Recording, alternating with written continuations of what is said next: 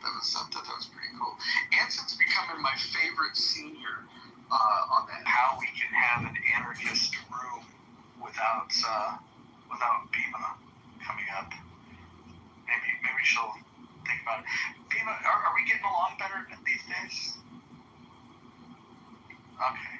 Yeah. I've been told by my friends that I've been too harsh on you, so I'm walking it back. I too can learn. So you have friends on this app that are mutual friends of mine that have, all right, let's get some people up here. I'll start inviting people. I stepped off for tone policing him for using profanity, and then he indicated that, hey, we all cuss sometimes, fuck. And it was a very senior version of the F word, but it was unexpected and it was good. It's kind of like if you were watching network television and they drop like a curse word that you weren't anticipating. It just has much more impact than people that utilize the word all the time. It was probably the impactful way of using the F word since yesterday when Abdul typed it in the chat. Today's room title was not in competition with Gary Baumgarten's room, was it? Because I didn't see his room. It was not. And if it ever is in the future, it'll just be a coincidence. Anson and I have discussed, and we think that it was important to kick it off. It was kind of a shot across the bow to them, but this thing can live on its own. It's its own thing. It's different enough. In fact, if you think about the format, it's the fact that there is a dialogue that goes back and forth with the people that are on the stage, the fact that the chat is open on Clubhouse as opposed to on Facebook, those alone are if it sounds effeminate and it sounds angry, or frustrated or full of anxiety, and you ask someone, what's one thing that Donald Trump's done that you like or approve of, or even suggest? I mean, it's like an attitude about, no breakthrough,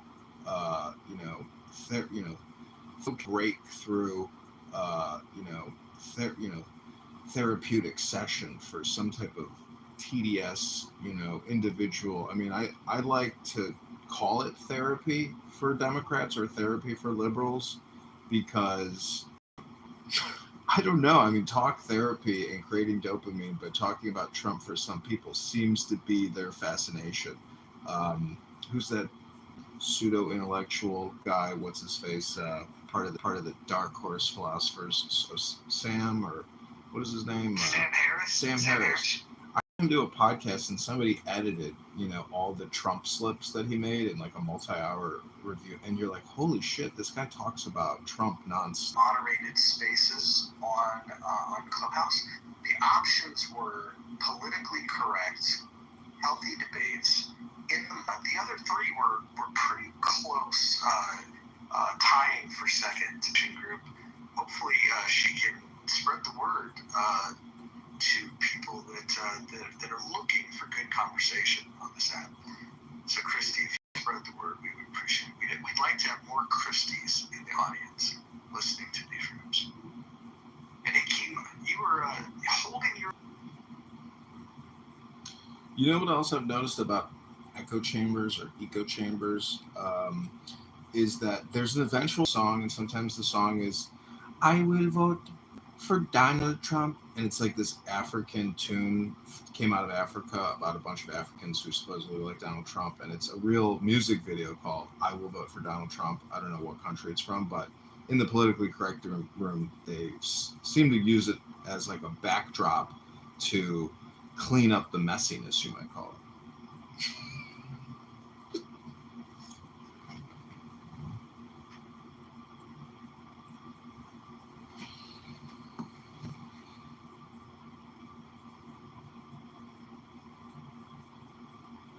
Sorry, I got a message from Anson.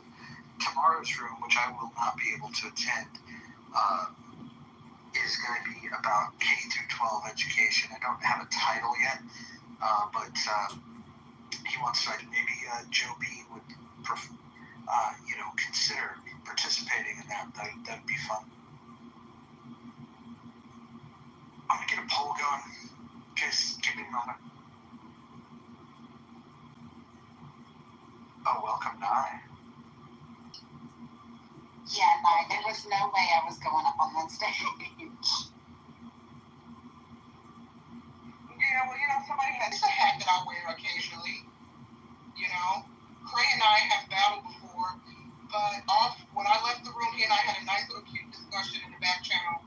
We settled our grievances. We're not fighting. We're not enemies. And, we've had heated exchanges before, and I'm glad we reached some common ground. So going forward, we might be cool. Maybe we'll see. Hopefully.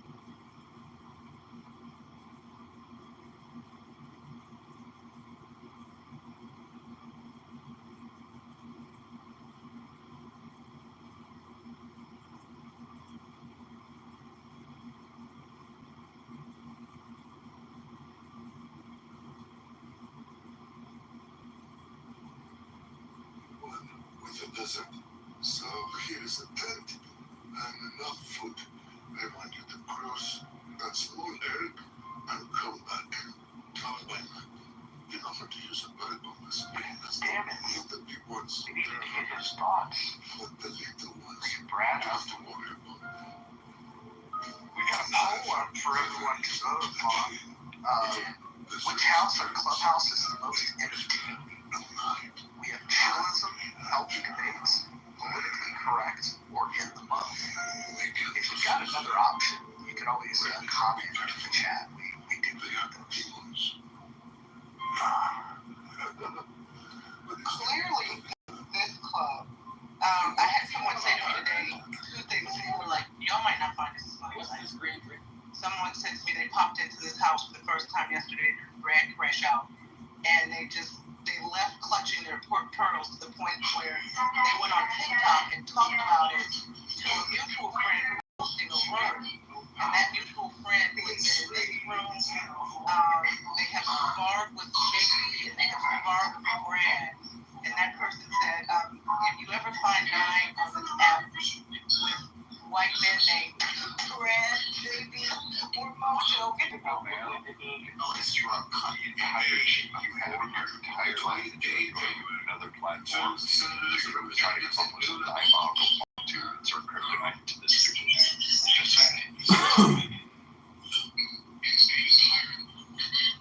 You know the person, Brad. When you were in my room like 2 weeks ago, remember you and Joe were going at it in the chat. You know how to talk about something else.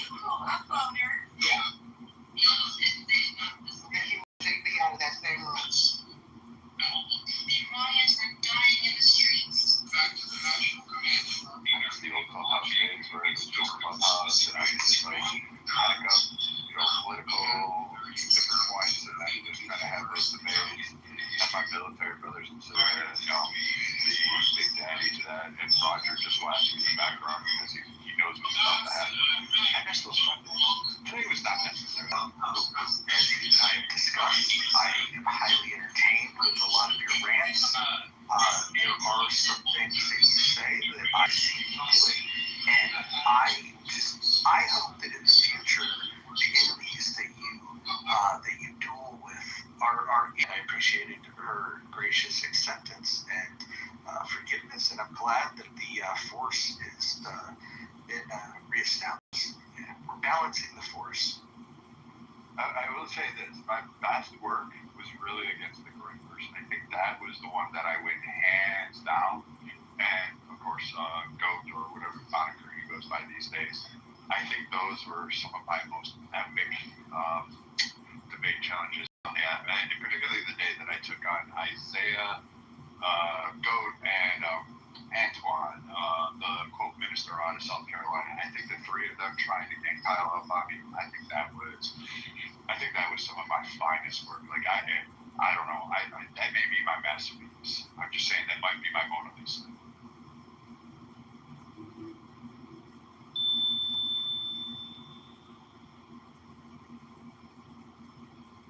Only John can ask Mr. Brad. I think it's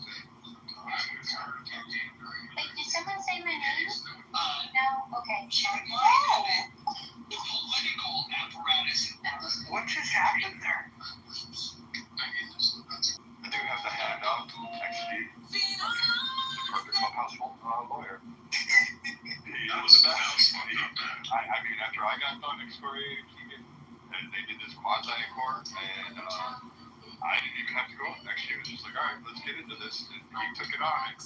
Like, that's the part that, like, he loses the whole argument over the moral outrage against Pepe Audit when he was just talking in the room he's currently in about blah, et cetera. And then afterwards, describing how he's glad it happened to that white woman, and not a white woman that wasn't liberal or leftist, one of those crying bitches, will and all that stuff, those for diversity, et cetera.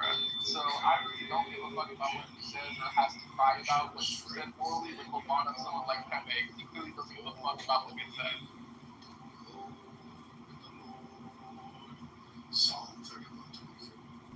Brad, do you recall what you said to Jane yesterday?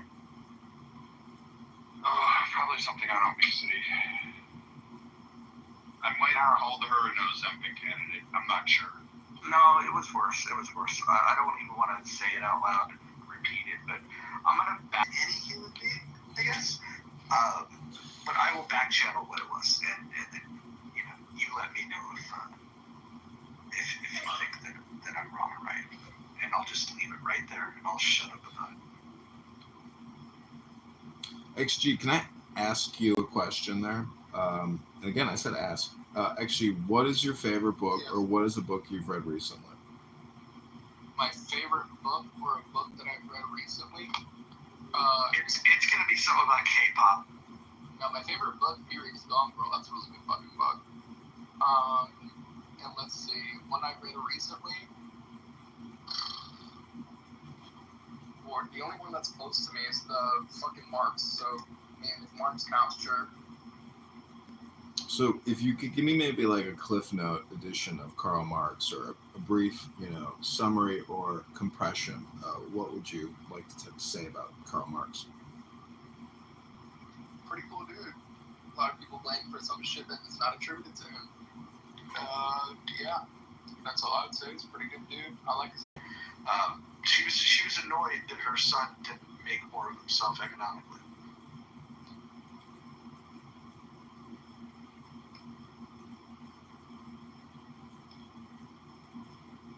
It's actually a great quote. Like if you think about it, I don't care who you are, if your mom is roasting you, that's pretty fucking bad.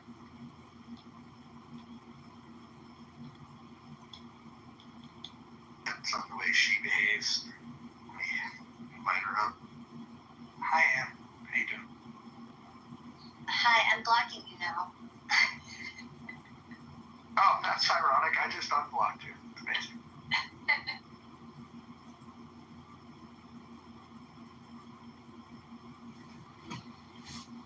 And what's one of your favorite books, or a book you've read recently? Well, as of late, I've just been reading the Bible. I haven't read anything other than that in a little bit. But I do like recommendations. Is there something in the Bible you recently read that you remember that you enjoyed? Well, I'm not sure that was given personal. It looks like politically correct is making a little comeback here in this poll. They keep a comeback. They've always had big rooms that is like run isn't there. But no, I mean, as far as people in this room voting for most entertaining, they're up to 12%.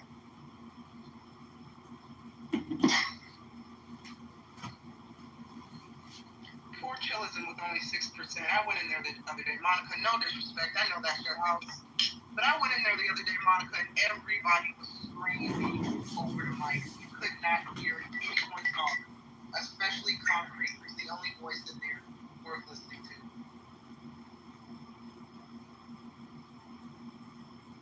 Speaking of chillism, Roger, is that bet still on that you were asking about Monica? If anybody had any documentation showing Monica was spreading racist information or posting racist information?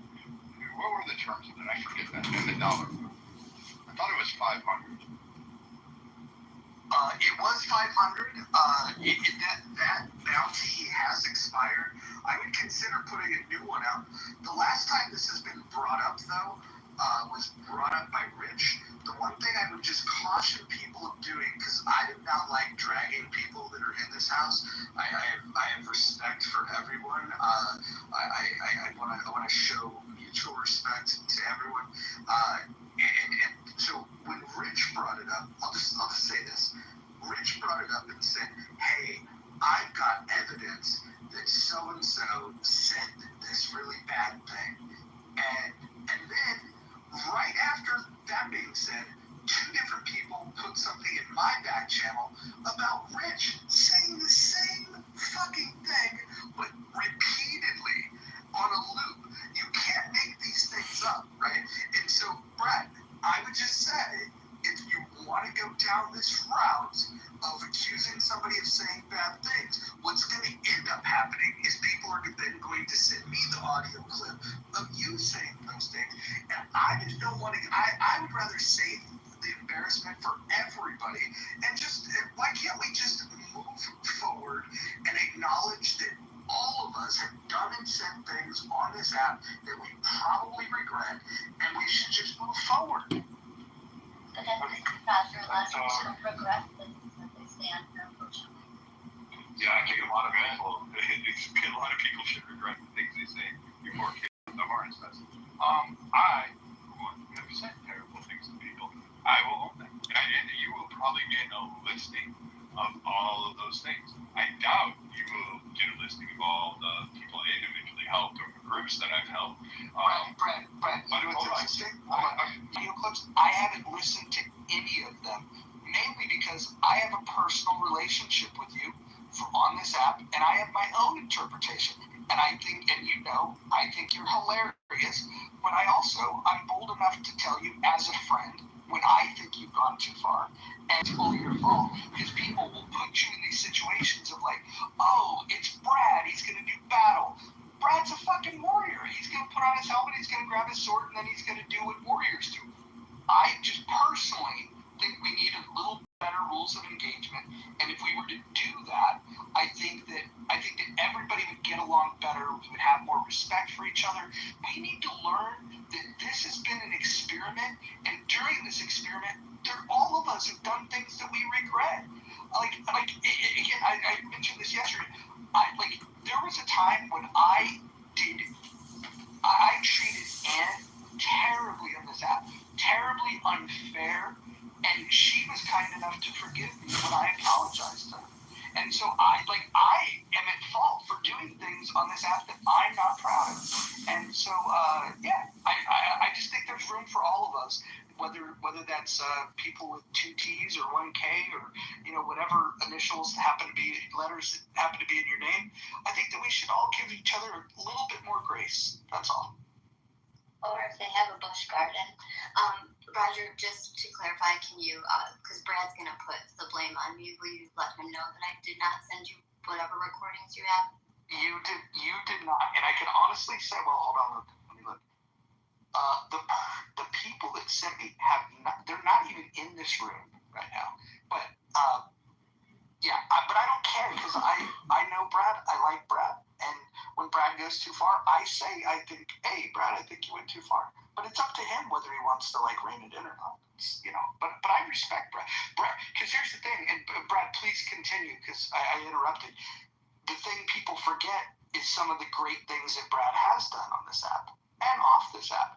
We're serving this country. We should all say thank you to Brad before we say fuck you to Brad.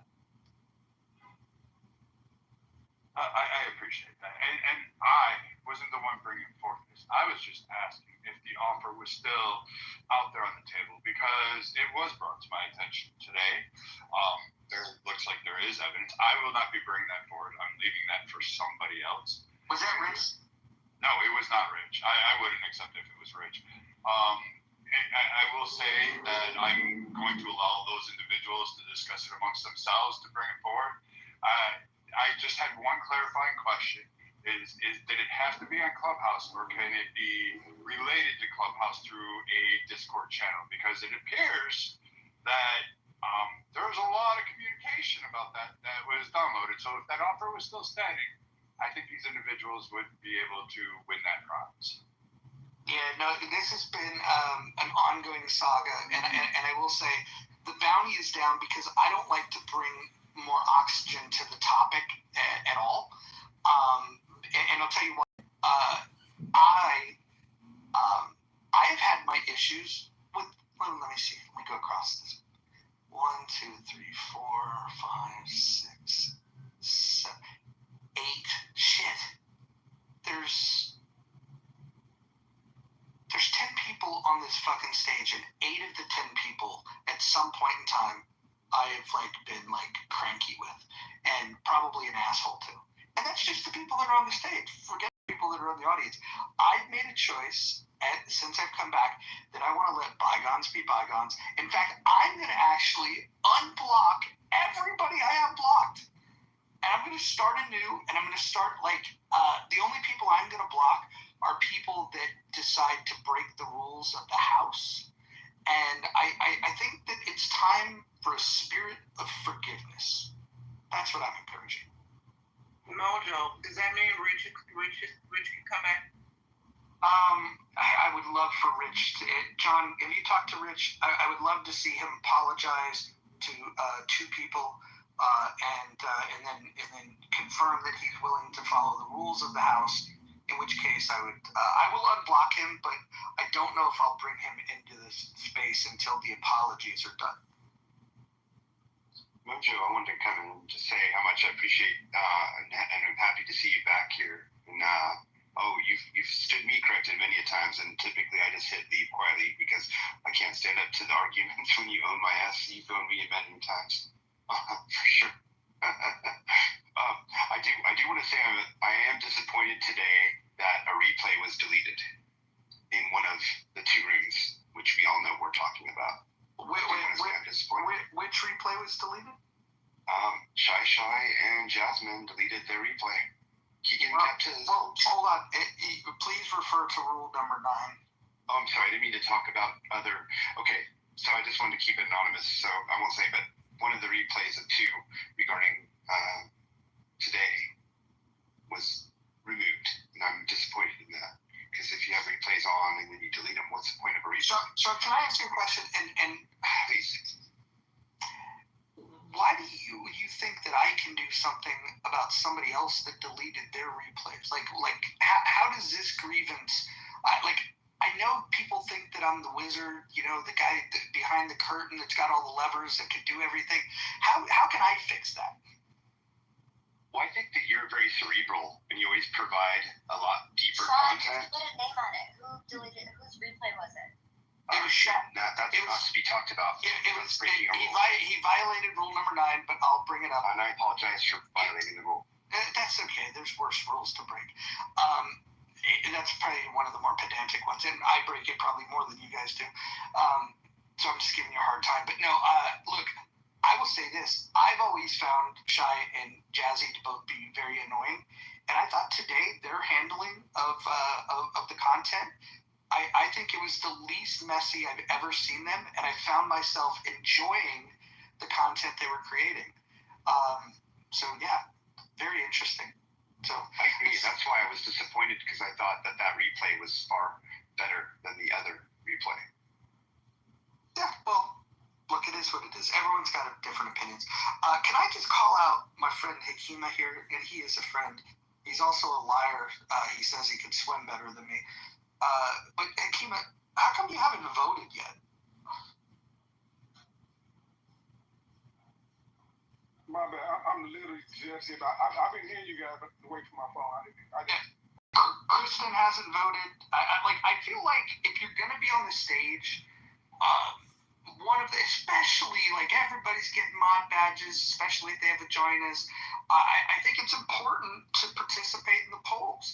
I won't put pressure on 2 T's because I don't think that's fair. I think it's a little bit of my bias.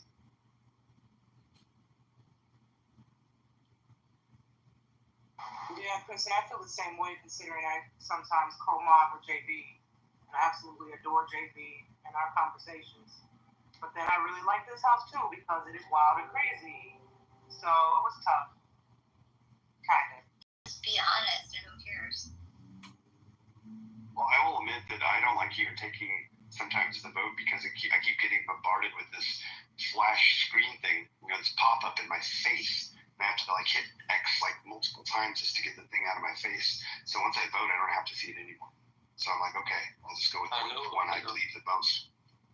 Hold on. Somebody's trying to come in with a weak mic saying hello.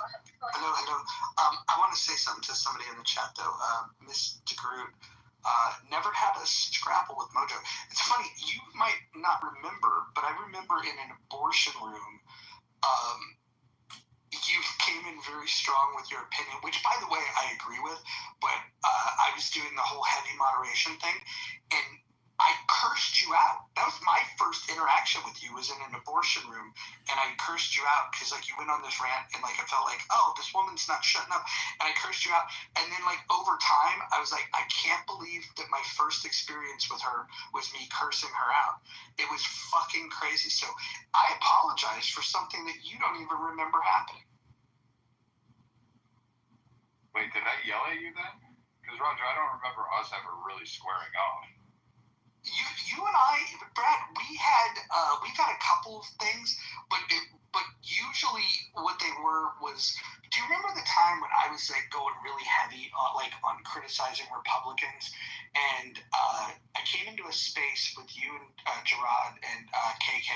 Am I allowed to say KK's name? I know there's people that don't like him. I like KK. Just full disclosure, I like KK.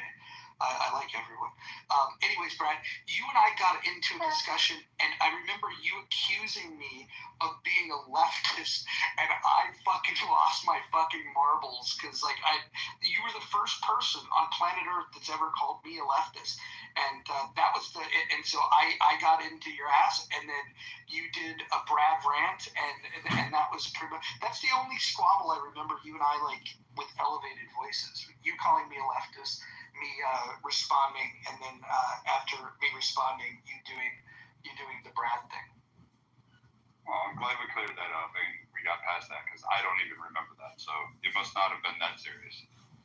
No, I was just shocked. I'd never been called a leftist. I didn't know what to do. Like I was really in my feelings that day. All right, let's go squiggly line with the accent that's with no friends. Go ahead. What do you got to say?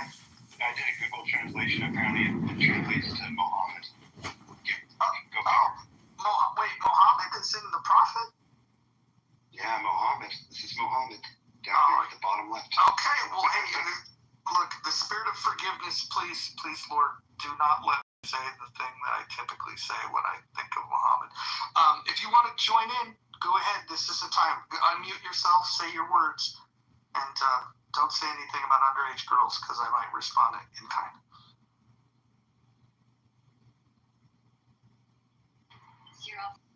Language. Come on, this is your chance. You can be famous. All right, going once, going twice. In the lower right, you can do this thing called speaking, and we'd like to hear from you. Go ahead. All right. No, and not Mona Lisa either, apparently. Mona Lisa had a crooked smile. You have a perfect smile. Alright, before we make Brad ill, if not 24-hour programming, 18-hour at least. Yeah, no, it's been moist. Yeah, it's been moist right? Most of the day. Here's Necro to try it out. On woke fatigue, Cindy Watson came out with her video this morning or yesterday about woke fatigue, and I'm interested in exploring it with people. Go ahead, Ann. Go ahead. I don't know. Which room are you talking about? What? The one about the whiteness thing. Oh, yeah. Proximity to whiteness. That's going to be a title coming soon. Proximity to whiteness. It's probably the funniest term I learned on this app. It's proximity to whiteness.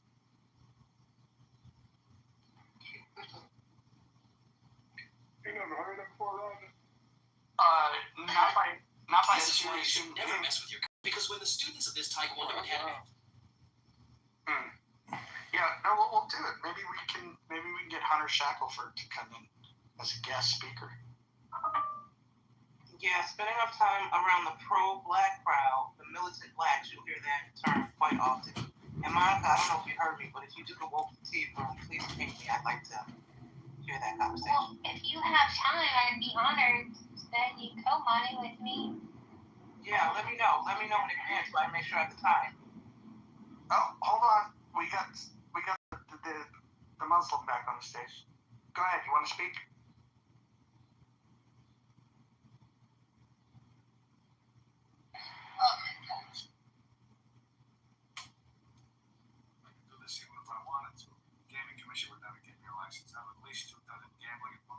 You want a silent protest? I guess. He's on break from fucking little girls.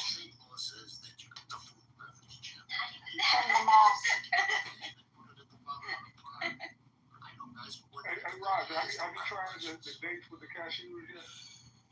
Dude, I'm glad you brought that up.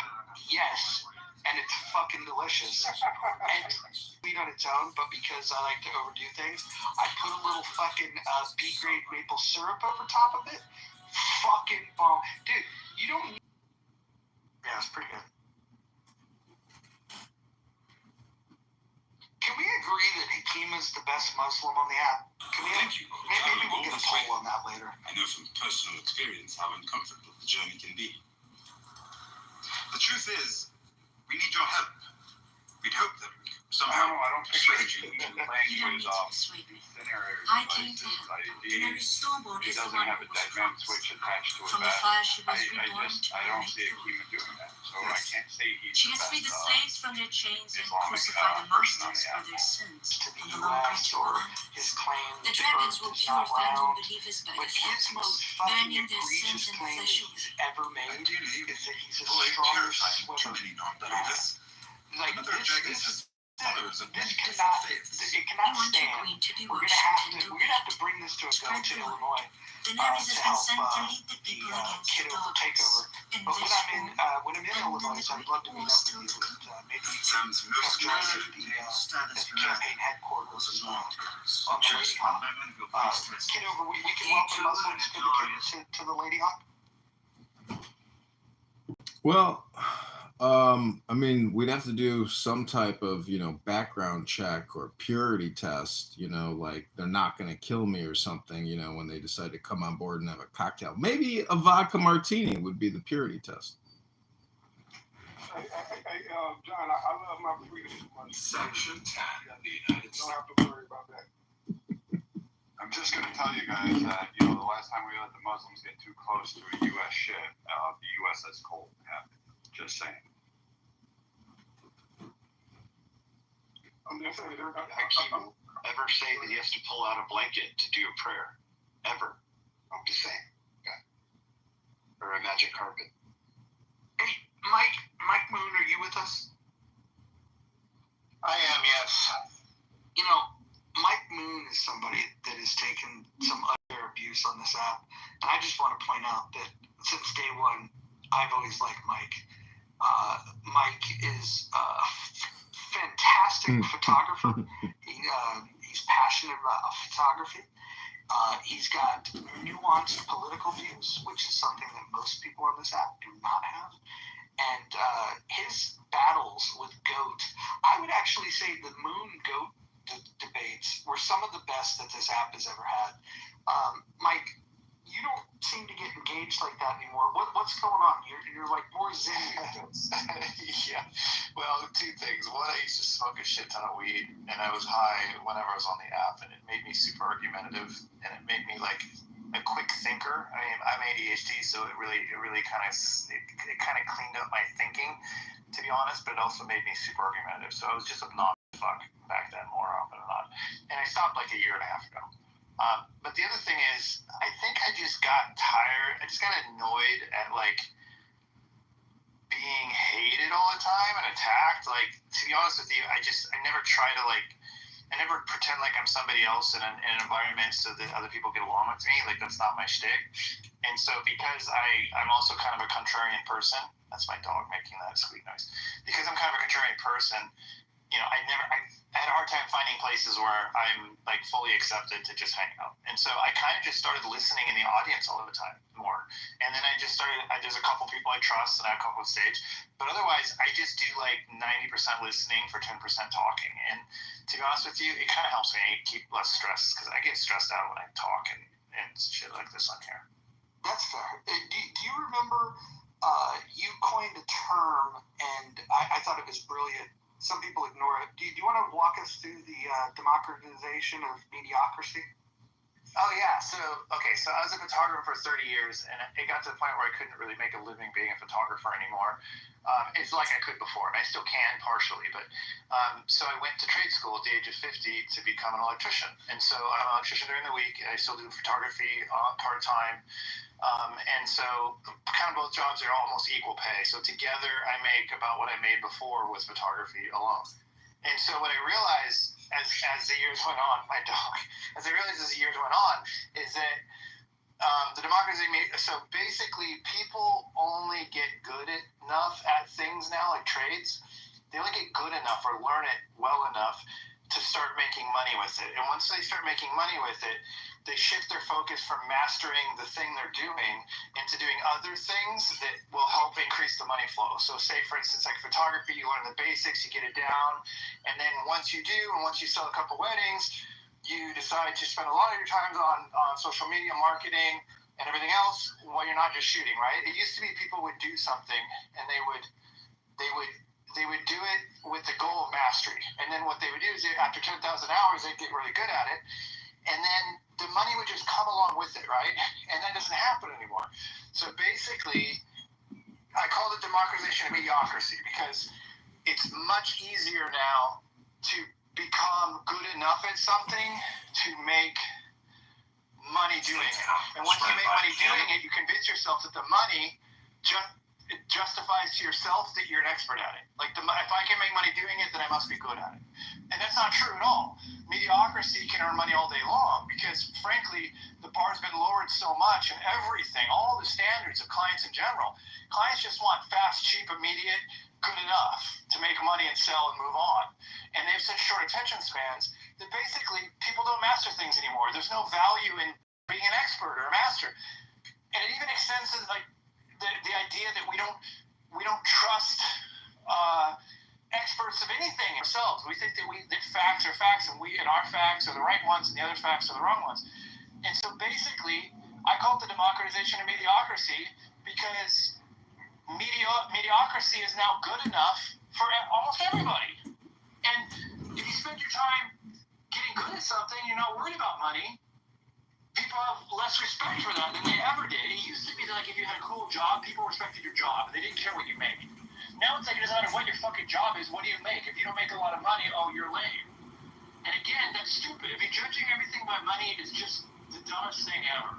And so I just think people need to get back to caring about being awesome at things. And then give yourself the grace to get good at it, for fuck's sake. I mean, I've shot over 1,000 weddings. I've worked in 4 different industries of photography, from Hollywood to fucking retail, photography and everything else. And I would just master one thing, move to the next, master one thing, move to the next. And it doesn't matter that, like, this jack of all trades, master of none bullshit.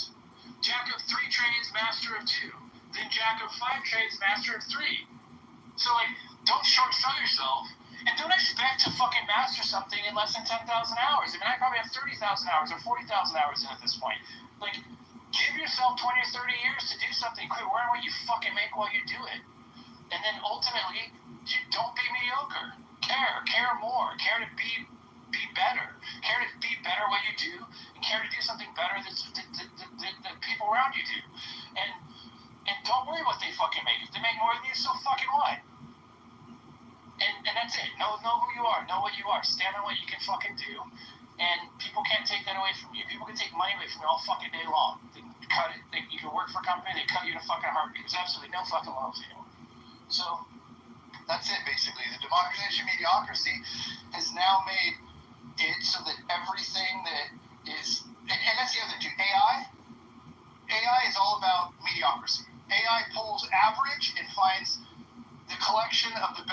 average. It can never be better than average. It's impossible. So if we're going to AI for things, we're less than mediocre. I mean, and then we go to AI and it becomes good mediocrity. Like, we can get to that level. But you're not going to be great unless you throw that to the fucking trash or use it as a tool to jumpstart what you're doing and forward. Like, that's fine. It's fine as a tool to use, but don't depend on it. Don't depend on it for your knowledge, and depend on it for your skills, and depend on it for your political opinions, and depend on it for everything else. It's fucking pathetic. I guess that's it. I mean, that's a lot, but that's, I guess, how I saw it. Beautifully said, Mike. I agree. I have to say, attention to the poll, everyone. 11, 11, 11. That's a lucky number. And guess what? In the month, it's 9%. That's a triple poll. Yeah, that's what I'm saying. Okay. But my OCD is having a problem with the result of 102%. I don't know why Clubhouse can't fucking roll out a poll feature that can track these numbers in an accurate way. Like 102? It's fucking weird. That part is hilarious. I didn't even see that. That's hilarious. The title of the room is Kitover Takeover Night 2. For those of you that missed it yesterday, John Kitover, who's running for Congress with the goal of educating the public on how the government's borrowing and spending is a national security crisis, as well as mortgaging the future for your kids and your grandkids. John Kitover, he finally got his website up, and his campaign is set to take donations. And right when he was able to do that, we started a room. The website, but the funds will be in the checking account. We've got Craigslist ads up trying to recruit people on the ground to generate signatures on ballots. And Mojo here, Positive Vibration Mojo has offered to fly out to Chicago to knock on doors with me and Marshall Rankin. Goal will at very least have an army of people trained to be able to help the cause. The first goal here is to raise enough money to have paid volunteers that can go ahead and get the ballot access. Ballot access is the goal. What you're donating for, don't put these lofty goals of what is his chance of winning. Get all of that out of your head. The first thing that we need more exciting, but we have to step one step at a time. The first step is ballot access. And if you're wondering how you can help, you don't have to get on a plane and join people like Marshall and myself going and training volunteers to knock doors. You can simply go to the link. You can good, fair entry point to be able to support such a cause. But if you have more money than that, please, by all means, don't limit yourself. And I would also request that those of you that believe in a deity, whatever deity it might be, I request that you prayerfully consider asking your deity to put it on your heart what level of generosity you should use when you go to this site. So if the Lord tells you to leave $1, leave $1. If the Lord tells you to leave $10, leave $10. If the Lord whispers in your ear, hey, you should give this guy $500, you should listen to the Lord. And if the Lord tells you, you know what, I think I'm going to pass. I'm not going to give him anything. You can do that too. But the secret is to ask the Lord for the guidance, and then when you hear it, then act upon it. That's what I would request that you can do. So for those of you that just heard this, if you can go ahead and maybe pray and then visit the website, that would be great. Can you put the link to the website in the chat, John? Sure. It's in my profile as well. Let me put it in the chat. Yeah, the profile's not clickable. It's kind of driving me a little crazy. You can't copy it either. You can't do shit from the profile. I see. Okay, putting it in the chat. So you might have to put the chat every time you enter a room because the profile you can't do anything unless I literally write it on a piece of paper and type it in.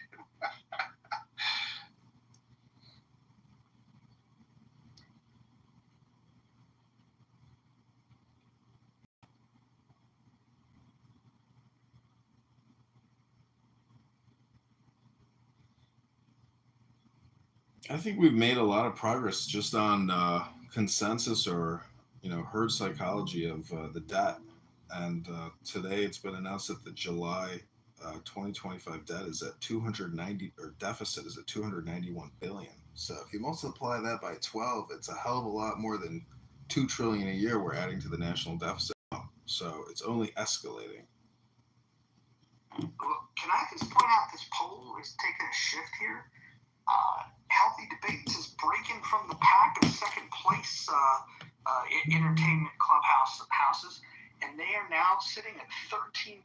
They moved ahead of Chillism and Politically Correct. Yeah, earlier you had a poll, right, that was which house on Clubhouse has the best moderator. And for that, I said Healthy Debates, and it was mostly because I think moderator-wise, JB is the best, I guess, for the format he does. See, all moderators do a little different kind of format. You're great, but it's more free flow, which is not as hard to moderate as what he moderates. Some of the rooms he moderates, it seems like they're harder to moderate, and he manages it well. And he's really incredible about getting everybody an opportunity when they show up. He pays attention. He looks at the screen. He watches. If you pop in the room, he says hi to everybody. Like he's just highly professional at it. It's pretty strict, to an extent. So there's not a lot of talking out of place and stuff, which you allow more of that, and I appreciate that more. So that's why I said he's the better moderator. He's the best moderator, but I think yours is more entertaining. If that makes sense. It does make sense. That's why I changed my vote. Because actually, that's what I was thinking of, Mike. Was the moderation when I voted in this poll earlier today? I was thinking in moderation, but in hindsight, that's the change in my vote. While I agree with everything Mike said, JB runs a tight ship, very good at greeting folks again from either side of the aisle. But that said, respectfully, I'm not crazy about some of the topics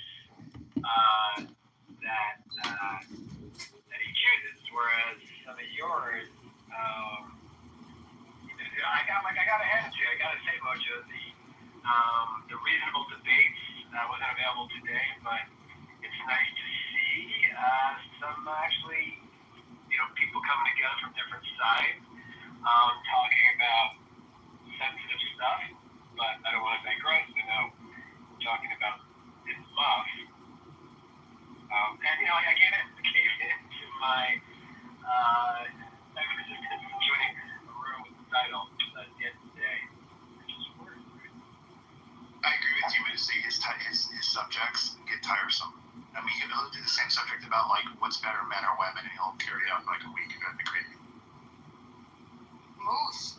Well, I get questions in my back channel about Healthy Debates because, as you know, I spent a few years over there, moderating rooms, and the reason why I don't moderate over there is because Clubhouse has gotten a little more picky about the things that you can do or say, and for whatever reason, I become a target. And so I don't want a house that has nearly 50,000 people to be put at risk because I can be controversial at times. And so I remove myself from that house in that regard. And so having a smaller house like this, a growing, if this one were to get clipped, we could start another one tomorrow, and it wouldn't be as painful as a house that has almost 50,000 people in it. But I do get messages asking me, and it's a funny question. They'll ask are white people still allowed in Healthy Debates? And I know it's meant as a joke, but there has been a question about the content of how it shifted a lot around identity, men, women, race, gender and race. It seems to dominate the conversation.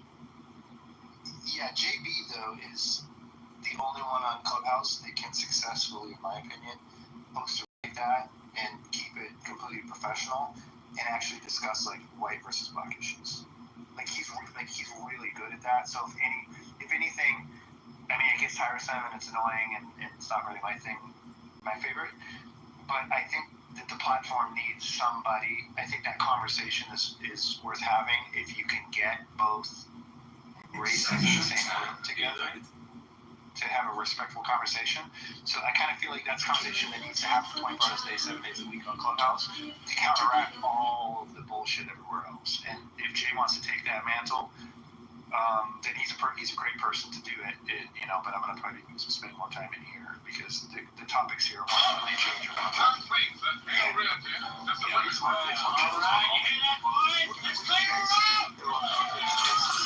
What are you doing? Liberating the stand of the People's Republic. It's a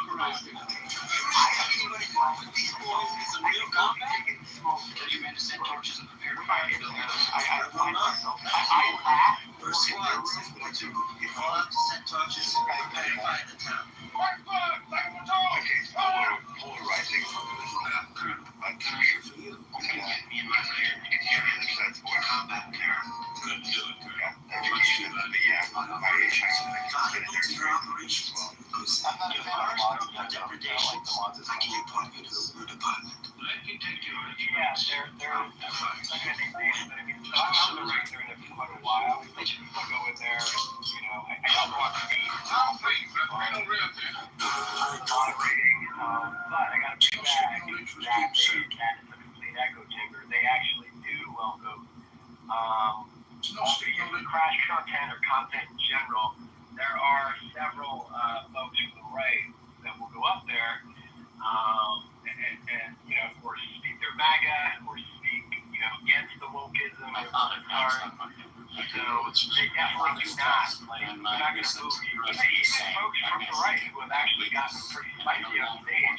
I have to say it takes a lot to actually get booted off their stage. The only one who's actually more open, laugh or not, 420 lounge, actually she loves when folks from the right come on and basically break the echo chamber. But again, that said, you look at the stage sometimes that's politically correct, you're not just being mod, and maybe one of those actually modding, that could be Shut the city down. I managed to get it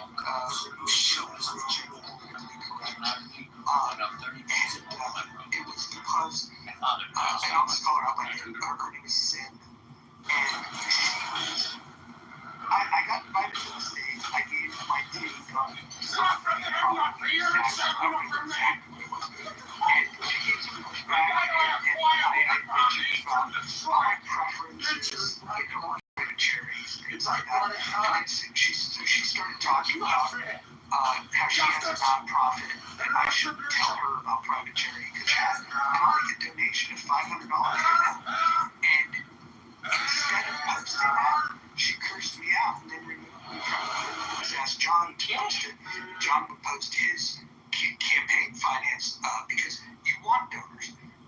She removed me from the room because I called her bullshit, and she does not have a nonprofit. She does not have.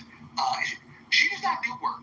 If she did, she would have been. She would have. And people should know by now. Like when I say that I'm going to give somebody money, I do give them money. Like anyone that knows me on this app knows I don't offer it to everybody, but when I do offer it, I give it. I'm a man of my word in that way. I would have reluctantly given her the $500 if she would have. This is the problem with people that pretend that they're involved. They pretend to care. And I see this across the political spectrum. People want to talk shit, and then when you challenge them and go, well, what have you actually done? I don't necessarily think that everybody needs to start a nonprofit to change it, and you could start doing something. I just think that people are so full of shit, and the claims of what they're doing are full of shit. And I'm going to put my neck on the line, and now, what do? We rally around John. We donate to John. We're gonna go to Illinois. We're gonna pray about it. Visit John's website. Dig into your pockets. Give him at least $1. I would recommend True Fitty. But if you want to give more, we had one earlier about which house is the best moderated. I think In the Muff won that one. Feeling pretty attached to it in many ways, sentimentally. Spent a lot of time in there, and I think JB does a great job of curating the spaces over there. He's holding it down. Like I put in the chat, I think JB is moderator of the year. I think the previous year I would give that award to Kelly. But even chillism, I would recommend that as bad is, and chillism is bad, for entertainment purposes, you can find entertainment.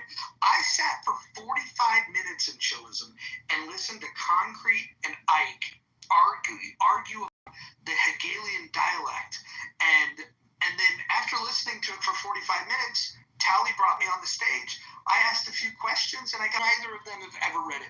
You can't buy this kind of entertainment. What are you going to do? Go down to the AMC and watch Superman? Like, why would you do that when you have the entertainment here? I would say chillism, as bad as it is for content on this app, it's better than most movies. Should not be the only ones that we look at. I think Lisa's 420 is something that we should look at. I think the rational discussion group is one we should look at. I don't know if I would recommend anyone, unless they're over the age of 70, to go into the critical back. I think the features are killing it. Love this poll feature, and shout out to those that the 65% that say that is the most entertaining house on Clubhouse.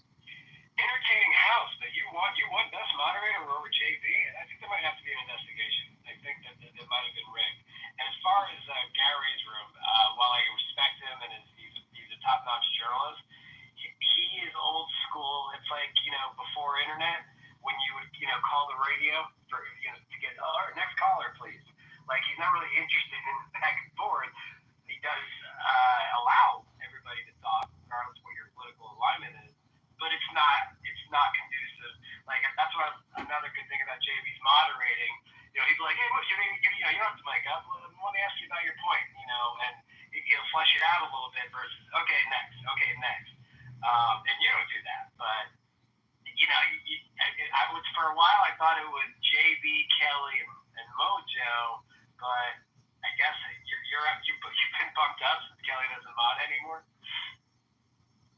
Well, I would argue that the poll earlier about best moderated spaces has less to do with me and has more to do with the collective effort of moderators. When I think of some of the rooms that have been ran in this space,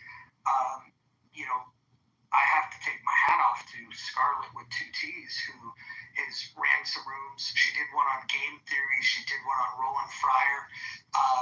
I think that if we were to say underrated moderators on the history of this app, Scarlett with 2 T's is running incredible spaces, and she keeps the replays on for those that don't get to make it. So, welcome, JB. What's happening?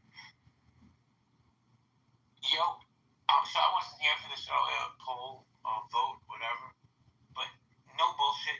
You are the best moderator, not just currently, but since you've been on this app, in my opinion. So I'll definitely bend the knee to the king, no problem. Well, I like I said in the chat, and I mean it. I think over this last year, you're definitely the king. When I look back in the past, there was anyone that's been on this app for a long time. Ned Kinney, I think, used to run really good spaces. I really like the stuff that Kelly's done on this app. Steve Crone's movie rooms, his expertise, like in film, and the people that he drew into those rooms were fucking amazing. And like, again, it's one of those weird things where,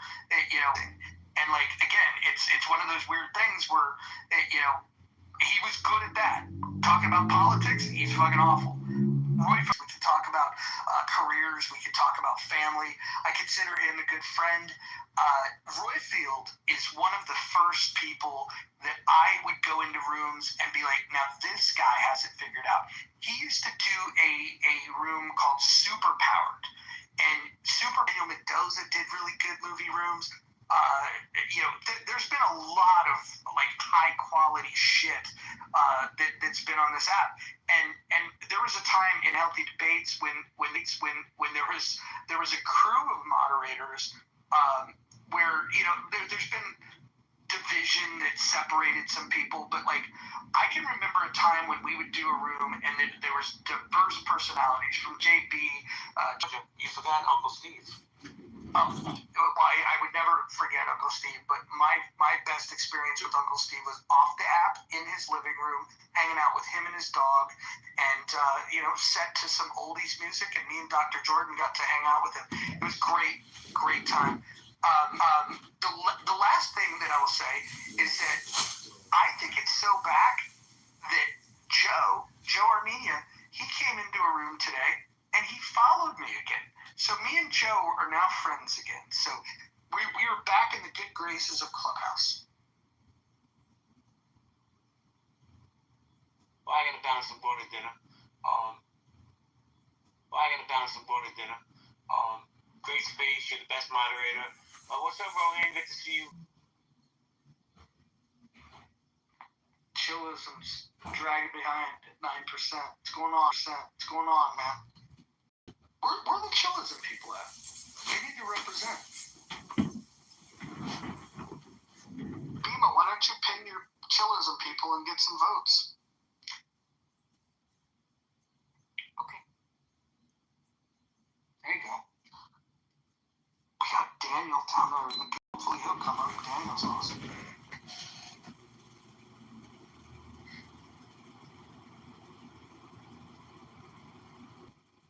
It's a good question. I do not know. I don't think so. And somebody in the chat yesterday said I'm already committing campaign finance fraud in the chat. So if anybody has any receipts or is concerned about donations, put it in the chat.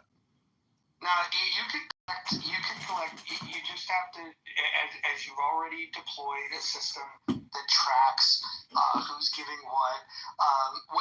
What your opponents may do at some point is they'll point out that what percentage of your donations are coming from outside of your district, and they'll try to use that against you. But you just got to remind them that while you're representing your district, you're also representing the United States of America.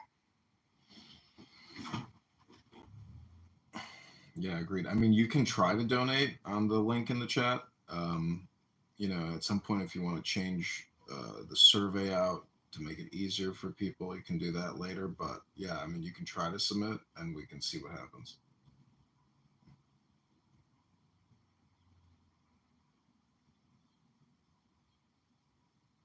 Because this platform is already working with major congressional candidates, senators, etc., that use it. It's called Antidote.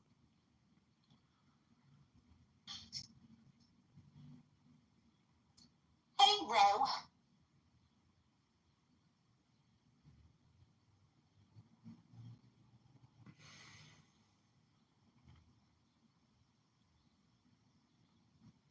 Bro, are you unable to speak right now? All right. Well, we've had a fun day on the app. We got 38 votes. 2/3 of the people believe that this is the most entertaining house on Clubhouse. I'll take it. Healthy Debates moved into second place, and Politically Correct third. Chillism number 8. 8% in fourth place. It's amazing. I think this is about right, though. I think that ranking is true. I think we're the most entertaining. Healthy Debates number 2, Politically Correct number 3, and Chillism number 4. Does anybody disagree with that order?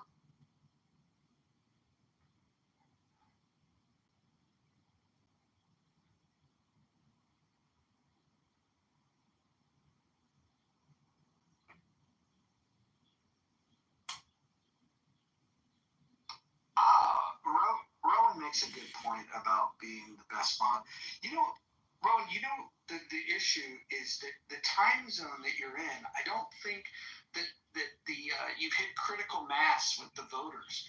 But I would agree. I think Rowan is probably the most. He's definitely the most level-headed and least emotional mod in the history of Healthy Debates. And so there is that.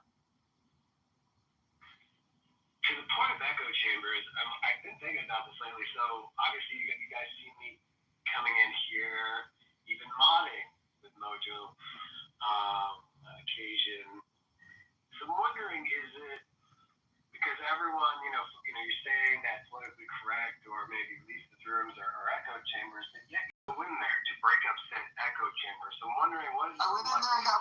just told you that story. No, not you. This is definitely not directed at you because I don't blame you for not going back after you get booted. But I'm wondering for anyone else who does think those houses are echo chambers, why not? It doesn't actually. So I'm wondering, is it because you don't have friends over there? We gravitate to where our friends are, or is it I'm going to assume it's an echo chamber, so I'm going to avoid it? I think there's an element of all of those things. I think moderation is probably the biggest thing. So if you think about all the signals that we have, right? On a personal level, I have a photograph, I have a name, I have a bio, and then I have what I talk about. When I create a house, there's the house and the rules. When we create a room, there's the title, and then there's all the other tools that we have.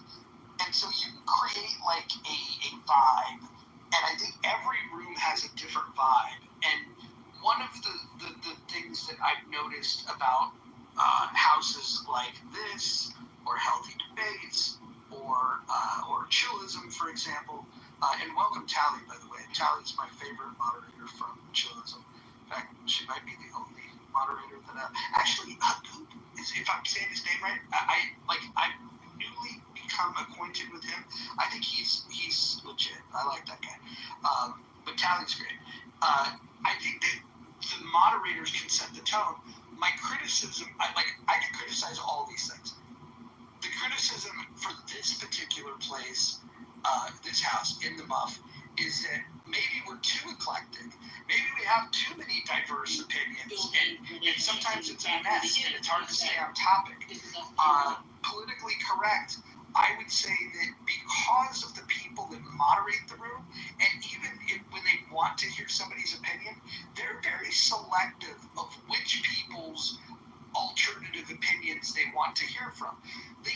They would love to get somebody that can go up there, like if a MAGA Republican went in there, they would welcome it because they could hear it, they could rip it to shreds, and then after they leave, they get to all talk about it. That's their choice. If I go in there with a nuanced opinion and I battle it, and they try to put me in the MAGA box, and I go, nope, I don't accept that. Oh, well, you're a Republican. Nope, I'm not that. Oh, you're conservative. Nope, I'm not that. They don't know what to do, and so that's why I get removed from those spaces, because they don't know how to handle nuance. And then Healthy Debates, I think, really tries to and I did it for years in Healthy Debates. You try to be balanced, but we have our own biases. The topics now around like race and gender, not exactly my cup of tea. I'd rather focus on ideas than identity, but that's just me. And then Chillism, and I'd love for you, Tally, to jump in here and tell me if I'm wrong about this. My criticism of that is that you have incompetent mods, not saying you are, but there are mods that are completely fucking incompetent, and then the rules themselves allow for chaos, so people like Concrete can run over a conversation with impunity, and there's no way to have a real conversation. Tally, do you think that's a fair criticism? It depends on what you're showing up for. I wouldn't just wave away that critique. There are some people who have more of a desire for order, like myself. Sometimes the marrying of the two isn't enjoyable for one who skews more so one way than the other. Now, I will say about our mod team is that there's so many personalities, and people show up for different elements, and at different times in the day, one will shine or be more prevalent than the others. So if you just hang around long enough, you'll get whatever you have a taste for. Yeah, no, that's fine. And I've made it a habit where I only will raise my hand in that room if you're modding, because it doesn't make sense for me to participate otherwise, because at least I know that there is some moderation. And then sometimes I've been tricked where I raise my hand and you're there, but you're not really there. Like, I don't know if you're sleeping or working or whatever. And then when I realize, like, oh shit, she's not modding, then I'll leave. But I do like popping in and just hearing some of the nonsense that goes on in there. It's almost like visiting a fucking like zoo exhibit where where you just have animals in the wild just behaving badly, and it's very interesting. I find it entertaining from time to time. Yeah, we consider it like an arena. It's a sport. I would say What more kind like of the sport? Olympics. Well, there's various sport available, and I would say jump in during the times where you believe you would most enjoy yourself. Is hate, racism, and brain rot a sport?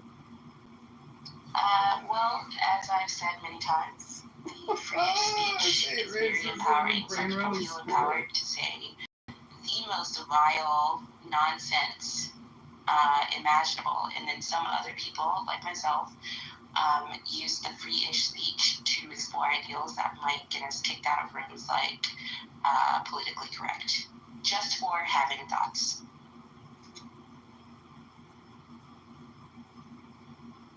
Speaking of politically correct, Scarlett with two T's. I don't think you were here before, and I was asking why a lot of these folks, with the exception of Mojo's been in there to move, do not go to politically correct for fear they succumb to evil's echo chamber again. I think it's in there.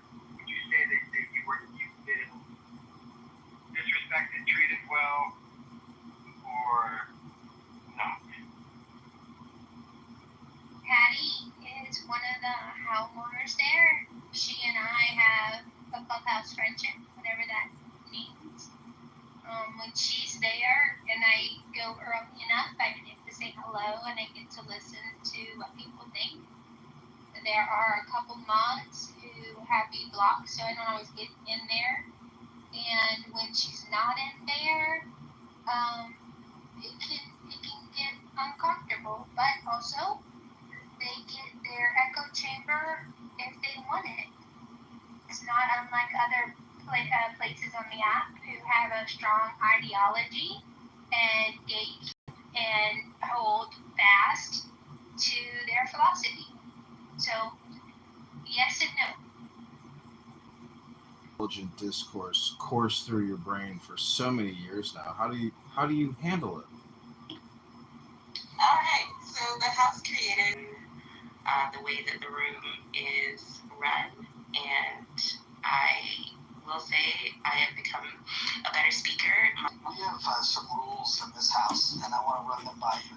Tell me which of these rules you think are bad rules, or at least wouldn't fit the culture of chillism. Which ones would and which ones wouldn't. Rule number 1, no threats of violence. Is that one good? Is that consistent with you? Real life, then it is crossing the chillism line. My boundaries aren't necessarily reflected by the house rules. I just, go with what the house creators want. Yeah, I'm not sure how that can be policed, but I understand. I mean, no doxing. Is that a rule? That is also a rule, and I love that rule. I think that it empowers the free of speech element of the room.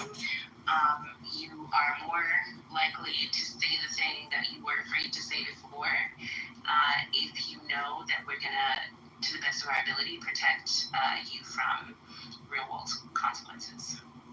Gotcha. No, that's good. So it sounds like the first two are in line.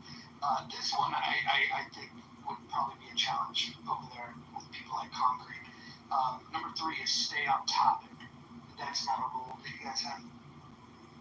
It's not a rule, but we do something really fun when we have super long queues where you can actually use your queue time to speak about anything you want. It doesn't have to be on topic.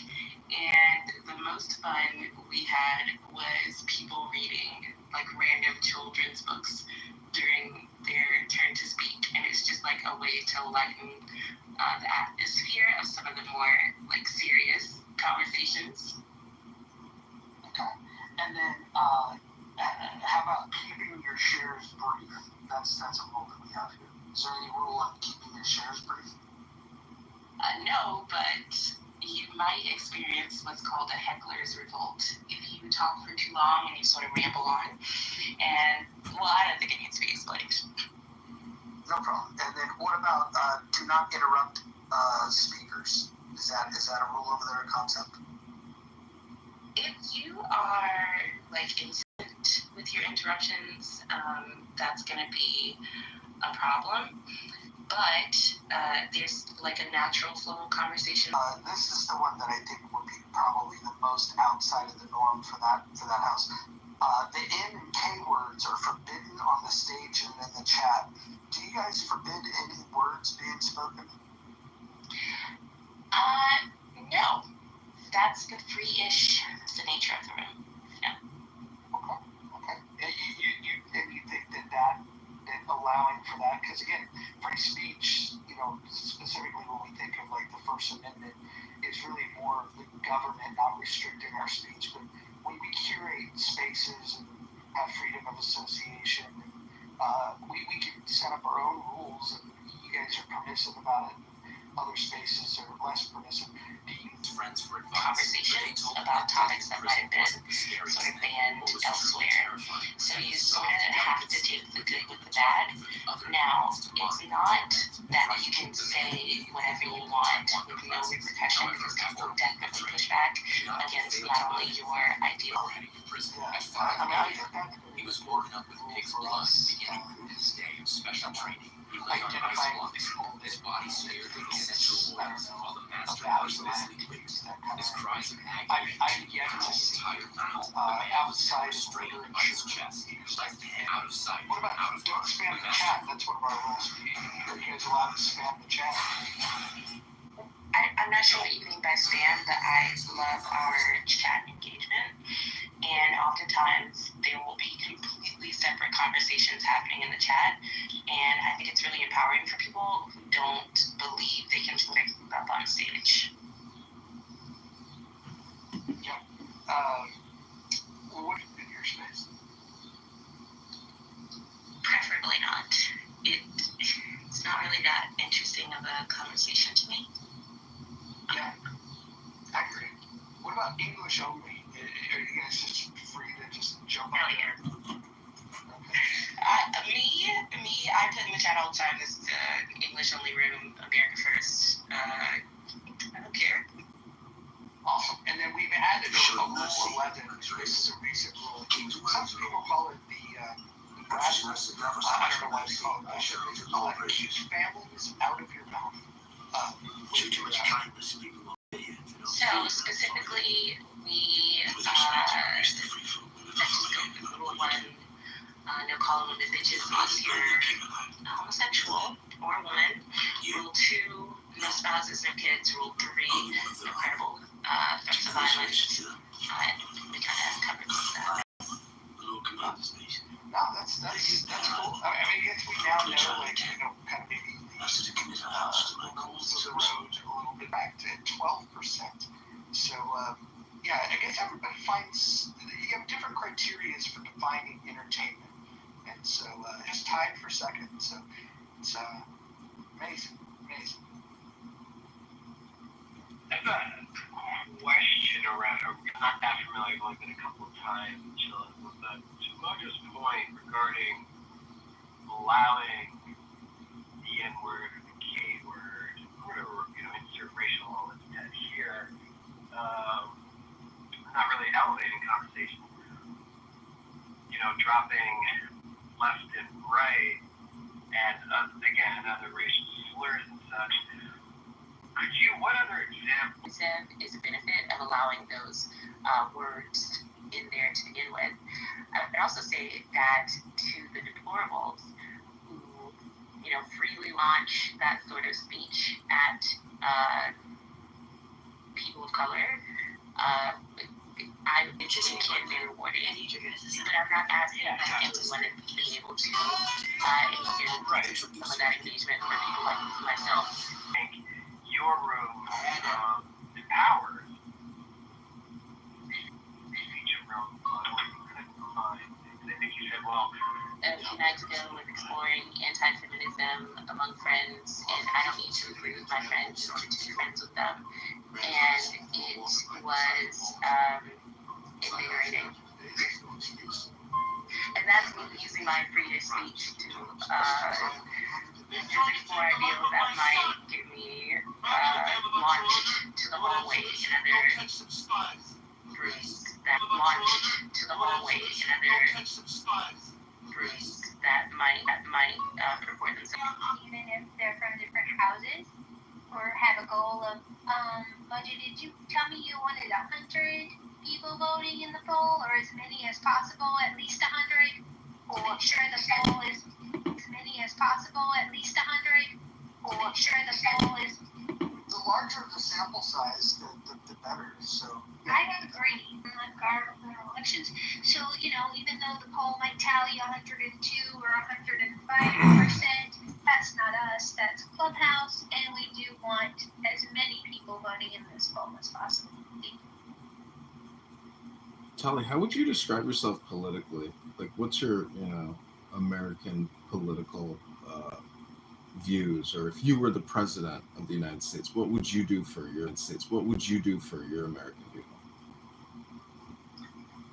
I would describe myself as right of center, conservative. I don't know. Yeah, I don't know how to answer that. That's a big job. I have a bigger question for Mojo. How do you not have We Are the Gist or the Living Room or the Anonymous or like, I'm always fascinated how though, I mean, there's biblical smoke that is above all, that is rocking 600-700 people on the regular.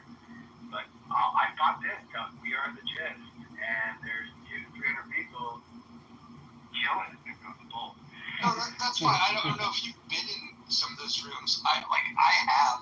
I will peruse the hallway and check out some of these rooms. Biblical smoke. I mean, look, if somebody wants to create a poll that says, "Hey, what's your opinion on Hotepery about politics?" And so I think that's the through line with all of these is that politics is discussed. Doesn't necessarily mean it's the only thing discussed. I would argue that some of the best moments in the muff is when we're not talking about politics. When, Abby, who just came in the room, when she's, man on the street interview going into cheesesteak shops and figuring out, what kind of meat is used in a Philly cheesesteak. I mean, I think that sort of content is highly underrated on this app because people are limited in what they think that we can do here. And I want to just point out, there's been some new things that have happened. We are now reading in its entirety. Can you tell them about that book, John? Yeah, it's an ancient Chinese philosophy, psychology book written 2,300 years ago by Lao Tzu, and it deals with wisdom, intelligence, understanding, comprehension, as opposed to endless heated. The most respected people on this app. He's been creating spaces in a new house, one of the fastest growing houses on this app. It's the same time as the critical thinking forum, and the differences are it's more of a heterodox environment where we allow people with differing opinions to kind of share their thoughts, and the chat is left open. We allow people to challenge ideas, so there's a little bit of back and forth for those that have been participating. That's been great, but I would say the biggest achievement that we've seen, maybe the biggest achievement was this election, that we have a person running for Congress that has launched their campaign on Clubhouse, and we did a money bomb yesterday, and we raised over $1,000 to help John Kitover to get it on the ballot so he can run for Congress, so he can reduce the spending, reduce the borrowing. So if anybody that thinks that we have a borrowing and spending problem, I would recommend that they look at John Kitover for Congress. John, how many people in the room do you think? It's a great experience. So I don't know how many people comprehend it because I've read it many times, and every time I reread it, I go, oh my gosh, like, cannot believe how profound it is. And why? Because it acts as like a gestalt to a certain extent. Like, you can use it as a tool to reflect on whatever you're thinking about. I don't know. It's Thank you for presenting that information in that book to this crowd. Yeah, and it's interesting is I heard a lot of opposition to the book, claiming that the Chinese communists utilized that book as inspiration for their revolution. And I would just say that if you don't agree with some of the phrasings in it, well, then it's a challenge for you to read. And everybody read it like a pro. It was impressive. Thank you. Entertaining house on Clubhouse. I hope that people will fully participate in the voting process. I don't want to call people out, but I can see if you voted or not. And so when I'm looking at your profile photo and I see that you haven't voted, I don't want to call you out by name because that would, let's see, we've got 49 votes. Let's see if that little shaming can get us to 50. Let's see. No. Just say that's a data point. So how should I vote? Which one entertains you the most? And by the way, you can determine what you view as entertainment. All of them are amazing. They have, I don't know, it's kind of like, I don't know. I would just rather just not vote right now. Well, how long that we were trying to get to 100 votes anyway, so Mojo, will we have that? Can I just say that that's the woman thing I've ever heard? Like the indecisiveness. I mean, you're entitled to it. You don't have to vote, but like anyway. Well, this is more about appreciation than competition. Think of it this way. I know. Okay, Kristen, do you have a favorite deli? All right, you want me to make a decision? I'll make a decision. There you go. You got what I was looking at. Awesome. You know what my decision is? Not to vote? Yeah. Yeah. Oh, I love that for you. Yeah, that's fine. That's fine. We need nonconformists too. I appreciate that. I would really not be responding if somebody was pressuring me to vote either, to be quite honest. And we get like little stickers that say I voted. You know what's crazy? You know what's crazy? When we vote, there's this little thing on our PTR that proves that we vote. You can't see the poll at the top of the room. You probably need to update the app because there's a new feature that you're missing out on, which is really fun. It's the thing we're all talking about right now. Right now we have 53 votes, and in first place, I won't even tell you who's in first place. You just go ahead and vote, and then you can see it yourself. You'll unlock the results for yourself by voting. Adams, I have a question for stating Rich to in the muff.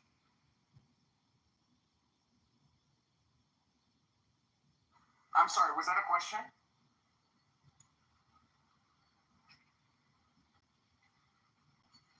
Y'all can do what y'all want to do. I'm not going to tell y'all who to dismiss. So that's what y'all want to do. That's what y'all want to do. But I'm going to be very, very, very, very, very clear that I'm going through something right now. He's not going to have any money to send his kids to college. So I would caution him to be very, very careful reading out people's personal business or giving insight as to how he perceives people's personal business. That's fair. That's fair. You're not the only one that has challenges with this person. And what I had said was that the 3 conditions have to be met. You might not care about these conditions, but I would like for him to issue an apology to you, an apology to another person that happens to be on the stage that I cannot mention the name, and then also to just general overall behavior. If we could get him to agree to these 3 conditions, apologize to you, apologize to another individual, and abide by the rule, would you have any objection to sharing space with him? I'm just not going to share space with him. So, I mean, there's just certain things that, once the line is crossed, it's crossed. And unfortunately, he put himself in a situation, given the context of what I'm going through now, to really make himself look even dumber. So I really don't feel like there's any sort of value in continuing to interact with him, even saying hello, to be honest with you. I'm not going to be childish, but, All right. No, fair enough. Yeah. Fair enough. And actually, go ahead. Hold up, real quick. It's very hard to rein certain people in. So if we do bring him back, he will be on a very, very short leash in terms of behavior. Because overall, I think he's a smart guy, and I think some of his positions that he speaks about are important to talk about.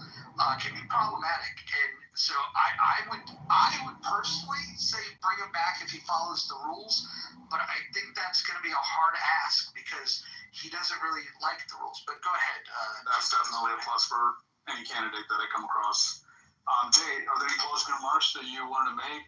Anything in closing to the community or? Just thank you all for what you're doing. For people that are thinking about getting involved, thank you for thinking about it. I hope you find something that works for your schedule. Picked up on so quickly. So,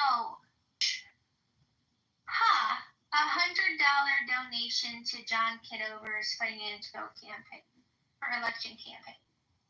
I think that would go a long way to mitigate the harm and the emotional trauma and the assholery that he's inflicted not only upon me, but the transgressions he's transgressed upon. John, what is the fee that Anadot pulls out? I think after $505 in donations yesterday, it showed like 467 or something in the account. What's that, like 3.5%, something like that? Ask for that. That's a suggestion that I'll whisper into the ether, and because nobody that's connected to the campaign can make those kind of requests because that would violate campaign finance laws. But so that is not officially happening. I just want to say that. Just you're asking how everyone feels personally. I've never had a problem with it. It's likely because he values and respects you, Abby. When he always had good dialogue with him. I'm being honest. I don't know. I know. Up to you, Abby, and I admire and I respect you as well. But I will just say this: be very cautiously optimistic, because while to win an argument and put you in a situation with somebody else. So I'm just saying, be very, very, very careful. Thanks, I appreciate it. I'm pretty cautious, like with almost every sentence someone says, I usually try to hold them to it. But as I said, my experience has been a positive. Do you expect that sort of way that you treat other people? I don't feel like I really owe your bullshit opinion with any sort of response, considering that you're not the authority or morality to even putting a litmus test to how you think I should be behaving. So I gave you with the chi. Let's see here, Abby. I have a question. Would you feel comfortable connecting John to talk to the right? I really don't know much about Illinois.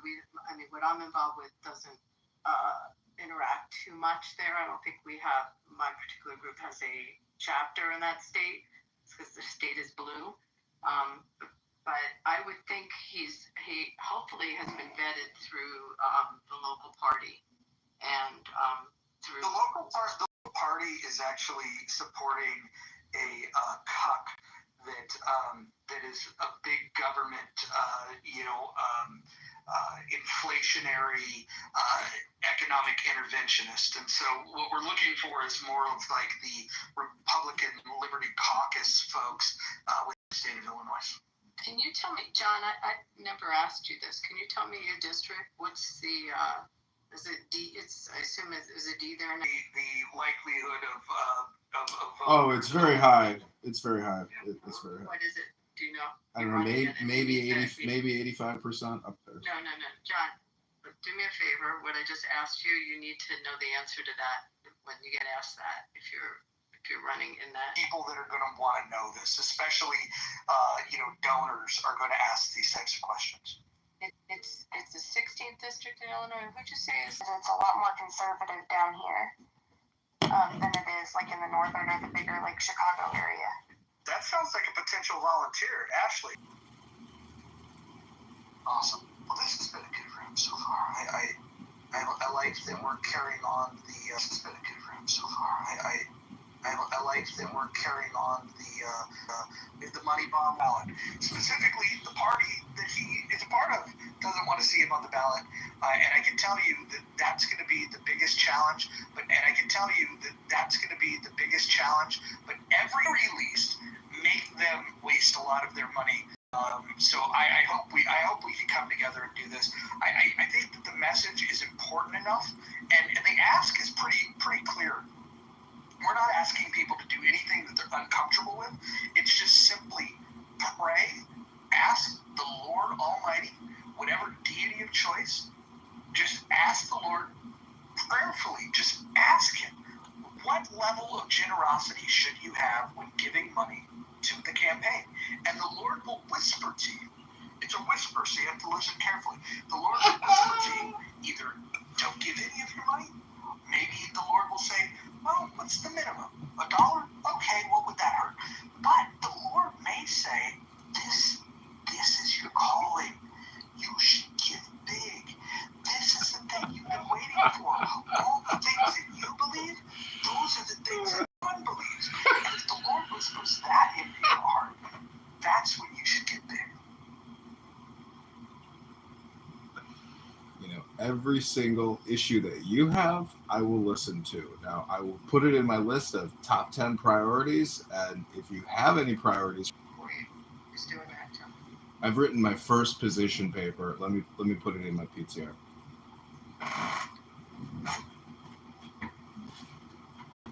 Sorry about that. I just want to bring attention to the poll. We're up to 56 votes, and Healthy Debates is pulled back into second place. Chillism is moved down to third, and Politically Correct is remaining in fourth place. It's a tight race for second place. I don't know who's going to win, but we'll find out once we get all of the votes counted. Roger, could you do the Kenneth Copeland and say, God wanted me to have that private jet?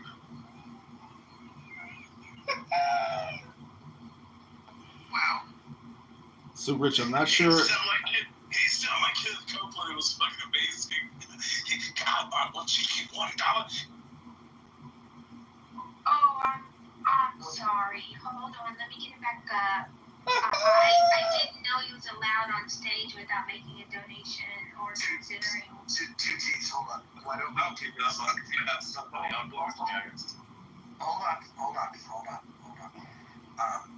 Rich, you've got some atoning to do. Do you want to atone? About what? How about the fact that my friend wished you to declare a truce, and that it was mutually agreed that we would ignore each other, and then 5 minutes later, you came into a room I was in to harass me? How about that? That's not true. That's it. Well, it's inaccurate. I apologize. Oh, I'm sorry. It was 2 hours, not 5 minutes. No, what actually happened is I came in the room and then I was allowed to be on stage, and then you crashed out to Nathan and all them and Chillism that you didn't want me to be back on stage, even though it wasn't your decision, it was King Solomon's. And him and I made amends, and I apologize for what I said to him, and then you crashed out and started kicking me. No, I was agreeing to ignore you, and then you had comments in the chat. You forgot. Oh no, that was way after. Poor memory. Yeah, that's inaccurate. That was way after you had already jumped in on me. Don't think so. Hey, it's only self-defense if you get jumped, and then you defend yourself. Hold on. Rich, let me just ask you. I'm just going to ask you point blank. Did you miss being in the muff? I missed the drama. The drama? What about the the drama between you and Nathan and JB. What about the rewarding experience that we've had of reading books together, of raising money for political campaigns? No. That was like some Kenneth Copeland shit. This is, for me, it's like the telenovelas, like watching you and JB and Nathan crash out on each other is just fucking amazing. I told you. When did I crash out on JB? Well, no. It's been a clubhouse glitch today. I'm curious about what this crash out. Good things in my heart will correct. We'll see. I'm telling you. I'm telling you. All right. All right, Bima, I just want to warn you, I've got eyes on other women right now, so you're trying to compete for my affection, and the object of my desire might even be in this room, so this is becoming awkward. Anyways, okay, so Rich took care of himself there. That was interesting. John, I thought Rich was your friend. We're not going to get a campaign donation? What's going on here? Yeah, I don't think so, and I don't think you're going to extract any atonement from him. So, I would say enforce your house rules at all times, but still see if people are willing to make amends or ask for forgiveness, because, personally, Yom Kippur has been a monumental, psychological, revolutionary, religious way to essentially go clear and make peace, as opposed to living with a grudge or having conflict with people. Asking for forgiveness is a challenge for a lot of people, but I've done it a lot of times in my life. And, the back end of it is way more glorious than living with anger and hate in your heart. Hey, John, not to change the subject, but have you, how much work have you done reaching out to I'm assuming you're a Republican running against a Republican, is that right? So you're That's going to correct.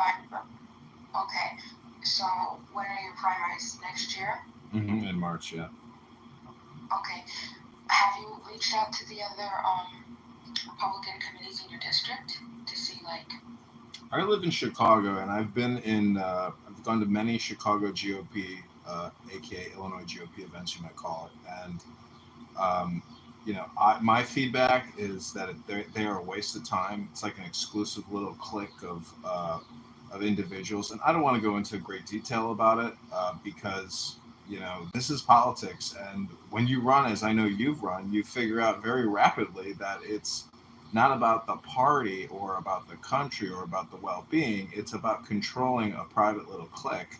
And Clown House, with the green beans and the rooms in the houses, it's all very similar. And a lot of people, it turns out, they're kind of two-faced, three-faced, four-faced, five-faced. And so, I'm running as a Republican against a Republican who has created over $20 trillion in debt by voting on HRX. And, I'm just bringing a very fiscal conservative message to the voters of the 16th District of Illinois, which the Chicago GOP never does. The Illinois GOP may do a little bit. But anyways, I'm just saying I am going to take a break from Clown House because being here for 18 hours a day is a little too much, and I need to take a power walk and go pick up some chicken for dinner. So I pray for you all that you can hang tight, but I will be back in 30 minutes.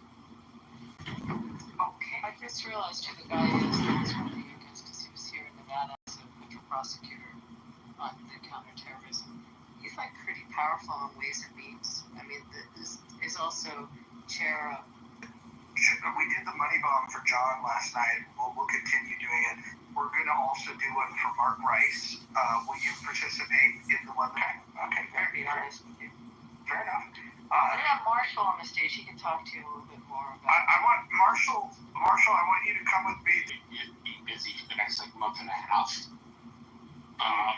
Okay. So let's talk offline. I'll text you, and we'll figure out coordination, and maybe there's some things you can help do remotely. But I want to get your thoughts on looking at some of the voter data and putting together a plan, like a block by block plan of making sure we get the signatures to get them on the ballot. I'd appreciate you get just an extra set of eyeballs on it. Yeah, you have to. I learned that potatoes are not like a native species. They were a mix of tomatoes and this other thing called enterostomes. Did you guys know that? What is happening, Bima? What do you? Why are you eating this way? I just wanted to share that information. Okay. All right. Look, all right, I'll just meet back up.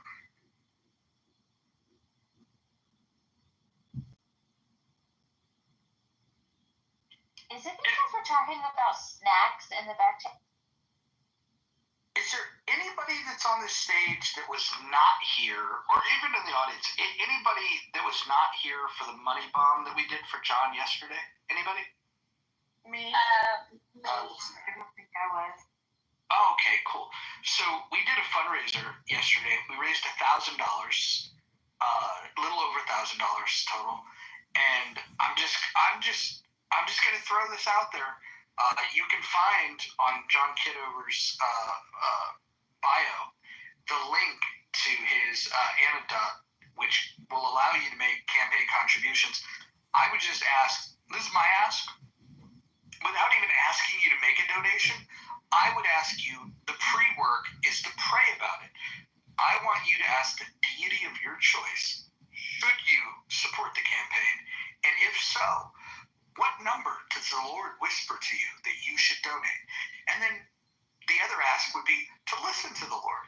If the Lord says nothing, then give nothing. If the Lord says give a lot, give a lot. That's fair.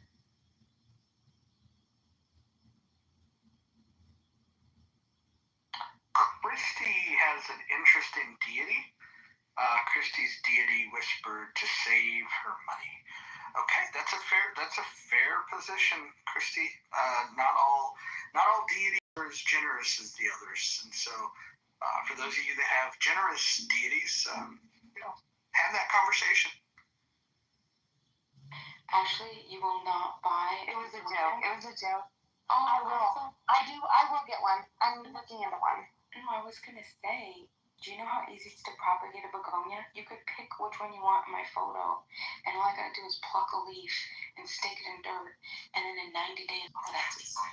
Well, the best idea is to buy one now so that you can practice on it. So if Big sends you one to her baby, I know that. I cry. Not okay. Selena has beautiful begonias. They're stunning, actually. I never calmer people, like when all the crash outs are over and the calmer people kind of like come together and we can like talk about hobbies and stuff like that. And when it's chill, or even if it's a chill discussion. So that's fun. So when the discussion about would you rather have sex with a man or a gorilla is over, I hated that whole debate. I was working at that time, but oh my Lord, I wished it would just be over with, because that's all I heard for the entire 8 hours I was at work one day. It was just people going back and forth. The gorilla. I hated that debate. I chose the gorilla, by the way. Of course you did. Of course I did. Thank you, Ms. Logan. That shit literally makes me question if I'm in the Matrix or not. Like if this is real life or not. Those types of comments. Yeah. Same pockets. Oh my God, gotta be dreaming, dude. Yeah, I gotta be dreaming. I'll really smack myself just to make sure everything's good. Can I just say, for those of you that have not voted in the poll yet, and again, I won't call you out by name, but I can see which ones of you have not voted. I don't know why you haven't, but that's a personal thing. If you don't want to vote, you don't need to vote. We have 63 votes so far, and it is tightening up for second place for which house on Clubhouse is the most entertaining. It is really a tight race right now. I don't know where this thing's going to land, but I'm going to keep the voting open until we get to at least 100 votes. We're at 64 right now. Just vote. If everybody just does their civic duty and votes, that would be great. The reason I like chillism, not gonna lie, is because it makes me feel more sane. It brings up my confidence in my intelligence and my choices in life and what I think about. So it really inspires me to be like, you know what, I'm on the right track. No, I'm doing pretty well. So I hear you. Like the day that I went in there and listened to two idiots argue for 45 minutes about Hegel, come to find out that neither of them had ever read Hegel, it made me appreciate the fact that even though I don't read quite as much as I used to read, at least I have read. And at least the conversations that I have about certain authors, I can at least say that I've actually read them. I think that that's one of the refreshing things. So if some of you think that you just don't do enough reading, neither of them had never read it. And then I thought, okay, well, that's just limited to them. Then there was an individual by the name of Nex. I don't know if you guys know him. He's put you Christians out on your belief system about a Bible that he's never read. It's fucking sick. But if you want to hear people argue about things that they've never taken any time to learn about, go to Chillism. Welcome to Clown House. This is the time of night that I would like to introduce my friend Timok. Timok is a major movie star from the 1980s. He's an action star. I would argue the first positive black action star that we've ever had. You can go back to the 70s and find the Jim Browns, the Richard Rowntrees. But if you want positivity, Timok is the guy. He is the Bruce Lee of black actors, and if you have not seen The Last Dragon, I would recommend that you go see it. Timok, do you want to add it? What's his name? Timok, go ahead, tell her. You got a potential fan. Yeah, it's Timok. How you doing? I come here to police the room every once in a while and to help Mojo from having a heart attack when he's in a certain headspace. Yeah, keeping the love in the room. And I got some good news, Mojo. They're expanding out another 500-600 theaters, another company. So the film that I did years ago, it's already going to be re-released October 19th by AMC Theaters and Sony Distribution. But Iconic Entertainment, they'll be releasing it in an extra 500 theaters. So it's nationwide. If you want to have fun, you'll know, just go to AMC and you can click a little reminder. And then Iconic Entertainment, yeah. What's the movie called? The Last Dragon. The Last Dragon? Damn. Are you the main character? Yeah, he's Bruce Leroy. Get the fuck out of here. Alright, I'm gonna get the fuck out of here. He is. Does it real? Yeah, go fucking look it up. Go. Don't talk to me like that, Roger. God damn. I've known you for so long. I feel like, yes, this is Last Dragon. Last Dragon, yes. Yeah, it's a fun movie. If you enjoy Mojo, you'll definitely enjoy The Last Dragon. I love Dragon. I like the one from 1985. Yes. I want to see the one you played the detective in, Timok. Well, on my Instagram, you'll see the scene that, I played a really horrible character. It's terrible. People don't like when I play characters. I like those movies, and I want to see that one too. Oh, thank you. Let me know when we're ready to talk about the poll, because I really would like the second placers to justify their rationale for voting for the way they did. That's a good one. This is why I pick the co-mods that I have. I found that in the muff, if you select women, you get the best curated conversation possible. And Timok, you a good-looking man.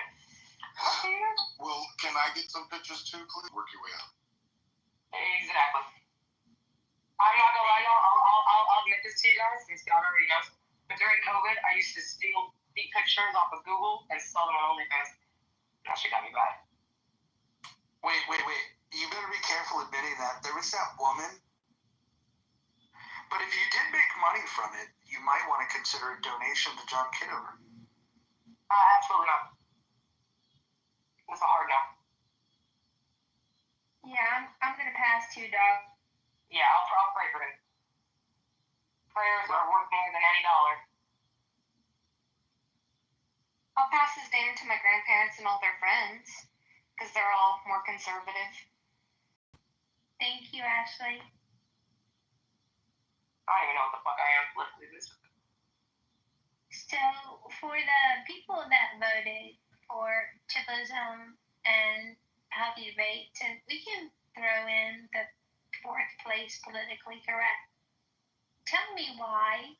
I mean, we're here. So obviously, in the muff doesn't mean nothing because you're here.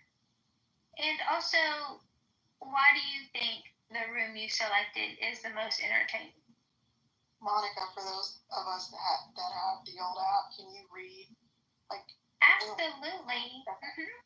Which house on Chillism is the most entertaining? Chillism. Which house on Chillism? Which house on Clubhouse is the most? That's a Freudian slip. Which house on Clubhouse is the most entertaining? Chillism has 13%. Healthy Debates has 16%. Politically Correct has 10%. And, we don't need to brag, but In the Muff has a whopping, giant, almost embarrassing lead of 63%. Yeah, I voted for you in the muff. I just got one complaint, Mojo. I like to hear some singing once in a while. We've got comedy, we've got all kinds of.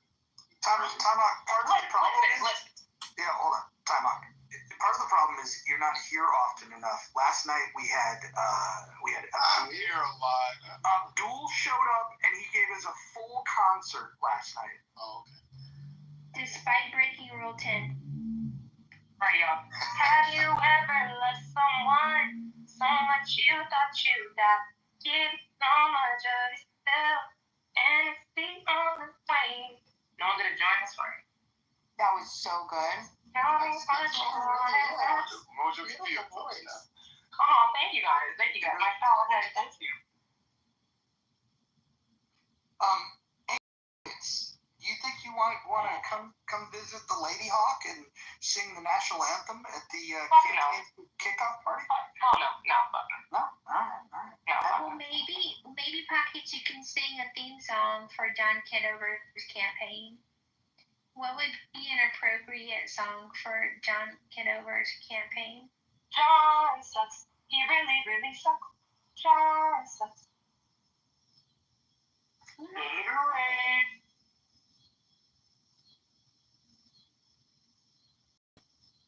Well, I think. Oh, go ahead, Mom. Sorry. I was going to make a bad joke, so go ahead, Bima. Oh, I said, I'm sorry. No, I gotta hear it now. You gotta tell me. Oh, I don't think it was funny. I think it's bad. So it's probably lucky that you saved me. We love that. I was thinking joy to the world, joy to the fishes in the deep blue sea. John's joy to you and me. Right. So I have a question. I'm reading this article right now. It's talking about sex reversal in birds. The 5 common Australian birds. There was just like this random study, and they were shocked. Kookaburras, rainbow lorikeets, some pigeon things, the magpies. They actually discovered sex reversal. I'm talking like a genetically male bird laying eggs. Now here's the question though. Do you think that this has something to do with, because what I'm understanding from the article is that it was due to how do I say, what was it called? Endocrine? If I'm pronouncing that, something disruptors? How do you say it? When you're finished with the submission, will you please go read the House rules, specifically rule number 3? But go ahead and finish. What is that? Is that not eating and talking? No. Just finish. No, which one is it? No, tell me. Stay on topic. Oh, I didn't think there was. I thought we were talking about John Kitover for Congress. I thought we were talking about the poll. Wait, hold on. So, just... Are you sure you want to talk about the poll? So we have to talk about whatever's in the title? One in the Jumbotron.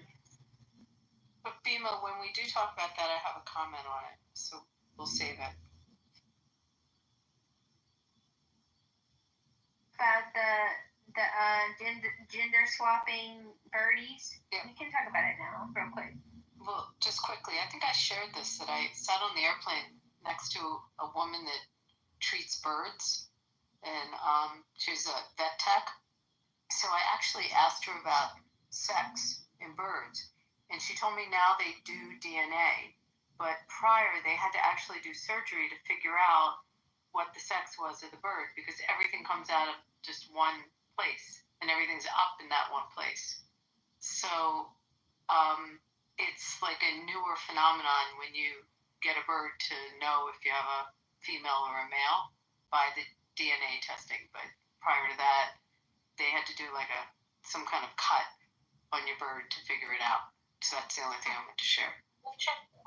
That's interesting. Well, also very disappointing because Bima has 2 young turkeys and she's trying to determine the gender of them, make it a little bit harder. But they can do DNA on these because it's like evidently that nothing shows. You don't know. But Junior might be out of luck. I can't.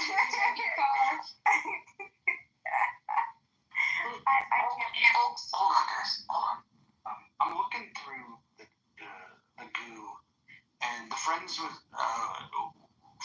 the speakers. You've got Ben, Lynn, and Mosh. None of them have completed the poll.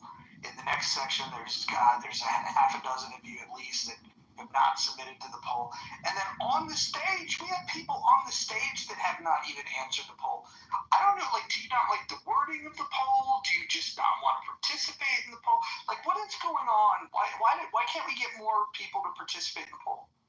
I think it's because it shows up on your profile, and when they're going to go in the other houses, as they must eventually, because they have friends and conversations there they appreciate, it will show up and they'll have a scarlet letter because, they want to vote for us, Roger, and it's just not going to be like...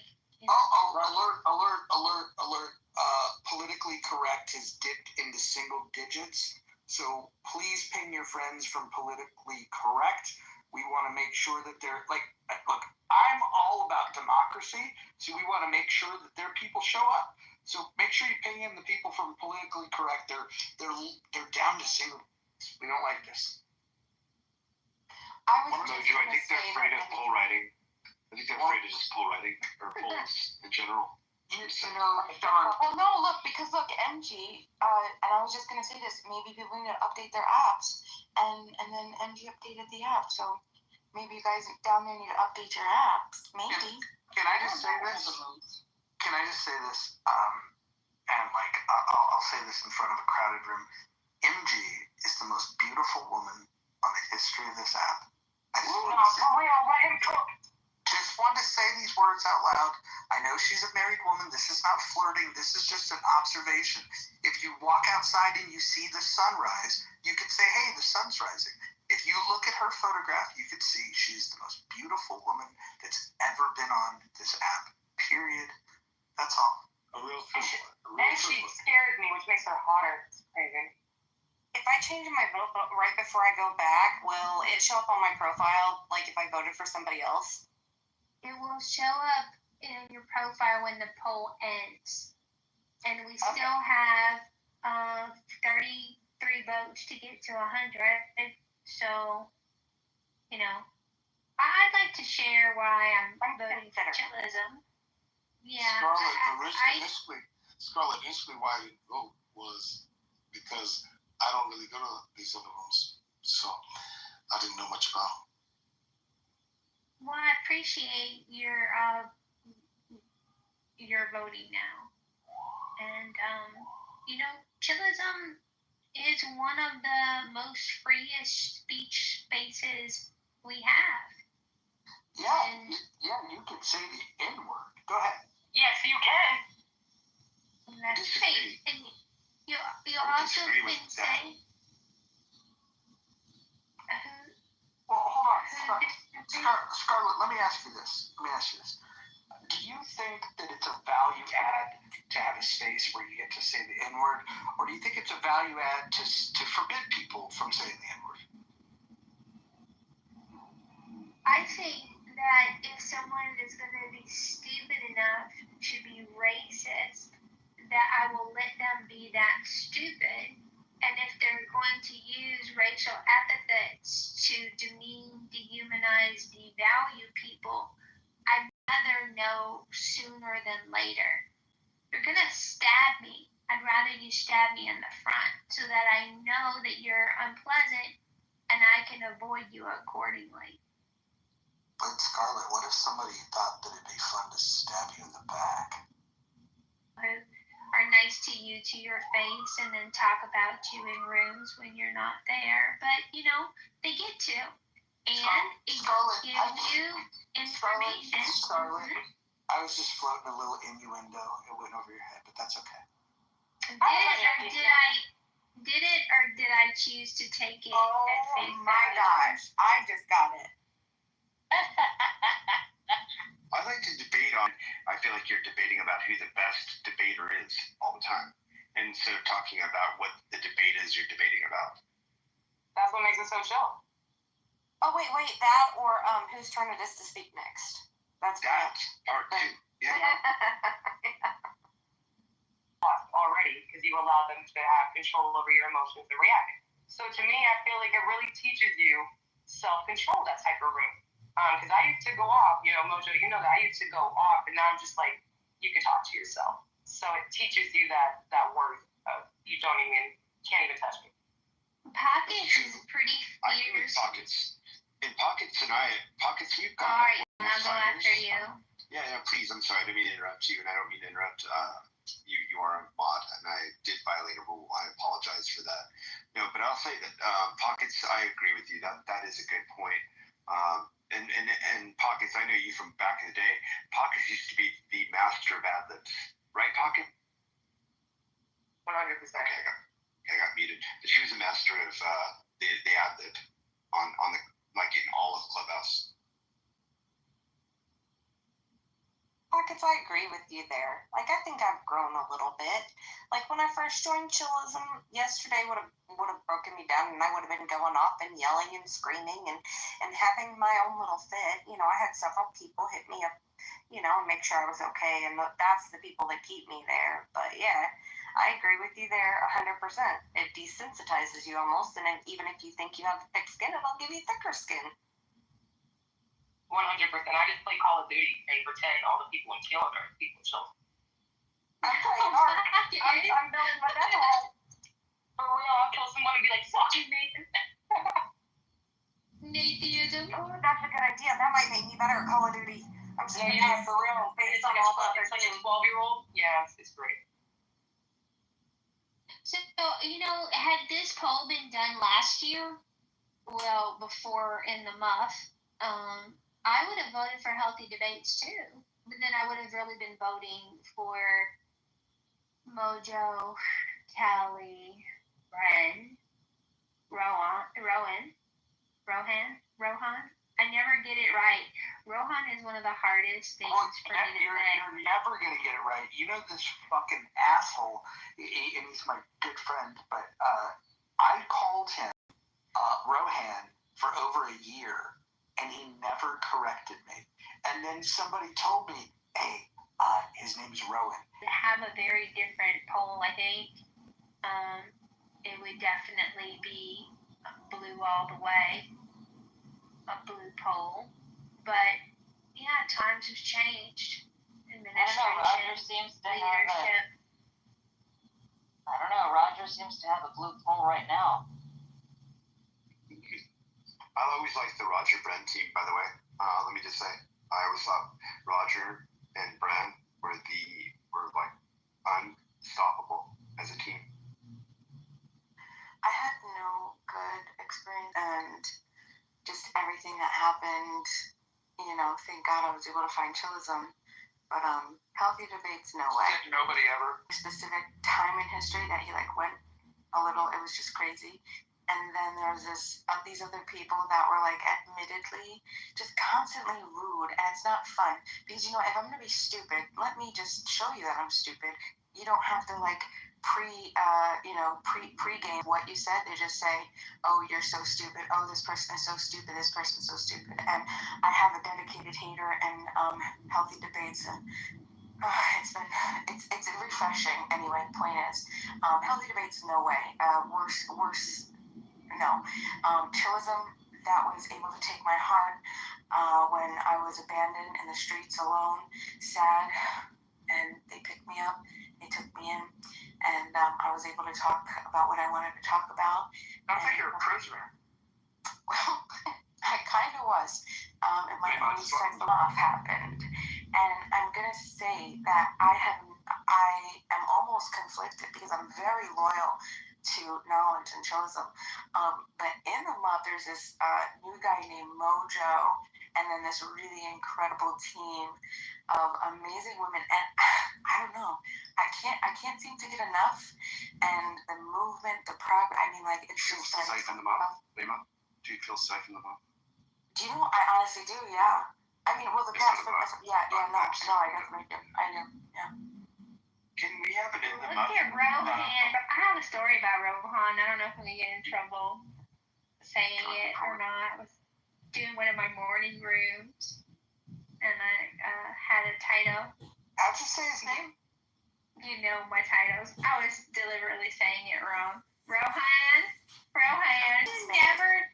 Why did you never tell Mojo you were saying it wrong? It just didn't matter to you? It was just fun. Then he said it wrong. What about 3 words out of that? Sorry, serendipity. Can you just try that again? You got stuck in the mouth for a second. Yeah, sorry, I'm driving. Don't stop. No, I haven't read bars. You said you were buff diving? Stuck in the mouth. Maybe. Stuck in the mouth. Stuck in the mouth. Stuck in the mouth. The fun part was when you finally got to tell him he was sick. Oh, are you there? Sam, what's your story, Scarlett?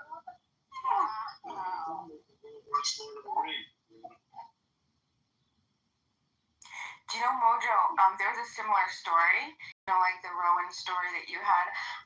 There is a person in this room that I kept calling Serenity, and somebody else, some other wonderful human being, had to message me and was just like, I just want you to know that it's not Serenity. She has constant syndrome. Yeah. She has? Yeah. I just MG. I've never heard MG. That's why they call her Serenity. Sorry, Kristen, go ahead. Sorry. There are 2 people on the stage that have still not responded to the poll. No pressure. Maybe they haven't updated their app, though. Well, it might be a little bit. Updating your apps. It'd be a little sticky for Rowan, I would think. You know, divided loyalties at all. I was just counseled today. It's not about divided loyalties. The question is which house on Clubhouse is the most entertaining? I'm actually contemplating changing my vote to politically correct, and not just simply because it's got the lowest amount. I want to balance things out. It's really because if I think about it, it is pretty entertaining, especially like when there's a good news day where like Trump does something that's controversial. Watching people crash out in that room, there is a lot of joy to be had in that. So I think I might change my vote, and I've moderated in the muff and healthy debates, and I've been kicked out of politically correct, but for whatever reason, it is entertaining. There's nothing better than watching progressives cry.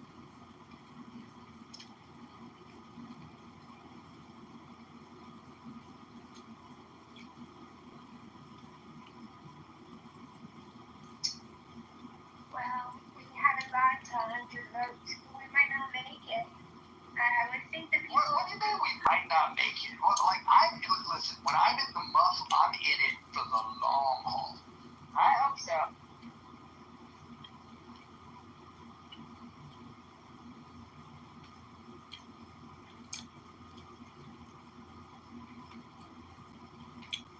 There's so many jokes I'm not going to make.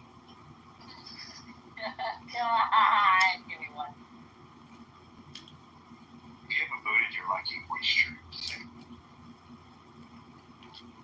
Dry. Don't be dry. Don't be dry. Moisture. Akima, why did you vote the way that you voted? I'm wondering because I'm considering changing my vote. But give me your take on why you find it so entertaining.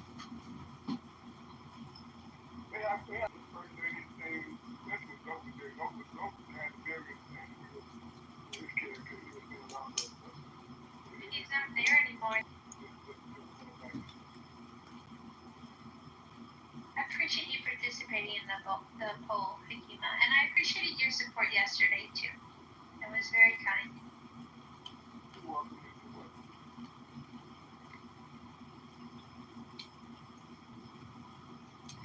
If it's a Trump, the poll they think is rigged, that they won't get proper appreciation. I'm just wondering if they may see that. No, I think she's getting feedback out there.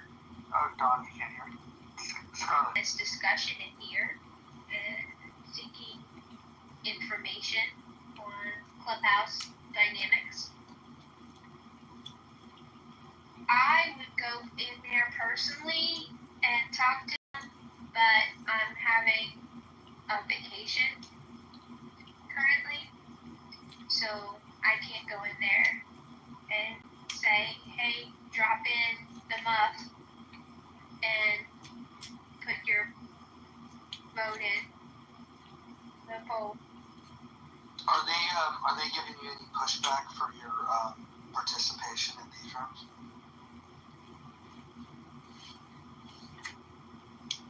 I think there was a comment about not wanting me to play both sides, to which I told them I do my own rooms here, and I've pretty much always done my own rooms.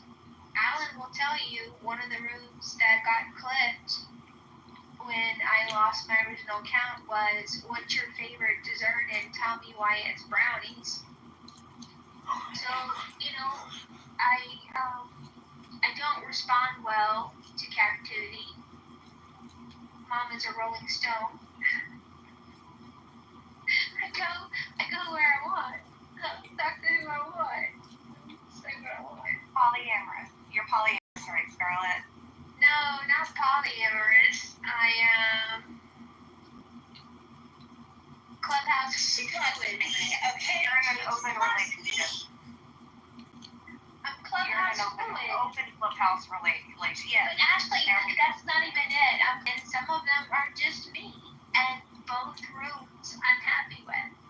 So, And there's sometimes you feel like you're not, sometimes you don't. Cackles, welcome to the stage. I see you haven't voted yet, no pressure. But we're talking about fun houses. Do you want to tell them about when you had built a bot that would read people's profiles and then make fun of them? Do you remember that? Yeah, I remember that. Is that bot still working? Yeah, it works, but that's updated. Well, that's fine, because it was great to read mine. Well, what it would do is it would read it, and then it would sarcastically tell you a little bit about, like, what it can learn about you based on your bio. We can do that with ChatGPT and Grok, I bet.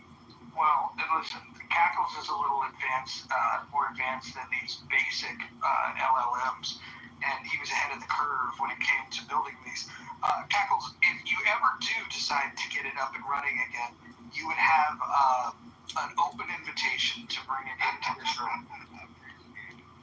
Is this for your vote or what? No, look, I might change my vote to politically correct, and I think that most of the people in there are stupid, but which house is the most entertaining? You have it. Look, there's 12% that voted for chillism, and it's the stupidest people on the fucking planet. Easy. I would submit, Mojo, that you haven't put those belts on there. You haven't put the trenches. You haven't put Kim Cutts to a vote. Easy, if you don't mind. She's right to get with every vote, so. Well, hold on. Scarlett, is this our first fight? Yes. Informative.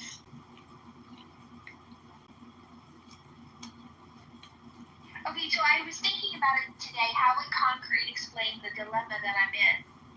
And so my idea was, you know, when you're coming from a community that doesn't have a lot of resources, aka you're poor, and then suddenly you move into the suburbs, and you might not have to worry about your bike getting stolen, and maybe you don't have to worry about your car not being where you left it, and there's no need to sleep in the bathtub because you're not getting shot at in the middle of the night. But you still love where you grew up. You had family and friends there. Not everybody was trying to kill you. So, yeah, I'm a little bit defensive about chillism. Are you saying you just moved to the burbs? Like the Jeffersons, moving on up. Yeah, but as you get older, everyone dies. Wow. Sorry about that. Don, I don't know if I meant my analogy to go that far, but what I meant was, like I said, I consider myself most of the time, probably 90% of the time. Is there anybody in particular that makes you feel safe? Serendipity. Aw, boo. Wow. No respect whatsoever. And when Mojo wanders into foreign territory, who has a mission not so subtle of tearing and biting at me because I happen to think that there are people on the app that are dangerous, I do appreciate Mojo. Well, I'll just say nothing. Well, I appreciate Mojo and his protection of you. I mean, there's a few really good people in chillism. Like that's kind of that's what keeps me there. Like, there are a couple people in the house I do not care for. One of the owners I do not care for. What's their name? That person no, they do not like me. What's their name? Nathan. But anyway. Oh, Nathan? Nathan hates me. Did you know that Nathan? Slow yesterday. Well, I guess he didn't know I was listening, but I went on a whole diatribe about it, right? But there are other people in that room. Ashley, and it's worth it. Ashley, yeah. Let me just say this. So Nathan, when he found out that Monica was, I won't even finish what I was going to say. Let's just say that Nathan, for whatever reason, got jealous of Monica's proximity to Mojo.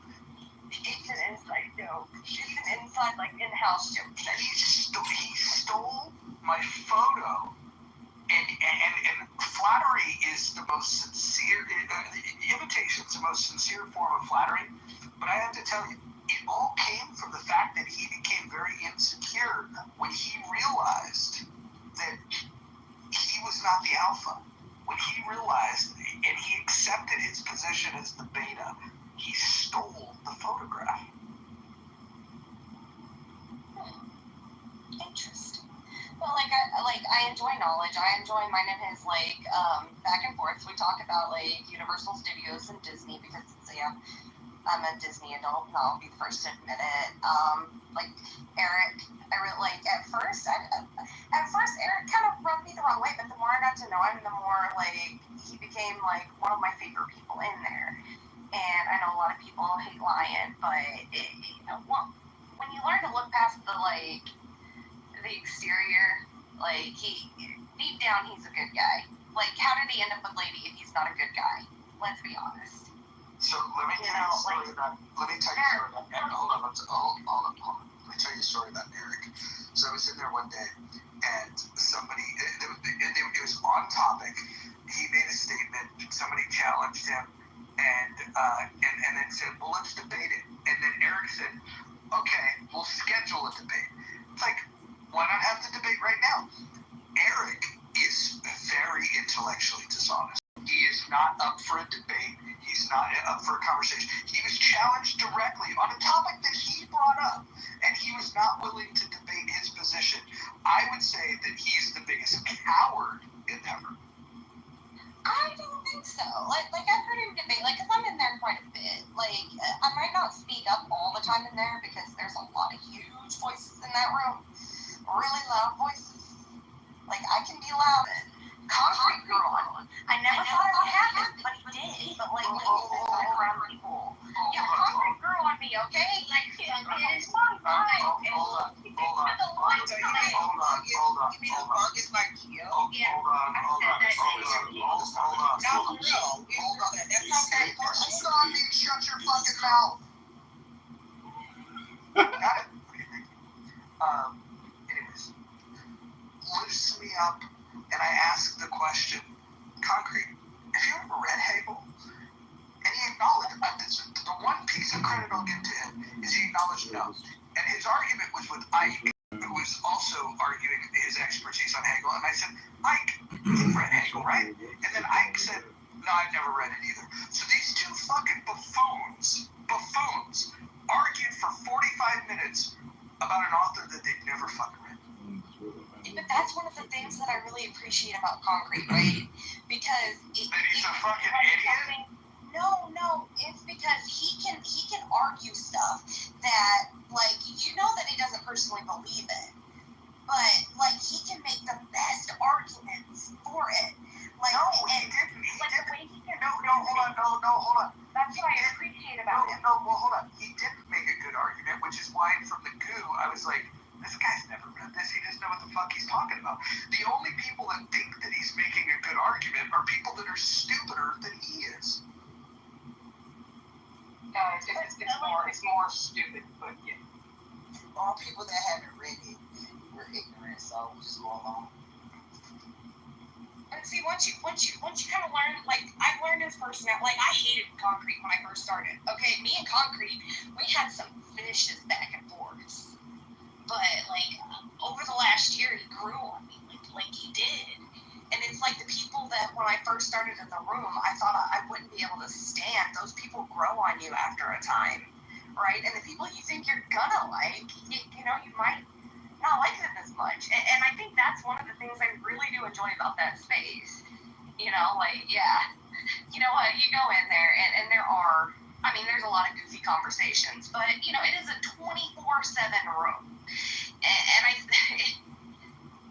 it's not always going to be the, like, best intellectual conversations when you have a 24-hour room because you're going to run out of things to talk about. Yeah, no, this is a good point. Because right after the conversation between two people for 45 minutes that argued about Hegel that never read Hegel, immediately after I shut down that conversation, exposing that neither of them had read it, immediately following that, they were debating whether you would rather have sex with a man or a gorilla. No, that wasn't. It was immediately following. Yes. The premise was, what? Hi, Pepe. Amazing. Hello. You know what I like about you, Pepe? Yeah. 25. You're happy, man. You're not 25. You're coach. There's so many. All right, Mother, let's go back to Scarlett. Say what you were going to say about this premise about gorillas. So it's both untenable. So then you have to pick the best of the worst. So the scenario is: would you like to be sodomized by a man, or engage in sexual relation with a female gorilla? I think it was the other, not sodomized. It was do this sodomizing. Bro, you don't think I would know? Bro, I was in there for 4 weeks talking about this. Hold on. I was there. I was on stage. And it was sodomized by. Hold on. The premise was: would you rather be fucked by a man or fucked by a gorilla? And Team Gorilla was saying that they would choose the gorilla because the gorilla had a smaller penis. No. Yeah, that's what it was. A female gorilla. It was a female gorilla. That was not the premise of the fucking movie. I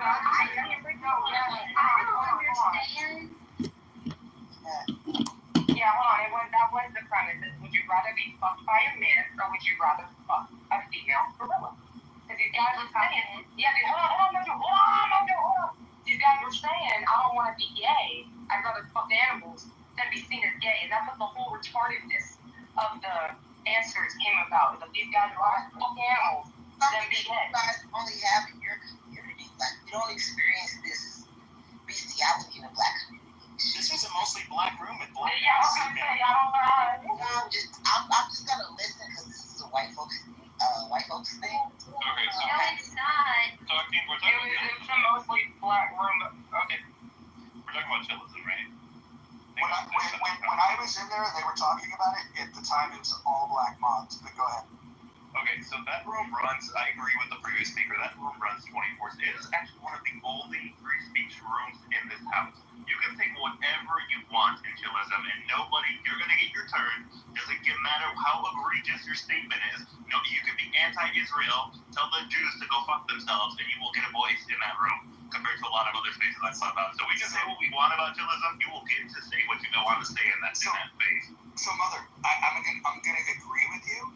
And so the way that I like to think of if you're looking at the main difference between this space and that space, just aside from IQ level, if we were looking at the differences, if you look at the rules, and we heard from one of the moderators from over there, Callie, and she agreed with me. Rule 7 here, you're not allowed to say the K word or the N word, and over there, they will allow it. And so if you like a space where you get to say the N-word, then you go there. And if you like a space where people aren't going to say the N-word, you can come here. Now, you may argue that you like freedom of speech so much that you want to be able to freely just shout the N-word repeatedly. Or you might want to have a more civilized conversation, in which case you would come here. This is why I'm asking the question, like what room is most entertaining? And so when I see the 15% of people that have chosen What's the K word? Address this real quick because this whole notion that people are shouting the N-word all the time is not true. If you actually go into chillism, it's actually quite rare to see black people saying it. It has not white people in that room rarely say it. So you're misrepresenting the actual conversation. It doesn't happen frequently. That's an irregular situation. But they say that other room they fucked up like derogatory things towards Jewish people too. I've heard them do that. It's like they laugh it off, but it's just like, wow, you really just say that. I mean, some black person, it's game on. Racism aside, it's game on. No kids though. No kids though. But to be fair, like I haven't been in Rogers' rooms much, at least in the month. Do you guys allow like outright anti-Semitism and just like whatever? We'll say black too. I mean, would you guys allow people like, God, who's somebody in there like lying? He'll go on and on and on and on about Jews. Like, I feel like he'd probably get kicked from this room for doing that. Yeah, probably. We're not really looking to platform people that hate people because of their identity. It's just a different thought process on what kind of conversation that you want to foster. Well, they hate white people over there too. So, like, it's an equal opportunity hate fest. And you either... The only one that was going to say that. What did they say? Only fucked up thing I've ever heard of, it wasn't even from someone that's from chillism. It was like, all they said was, you're not an original white person. You're not a real Anglo-Saxon.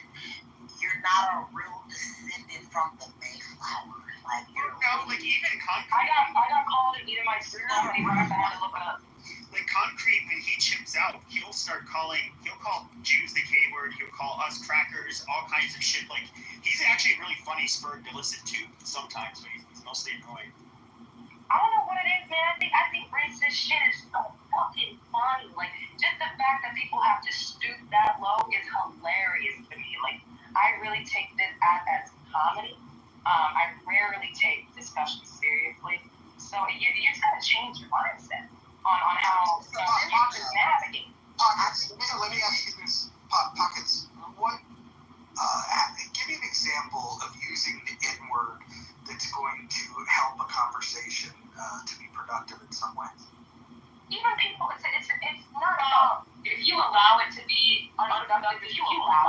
fuck up the conversation. That's your problem, not the person who's saying it. People are going to say whatever they want, and if you allow it, Then give me an example outside of literature, outside of statistics, outside of movies, just outside of art in general. Give me an example of how the N-word can be able to use it. the same reason people advocate for firearms and gun rights. Well, black people, the thing is, though, Hold on, I want to stress that. What you just said was the stupidest thing I've ever heard. No, it's not. Oh, yes, it is. So first of all, owning a firearm allows you to defend yourself. Using the N-word allows you to create the kind of conditions where violence takes place. Like honestly, Pockets, I like you, but that literally is the dumbest thing I've ever heard, ever. I hear you. My point is that people fight for things that cause chaos daily, whether it's a word, whether it's a gun. People fight for that right to be able to do that, whether it causes chaos or not. It's the problem that people allow it to get to them. This is a fucking app. You can leave quietly, you can get off this app, and you can go do the things that make you happy. If someone is talking shit to you and saying all these things, you're letting it affect your day-to-day life. I don't know, man. Like, it's to me, I believe in me. I believe, yes. Pockets, this is cool. So you're saying what I said, which is if you vote for chillism, which is at 14% most entertaining, you are voting that you find the N-word entertaining. And for the people, the 61% in the month, they're voting that they find it more entertaining to not use the N-word. I would just say this. That's a misinterpretation of the space. That was an accurate reflection of chillism. Roger, if you... I don't know what chillism is. That wasn't a good one. Roger, I do think there's a usefulness for it. And if you're in primarily black rooms, when somebody uses that word, there's an image that will pop up in their minds. It's generally going to be somebody low class, uneducated, irresponsible, criminal, just not a good person. And black people will intentionally use the hard R to refer to each other when they think somebody's just like their behavior is atrocious. In a negative context. Yes. That's fucked up. I think if somebody's acting like that image in your mind, hold on. Your piece of human that they get it started out, I'm gonna ask him to hand the mic straight to you, okay? I promise. And I would say that, like, when you have black people, that image that we can all think in our head, we all are able to do that. When somebody's acting like that, it kind of does drive the point home. Like, hey, you know what? This is what you are. And that's fine. I don't really see a big deal. I think it actually hits home and it makes it a really succinct point. No. We already are. All I was gonna say is that I think the question should be asked to Pockets is, okay, how does she feel about when she hears the hard ER? It's fine. But sometimes you have to make it a little bit more closer to home and relatable. How do you feel when you're in the room and you hear some people say cracker or hecklewood or trailer park trash being made? What does that mean? What the hell is a cracker?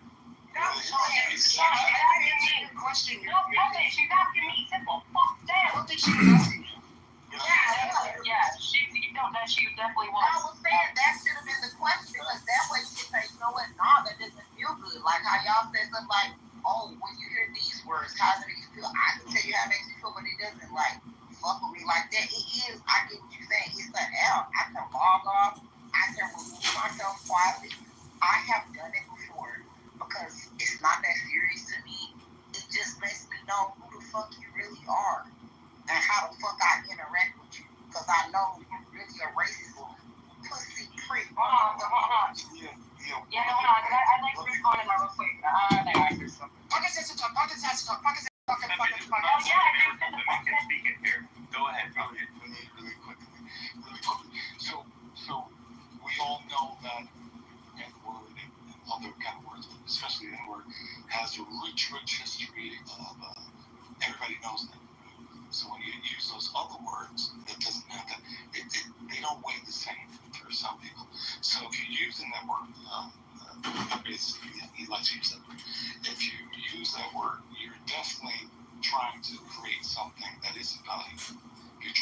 devalue another person based on your judgment of people, putting them in a broad sweep package of just it's just an ugly thing to do, because I know plenty of people that are of the tint that's my color or darker, that are not the broad sweep that you're using when you use that word.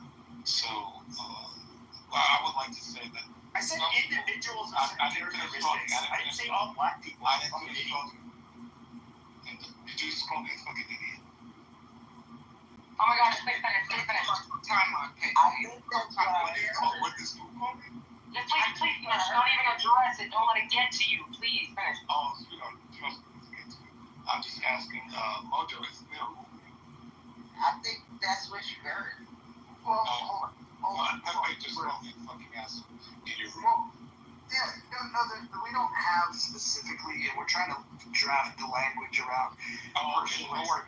Yeah, we're trying to figure out the right language about personal attacks where, because sometimes it's entertaining to, but only if it's mutually desired. Like, so, Thinking about that, Mojo, he cut me off. Yeah, that's a violation. So, yes, he violated rule number 5. So, if he can remain muted and you can finish, go ahead, Tom. So, I find you very small-minded and a small person, because you have to resort to this name calling, because that's how you think about yourself. Whenever somebody does that, it's more about them than it is the person they try to do. That's one thing. But I did say black people with very specific negative characteristics. You know when you go to a store, or excuse me, a little fast food restaurant, it says no shoes, no servants. We all know who that sign is for. Whiskey tanker, white trash. Why? Who goes into a store being belligerent with their hairy ass chest and no shoes? White trash. Yeah, that is white. Okay? We all know what white trash is. But what is white trash behavior? Going into a place with no shoes and no shirt. White. There are people that are white trash. If it fits, it is perfectly reasonable to call them white trash. I do it all the time. And if you're one of those, because you're black. So no, that doesn't fit. You're trying to say that like I know black people that don't fit any of those stereotypes. No shit. I didn't refer to them. I explicitly pointed out the black people with the negative characteristics. So you're arguing, you're making a fucking strongman argument, and you're saying something about it, and then trying to attack me because I called you a quote unquote fucking idiot because that's what you were doing. You did not listen to what I said, and you had to contort what I said.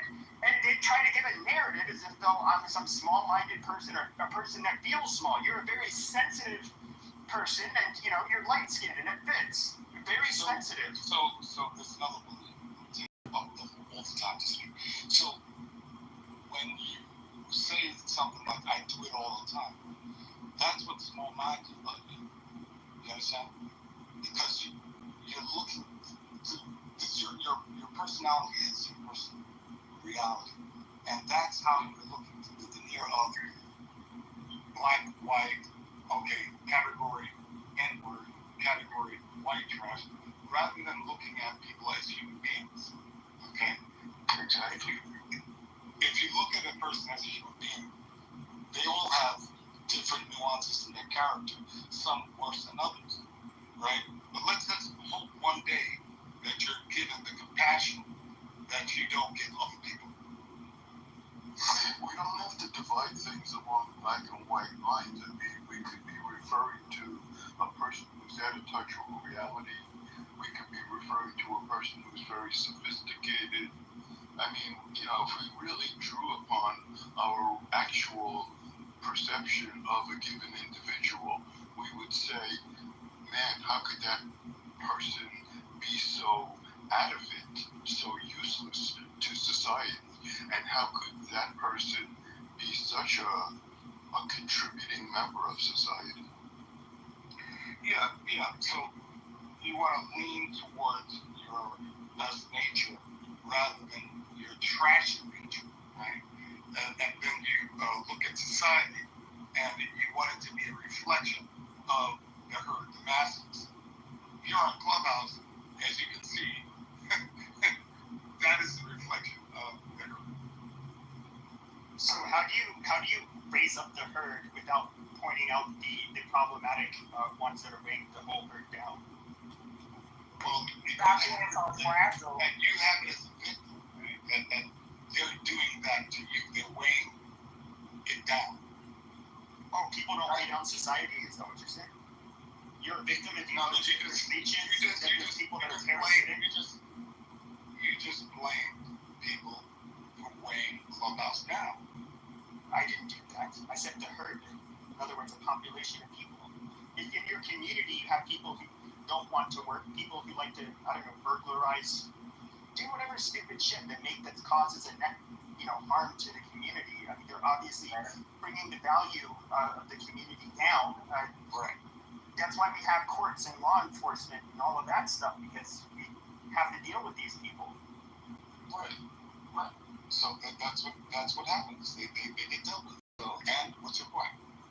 Oh, my point is, those people, you can accurately describe them with words like white trash. Well, yeah, but I just explained something to you.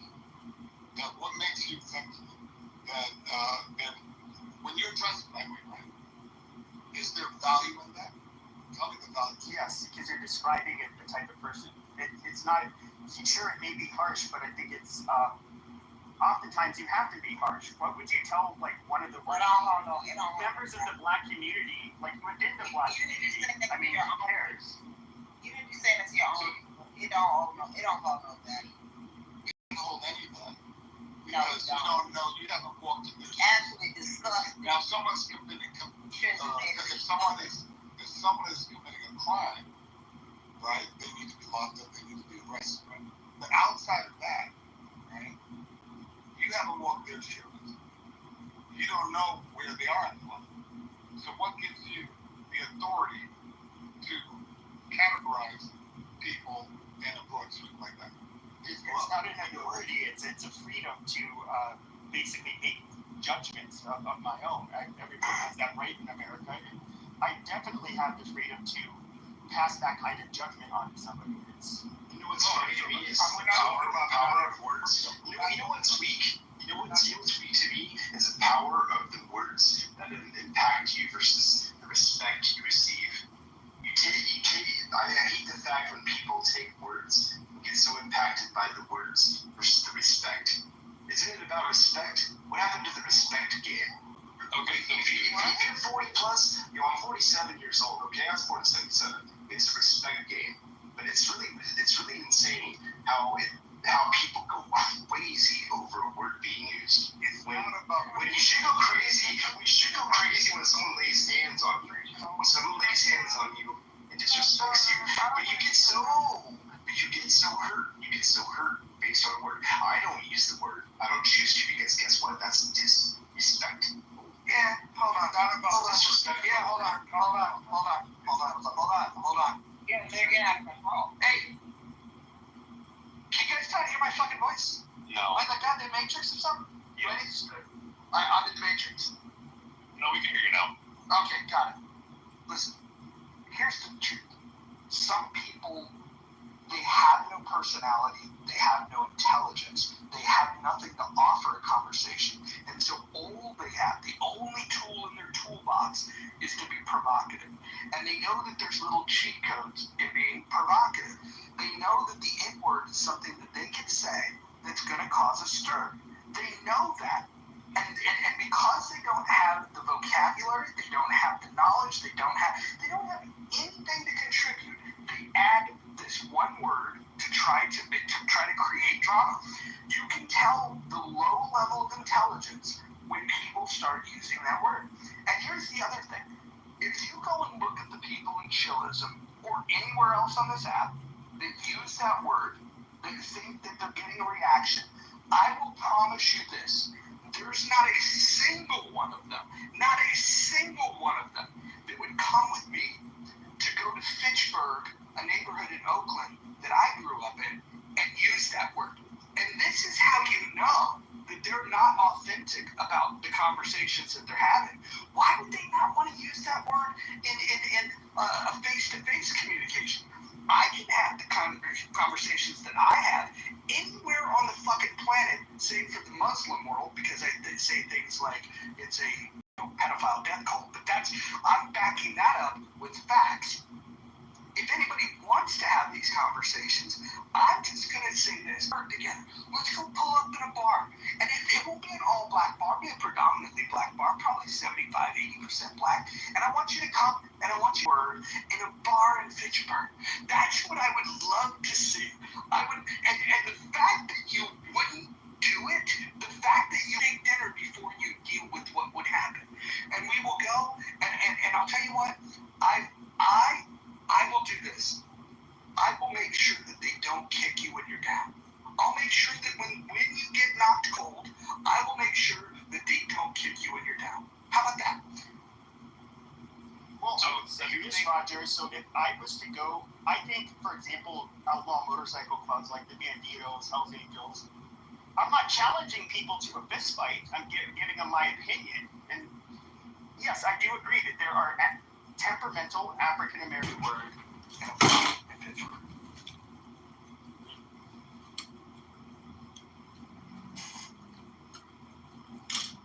Yeah, I still think we are looking at this wrong, but I wonder you want to come to Fitchburg? That has historical roots in oppression of the people.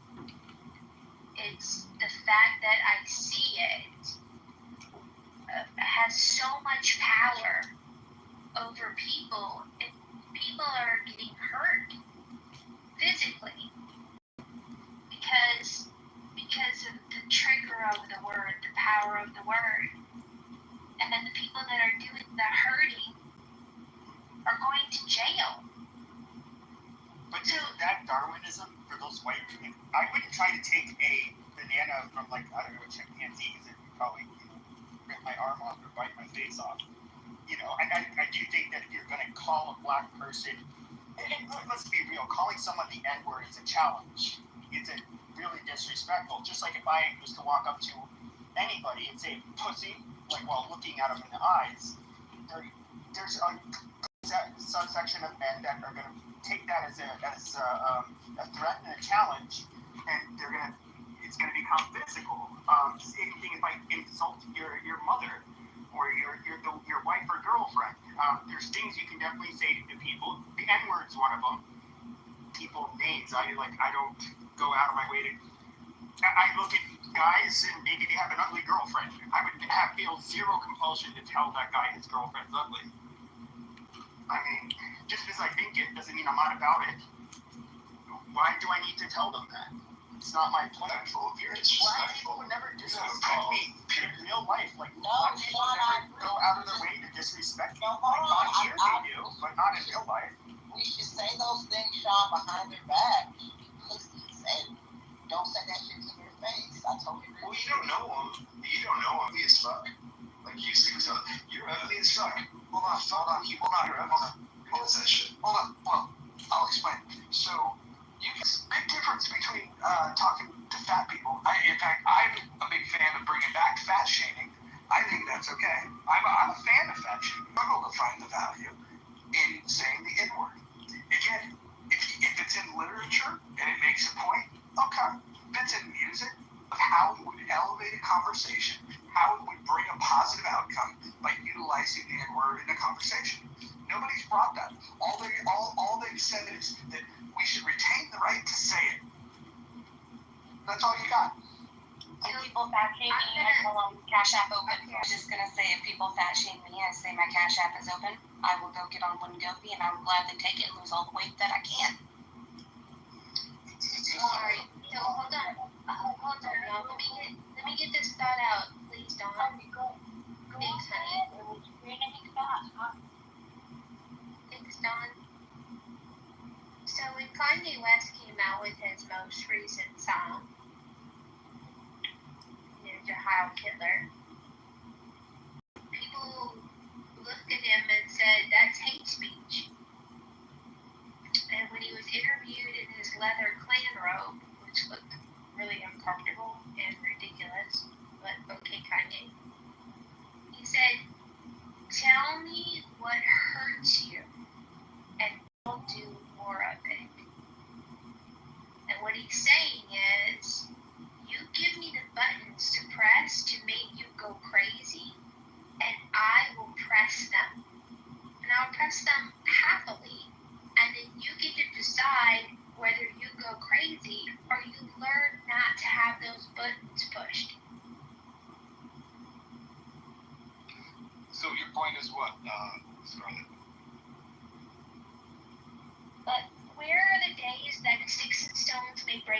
knows the word should never hurt me.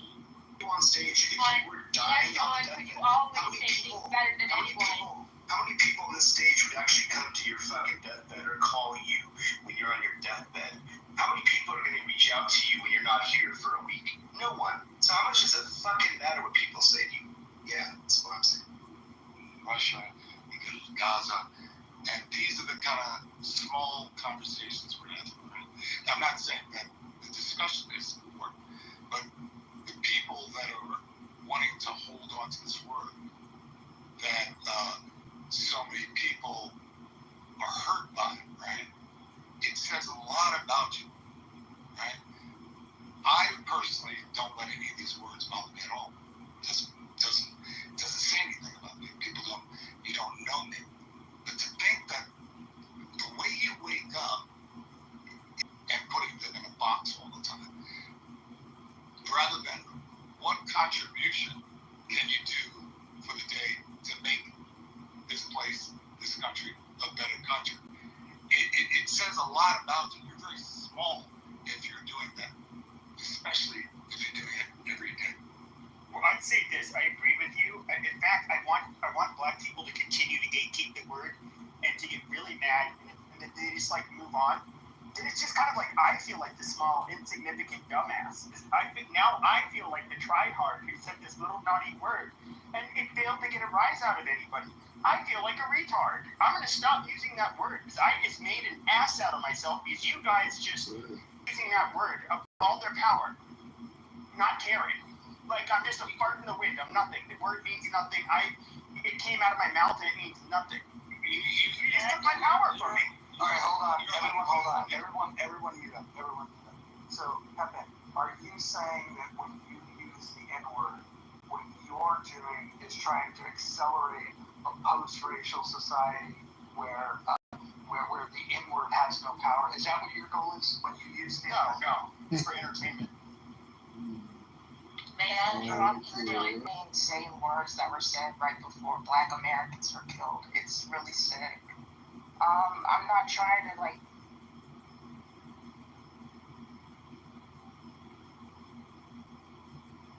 a room or make it personal and gross. So it feels ill. I feel about my grandparents living in Jim Crow.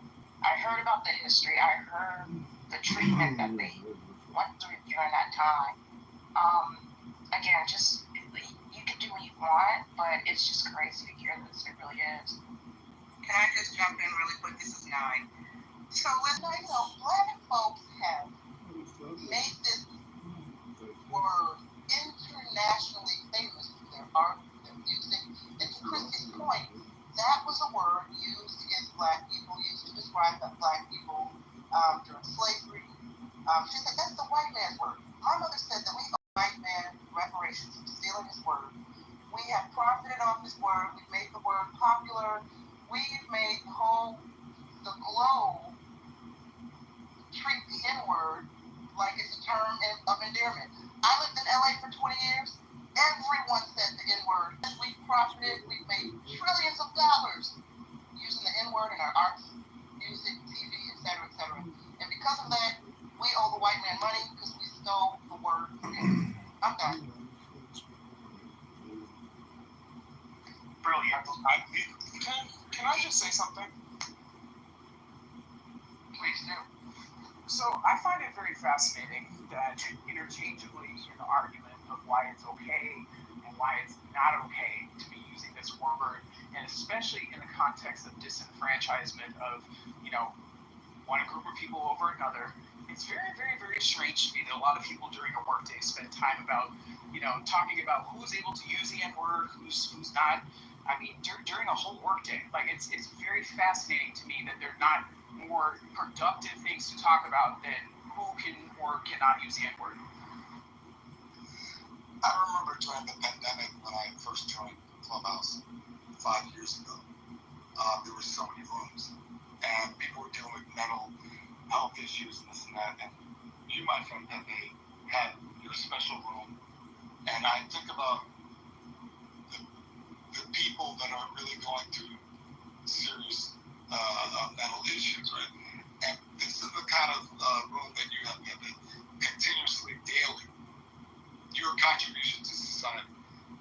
I'm into freedom of speech completely, but just think about having you out there doing this at this special time.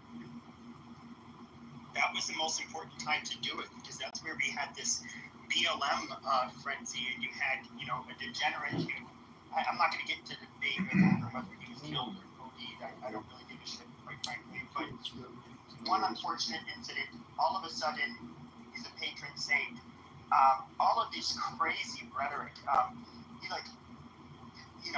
a lot of this movement was obviously a lot of far left agitators were taking part in these protests and saying like, this is a stolen land built by stolen people. They're basically delegitimizing us as a country, our history.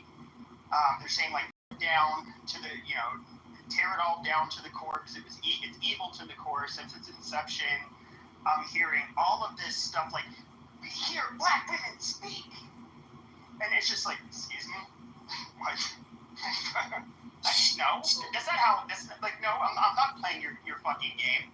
And we're hearing, basically like a lot of what I would say was like blatantly anti-white rhetoric. And no, I actually think that it was very good that some people like me were speaking up the way I did. And one of the things, in kind of what's, public service is what you're saying. Yes, but I would say one of the reasons, starting 2 years ago after the changes on Clubhouse, I go on to places like X, I go on to other platforms, like the shit I would say. Time limit, Mojo? Okay, can you shut the fuck up? I didn't interrupt you. Well, there's a time limit. Amazing. But I didn't interrupt you with your retarded fucking, just dude, stop. Hey, this is a legend you're talking to, an icon. I don't know, words about. Okay, then just shut the fuck up, and I'm wrapping it up. Just shut the fuck up. There's a time. I don't care. Do you want me to ask you if there's a time limit over and over again while you're speaking? Like, please. Now, with that being said, you see the Overton window is obviously shifted. Now, being like overtly racist, trolling using the N-word, all of this shit is like mainstream now. Like, I'm actually somebody, if anything, I think people have gone, like, I used a lot of comedy and humor, but now there's like, I would say, I'm not even what you would consider provocative now. Like, you could say I was somewhat of a one-trick pony because of my beliefs, but I'm far from being the most offensive. And, you could say you're tired. So just let him finish. Hey, are you finished? Yeah, I'm finished. Okay. We can let this mumbling. No. What you're not going to do is you're not going to disrespect people that aren't disrespecting you. Otherwise, you're just being an asshole. No, he's disrespecting me. No, he's not disrespecting you. Yes, he is. He interrupted me a bunch of times. He asked, is there a time limit? Is there a time limit? Is there a time limit? Is there a time limit? He's the first one who made a judgment about my character. Timac, I think he's finished. Go ahead, Timac. Well, he's picked out the room. Oh, no, he's in the audience. Okay. So my question to him would be, so when people go low, you go low with them. That's your frame of thinking, right? That when things are tough for people during the pandemic, and you see Black Lives Matter, you can criticize. Is there a time limit? Is there a time limit? Is there a time limit? Is there a time limit? Just hold on, just a quick housekeeping skills. If Mojo moves someone down, Mojo should be the one to bring him up, nobody else. Well, and hold on. Additional housekeeping. I didn't move anybody down, and I didn't move anybody up. I do trust the mods to do the right thing. If somebody's violating the rules egregiously, we do move them down, we can mute them. But the first thing we should do is we should just, as moderators, let them. And there's a group of people that are protesting for rights, and there's a group of people that are protesting for rights and all these things. And you can criticize. There's a lot to criticize there, right? But you think the best thing to do is to go low, right? Just go low. That's your frame of thinking. My frame of thinking was they were scapegoating and being hateful, so I was going to delegitimize and make fun of and trash their whole ideology and movement. That was my goal. Oh, okay. So you're that. Okay. But I'm just curious, Adams, you wanted to like mute me and put me down with the goo, but you were modded up in my rooms all the time with overtly anti-black. Pepe.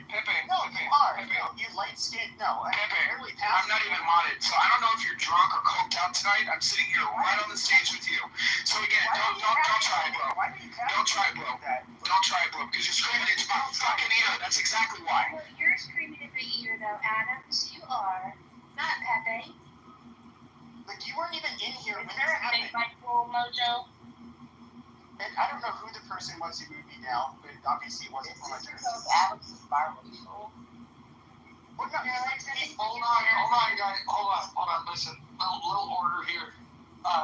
Let's try to tap into a little bit more respectability. We're gonna be shutting the poll down pretty soon. Once we get to 100 votes, we need 9 more votes to do that. And then we're gonna talk about the Kitover takeover.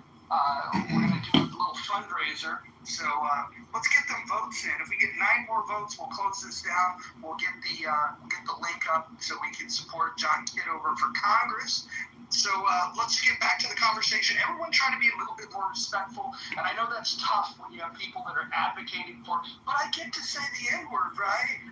Yes, you do. I'm not fighting for Clubhouse to ban the term everywhere. I'm just saying that in a space that I curate, I would prefer, because the word brings no value, for us to just avoid saying it. And again, if you want to open a room where you get to say it freely, go ahead and do that. I don't care. I'm certainly not going to report you. I don't have an interest in that. But what I will say is, in this space, if you want to defend your right to do it, I don't know who you're defending it against. You're not going to change my mind about the rules in this house, and I'm not trying to change your mind about the rules in your house. Go ahead and do what you want to do. I am for free speech, but I'm also for freedom of association, and I don't like associating with bigots. You don't think that there's bigotry? And it's not about the words. You don't think that, to some extent, the bigotry or grievances held towards any and every group, including white people, for sure. Of course. But who argues against that? Okay, but why would you? Their beliefs are considered extreme. Like they seem kind of far out. But I mean, depending on like what their experiences have been, that's going to largely form their extreme views, at least some of the time, a decade or so. And so a lot of people like to have these conversations. We're getting to talk about shit that we never really get to talk about. Those lines have kind of been removed, and I actually think that it may not look like it now, but I think it's kind of a healthy thing. So let me ask you this, Pepe, and I'm asking this honestly. Do you think that when you choose the things that you're going to advocate for to try to make the world a better place, or whatever it is you're doing, maybe you're just entertaining yourself. I think that's what you claim to want, why you want to preserve. What about just spending our time thinking about and talking about things that matter, like the fact that we have $37 trillion worth of national debt, we have $100 trillion worth of unfunded liabilities, and we have neither political party in this country that wants to do anything about it. And here we are talking about, but I should be able to say the N-word. Like, don't you think that's a pretty small thought?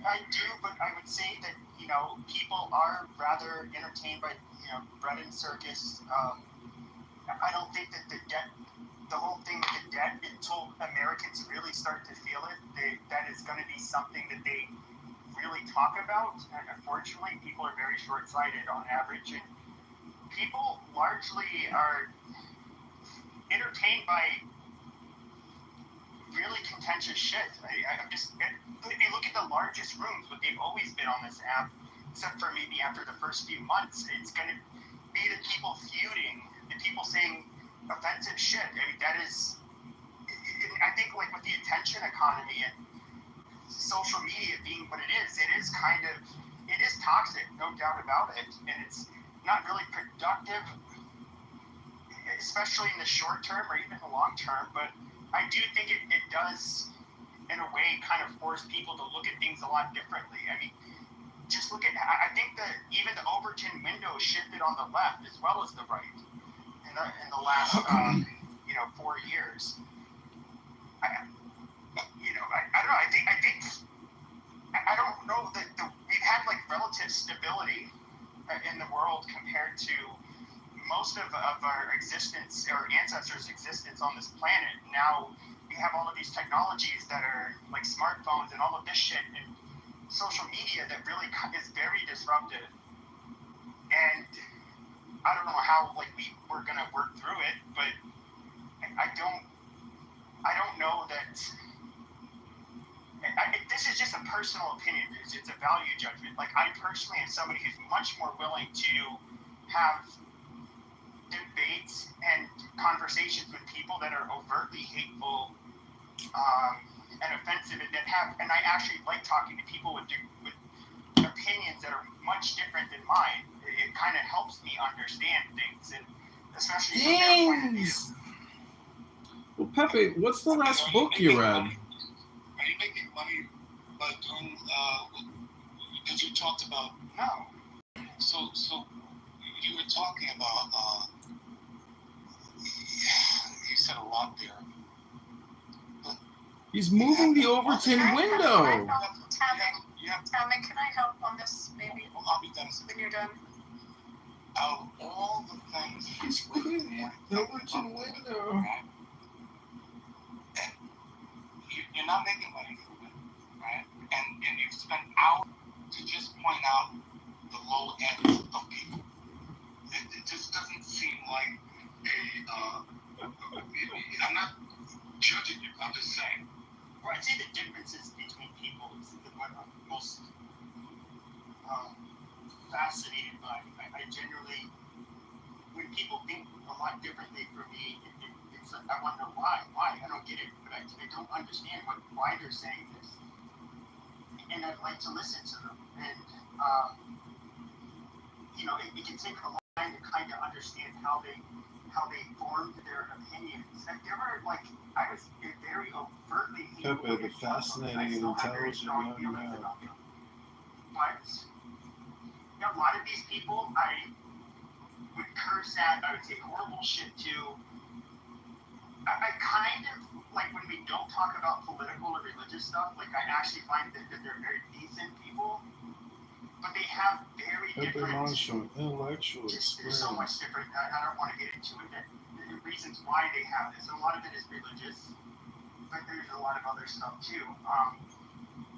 It's just it's not just with them. I mean, I would just say even when it comes to racial or depending on what part of the world you come from or what class you are, somebody who's genuinely fascinated by that stuff. You know, I'm being influenced by leaders in the country. A lot of these countries are very poor, right? And no, not always. No, Qatar's not poor. The richest countries in the world. Yeah, but who owns? Yeah, they're the richest countries in the world. Okay. And no, when you go to the Emirates, it's not full of poverty. No, not and nor is it Saudi. There's a lot of countries there. Yeah, but those aren't, and they're the richest countries in the world, and so is Qatar and Kuwait and Bahrain. So you're fighting for... No, but I wanted to make a comment about Pepe, because I'm going to come from a place you're going to be a little shocked. Because I speak... Okay, so I'm just going to tell you, I speak to him. I'm a minority, and I'm actually in the business of tracking. I track hate. I deal with hate. I fight hate, and I get... She's a hate tracker. My life's work now. It's what I do. And I talk to him. I'm in rooms with him often. I know when there's people that really hate and really act on their hate, and they do things in the real world that perpetuates hate and to hurt a group or to hurt people because they're of a certain minority or background. And I do believe him. He talks to different groups on here. He comes in the Jewish spaces. He talks with us. We talk about our issues. We talk about our political issues, our issues in the United States, our issues abroad. I can just tell my experience. there's when someone really has hate in their heart towards you. You can hear what they say. Okay, but no, I know why it started. I'm just telling my own anecdotal experience. And I have a lot of conversations with people, and I try to see what's really behind them. And I talk to people that I never would believe I'd be talking to. And I gauge it. So you're black, Abby? Are you black? No, I'm black.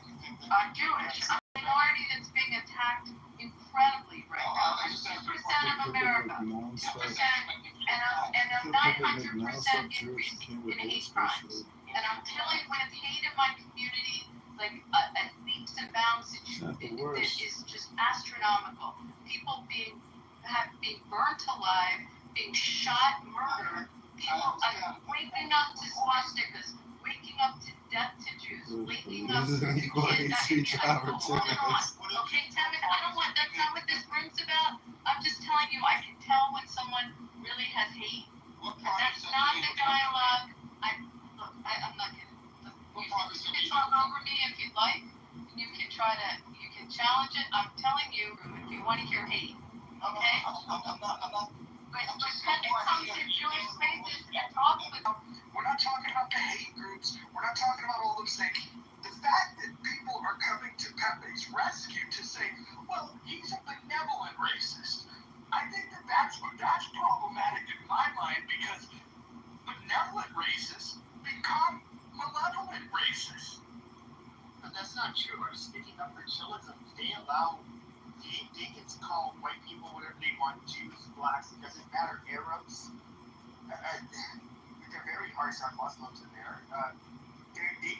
You can say whatever you want. It is a lot of people like Douglas goes again, as he referred to it as a zoo, which is kind of accurate. It's very offensive, and you have hateful people in there. But I think that one of the things I do like about chillism, which I rarely go into, I do think Pepe is a dumb. It's okay, there are a lot of Pepes out there, but stupid waste of time is rampant. Completely understand, but I absolutely support the right of people to be able to have the platforms to do it. I don't even see much harm in it, and it's not an echo chamber, and you know that, I think, Roger. Everybody fights with each other on there. There's no leading ideology in there. My point is, there's different actors in this app, and there's some that there's different levels of dangerous or different levels of hate, and some of them. Since 2021. So, I'm just being clear. Don't take this person, but he had a room. It was every day during the pandemic, just demeaning black folks, using, growling them up, and making you please get it back. I get it. You get it back, coming the other way, right? But that's what he was doing all day long, right? Abby?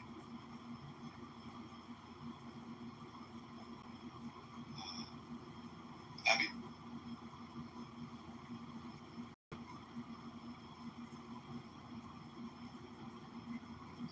It wasn't quite accurate, so to be fair, I'm not creative enough to come up with the room titles I had. A lot of them, I won't name them on here, some of them are in the audience, but we had a large background that was all of the people, it was basically mods, and we would come up with different titles throughout the day, and what we would do is and I'm sure some of you will remember this, we would have one title that, we would troll a lot, especially at night, and you can say it was not conducive to good outcomes. You can say that, I'm not Mother Teresa. I'm not out here trying to make the world a better place. I don't have a movement. I don't have a particular. Why not? But Pepe, I've only used the term once how many on this app. when you've used it and I've been in the room, have I like gone at you?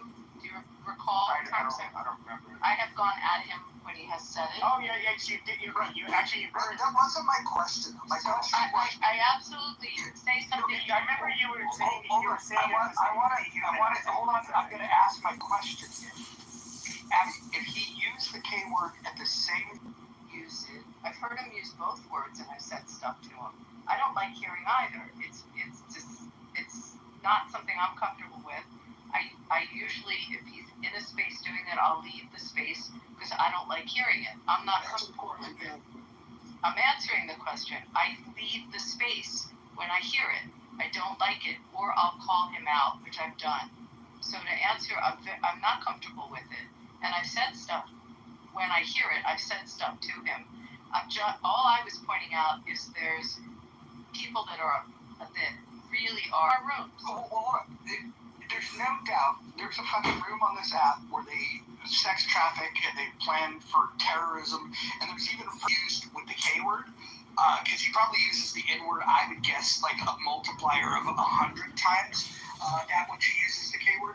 If he was to say the K word, I would imagine, because of the work you do, because of your community, my guess is that he would bubble up as a bigger concern in their room. I'm for free speech. Like, I don't want the government to shut it down. I wouldn't even want Clubhouse to shut it down. But coming into this space where if somebody uses the K word, they're automatically going to get removed from the room.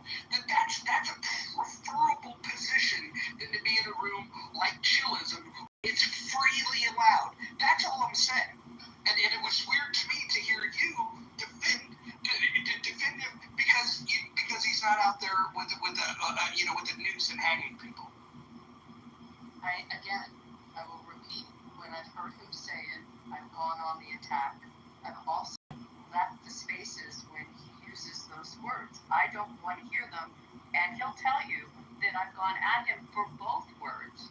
But I'll usually, at this point, I just leave. I push the leave quietly. I don't want to be in the space, but I don't know how else to say this to you. I've called him out on it. He knows I've called him out on it, and I'm not comfortable with it. All I was saying is, when are of great concern to me, great concern, and I think they should really not go unnoticed. That's what I was trying to say. Roger, I think you would look. If you saw okay, so I think you understand that, like, when I'm in your room, when I was in like Gary's room, the guy who I forget the name, the debate mouth, I forget. There's a bunch of different spaces. People they're often like perplexed because, like, when I started like venturing out of like doing my own rooms, when I wasn't expecting, because a lot of the large black content creators, they bring me on their stage with the expectation. I just got like really heated too. But Jews are not like attacking. Judge you at all. I'm just debating you. I'm not judging. I would encourage you to refrain from you. That would be your contribution to society. Right now you're comparing what one race is doing more than the other and this and that. It's all sour. It's all sour. And there's enough in life to be sour about, right? So I wish you the best is by looking in the mirror and looking at yourself, not looking at others. So I wish you my very best. You can even say I'm somewhat of a it might be a net negative, like with the way I would entertain and myself and other people and troll.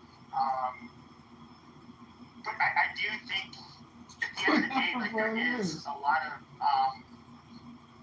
well, then what's your point? Because the whole time it's like your defense of saying the word. Like, why is that so important to you? It's not important. Some people want to help animals. Some people want to go and plant trees. Everybody's got like something that they care about. My curiosity is, why does somebody care about defending the right to say the N-word? So, sure. On a scale of importance out of 1 to 100, it's like a 1. you asked an opinion. I think it can be an accurate descriptor of certain black people, just like white trash is an accurate, depiction of certain white people. I personally, I don't really give a shit. Do I think that in certain spaces you should be allowed to say it? Absolutely. But what I never told you, Roger, is that you should allow it in your space. Chillism allows it. That's fine. But I never said you should allow it. And so, at the end of the day, do I think it's at least important enough that, and you even agreed with this, Roger, that other spaces should be allowed to say it. You said yes, that the government should not stop them, and I don't go into other spaces dropping the fucking N-bomb. Like, I know, this isn't Pepe's stage. They have rules. There's a certain amount of decorum that is required in their room.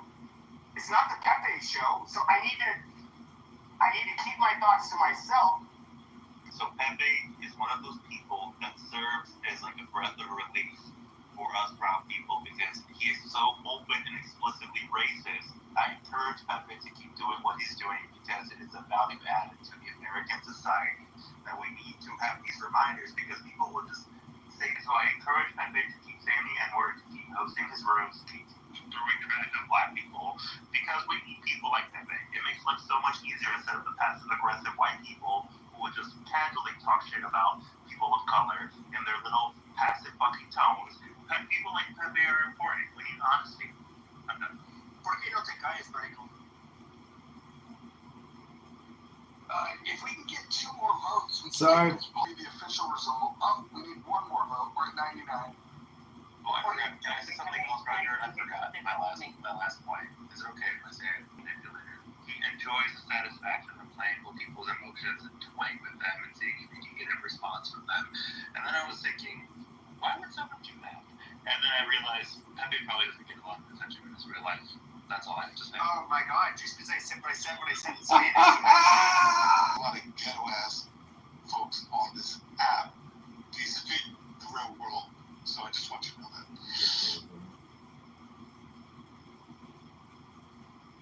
No, I agree. I've never.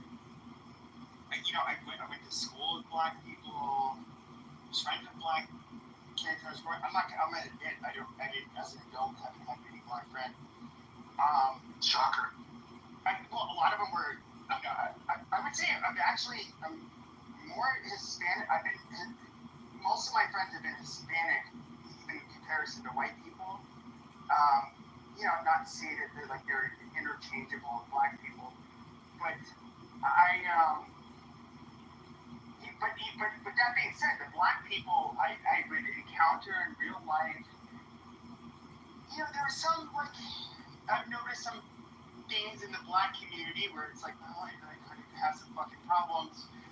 But, my coworkers and the people I would go to school with, my neighbors, they were not a problem. I didn't really, most of us don't really think about this shit, I think, in the real world. Now, when I say, when I started working from home during the pandemic, and then I was bored and I could waste hours when I should have been working and doing a lot of stuff, online. And of course, I started doing this social media shit 5 years ago. And I did see insane rhetoric I did not have to deal with in real life. And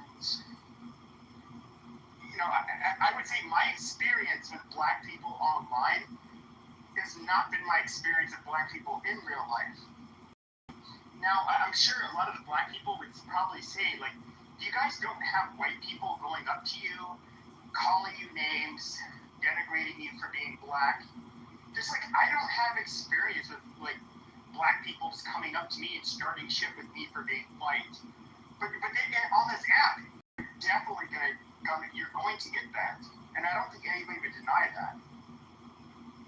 Have you traveled outside of America? All right, hold on. Before you go down this line of thinking, John, I'm going to go ahead and mod you if you could post a link where people can donate for people. My main goal in life try. Everybody has different capabilities. I'm just talking like even it's not. I'm not speaking racially, but even like it's just imagine a world everybody's the same race. I'm missing out on that shit. People have different abilities, like get by and have a peaceful life. I mean, I honestly, I just kind of, I want the best for everybody in general. Like, I don't have So you would say harmony, inspiration, these kind of things. Yeah, I don't want, I mean, obviously the less fighting, the better the outcomes for everybody. And I want to see, I don't want to see people struggling, especially if they're doing everything right. Like, it's really, to me, sad. Just like looking at the price of, like, to buy a new home as a young person, the bar is so high now. I see, like, the rift between men and women in America, and just like how marriages aren't really lasting.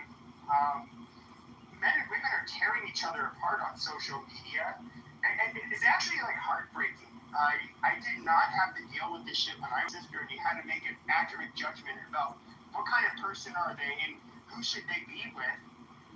You know, nobody wants their.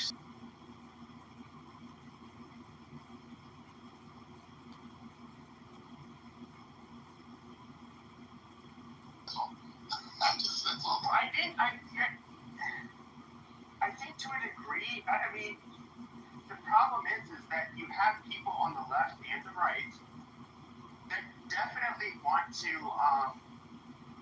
I would say, have like much different views of what would be utopian. Of course. And it's just like I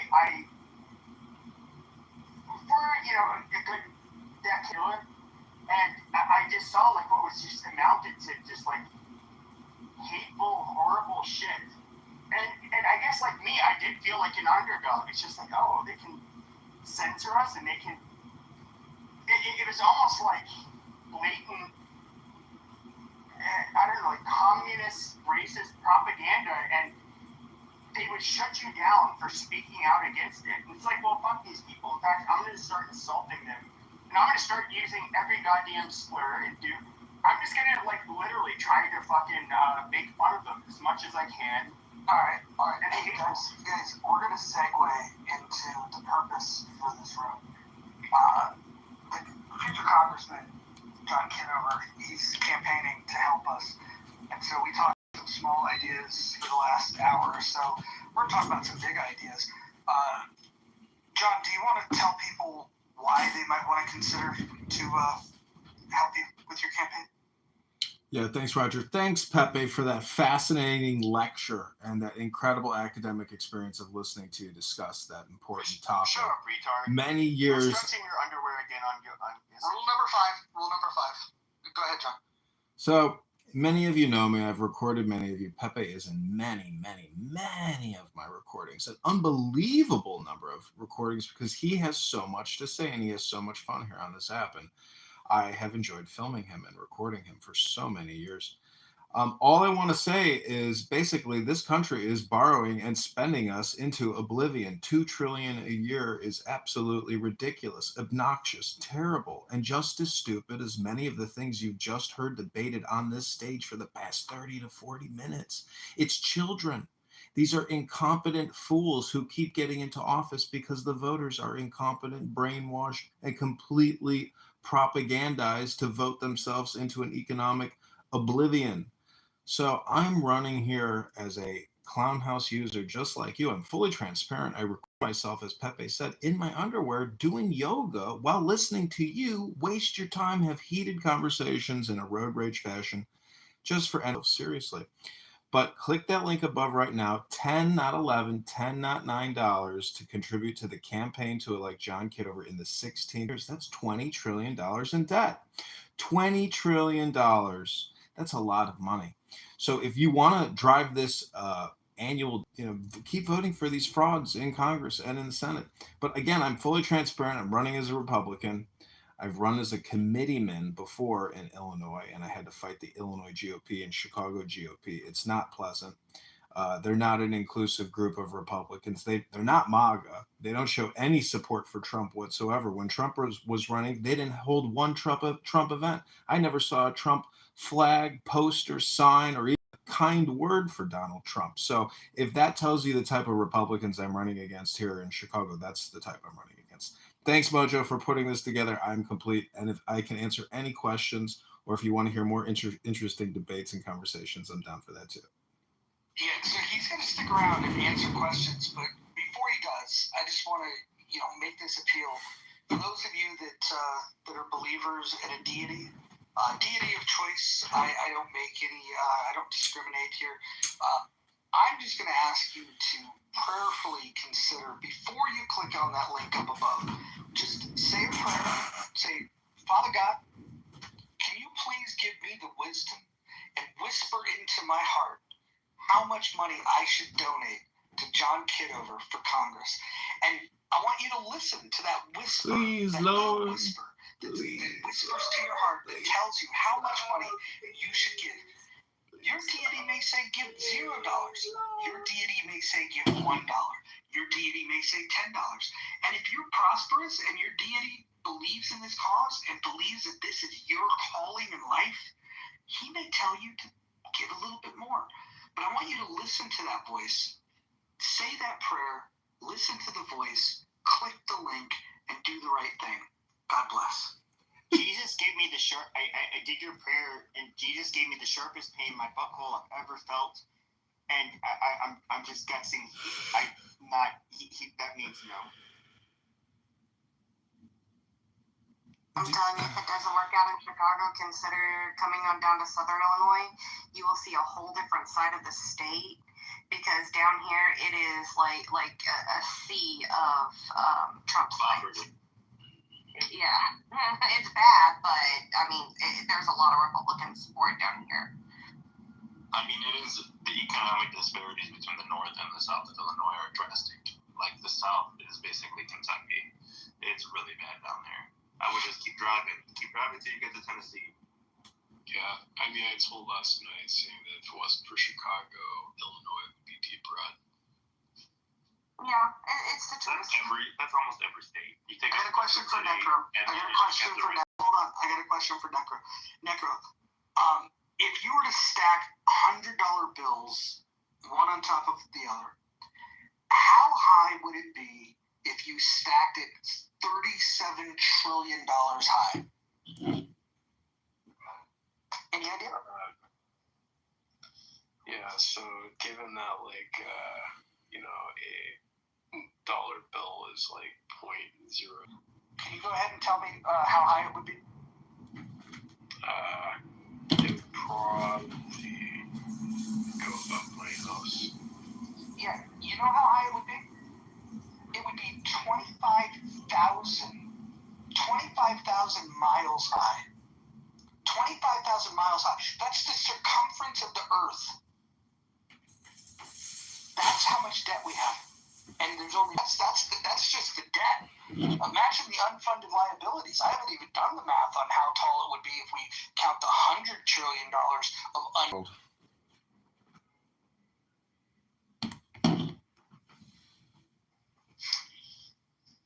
Yeah, I don't think there'd be enough. The people that gave yesterday, we raised over $1,000 yesterday for the campaign. Day one. Here's day two. We're hoping to double that. I mean, I did give you, John, $5 since you promised to pardon Edward Snowden. That's right. We can't campaign finance laws. I can't actually promise to pardon anybody, as I'm just running for Congress now. I don't even have the power. I can write a letter. But listen, if you want to watch the YouTube live part of this experience, this is a special Clubhouse experience because so many of you are so special. But if you want to watch the YouTube live version, I'm wearing a Jesus Christ t-shirt that I bought on eBay that came from China. I'm wearing a Donald Trump hat made in China. These cell phones that I'm talking to you on, all made in China, and we're $37 trillion in debt. with $100 trillion in unfunded liabilities. We don't even manufacture anything in this country. Yeah, no, it's like every time, like, I remember, like, on my jeans, it said made in China. It may as well just say made with genuine Asian labor. The fucking baby boomers ruin the country.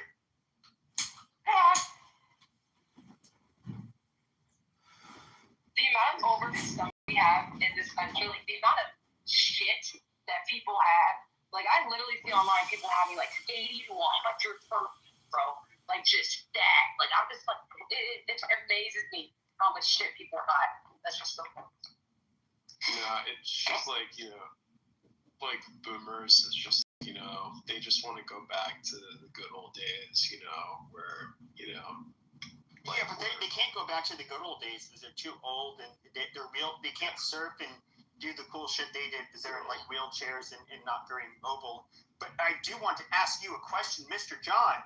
What will you do about the Epstein files? How are you going to release those? What are you going to do, That's why John? I asked him last night.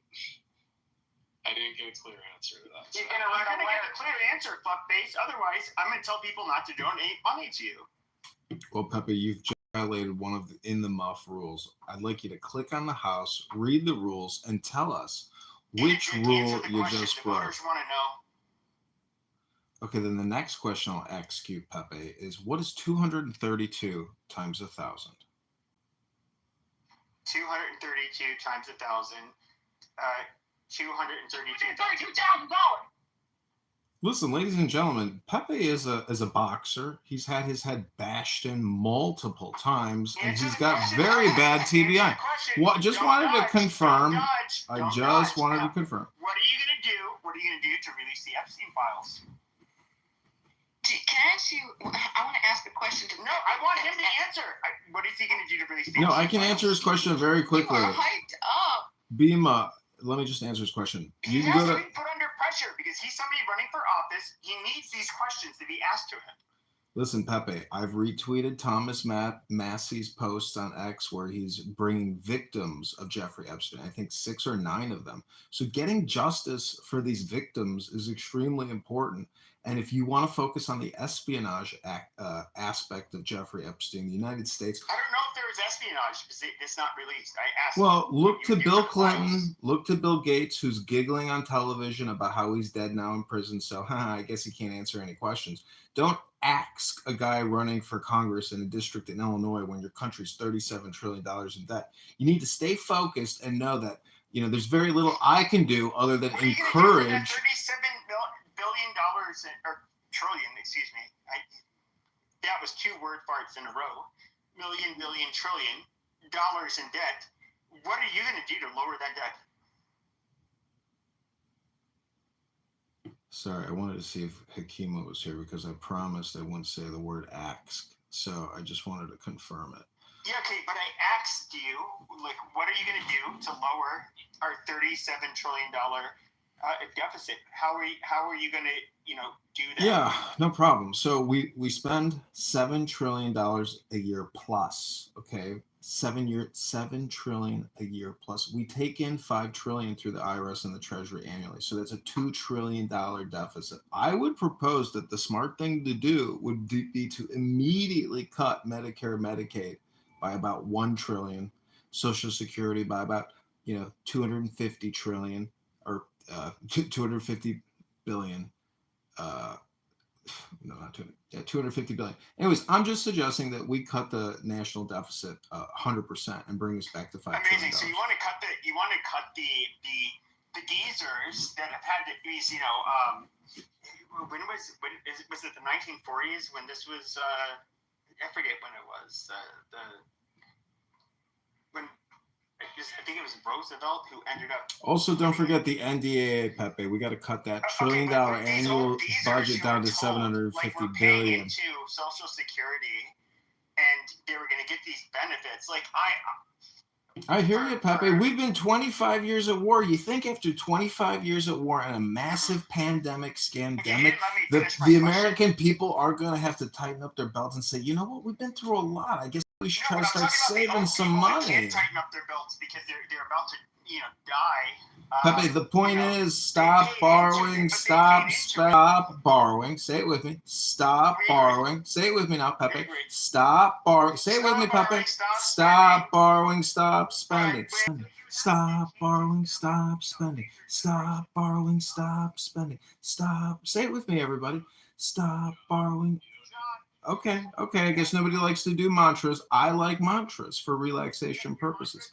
My mantra as a congressman candidate is stop borrowing, stop spending.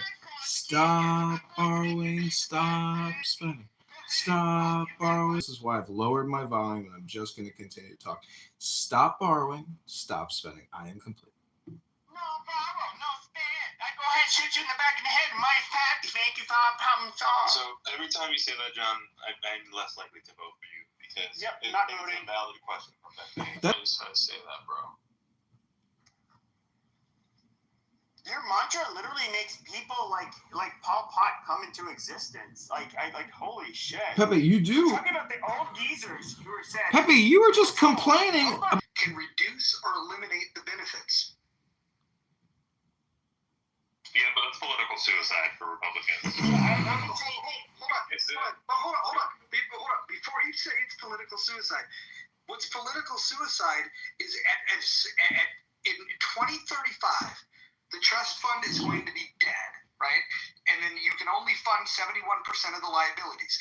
We have a problem that's 10 years is there's not going to be any money to pay for any. There's not going to be any money to pay for anything. And that's why you have to get debt under control. And that's why you have to get debt under control. And so either way. Say, while these people they keep on kicking, these old people that get these benefits, they're going to vote a very certain vote. I don't, just personally, I don't see how this is a winning issue. I mean, we could just Senior citizens, I'm going to kick you down to the goose. So let me ask you two brain giants a quick question here. If you were the president of the United States, what would you do things well, and they do things right? I guess you can say they can be as Americans that grow up here. If they play by the rules. They do what they're supposed to. They can at least, have a good standard of living. You got 30 more seconds, Pepe. Yeah, sure. So there's obviously some people that are far more brilliant and innovative, and they're going to bring a lot more value and money, and they're going to hire a lot more people because of the companies they start. It's on China for basically everything in this country. I would reshore most of our, at least high priority supply chain. Like a lot of these bridges are over their lifespan in both significant portions of the country. You have just shitty infrastructure in the U.S. that's been built since the 1950s and has not been addressed by either party. It just keeps pushing the can down the road. We need trillions of dollars in domestic investment in our own current.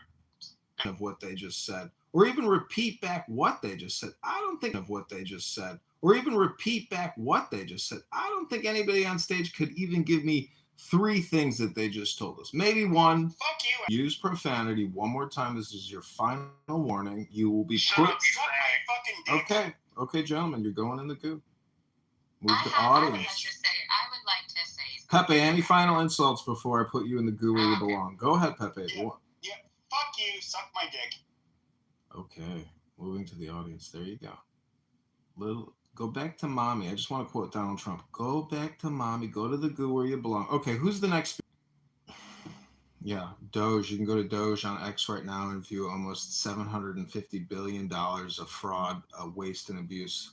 Bullshit contracting through SAP for contracts for DEI and climate change studies and training, ballerina monkeys in the Guinea forest. I don't care what anyone says. I believe there needs to be more regulation on fraud in Medicare because the DOJ just arrested over 300 people for $14 billion because we need we need these things. I feel like we need to spend more money on the regulation aspect of how these funds are being distributed, because we still got dead people getting Social Security and Medicare, dead people still getting Medicaid. It's a lot of waste and loss. But I feel like cutting funding, I feel like more like allocating the funds to more regulation rather than cutting the funds. Pockets, can I say something to you? You have to really, people don't understand the difference between what Medicare is and Medicaid, and they're completely different, and people conflate them often. And the cuts that we were talking about that just got passed were really dealing with Medicaid. And I think you make a really important point. And I think that I know doctors that have been locked up for Medicare fraud. And I absolutely agree with you. And I have a friend whose mom just passed away, and they have a huge malpractice lawsuit now. Well, one of the reasons is the doctor performed additional procedures in terms of upping the billing on the she was on Medicare, exactly what you're talking about, but now it's backfired on him because she died as a result of it, and he'll now lose his license. But separate from that, I think, and you're in the business, maybe you can make it clear that they're removing seniors from Medicare, which it wasn't doing. Well, seniors are, that's what's interesting, is seniors are both on Medicaid and Medicare. If a senior does not make enough money through and Social Security is like robbing them, right? They get Medicaid and Medicare. It's called a dual plan. So there are seniors on those dual plans. People sitting in their base. Oh yeah, I agree. I agree with that. You know, doing their 40 hours a week, or their 20 hours a week. I agree with that. You know, with parents, you know, while your kids are at school, They're really different.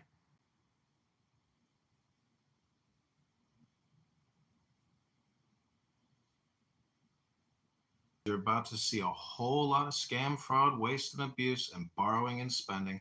I'll let you guys talk it out while I post the receipts in the chat.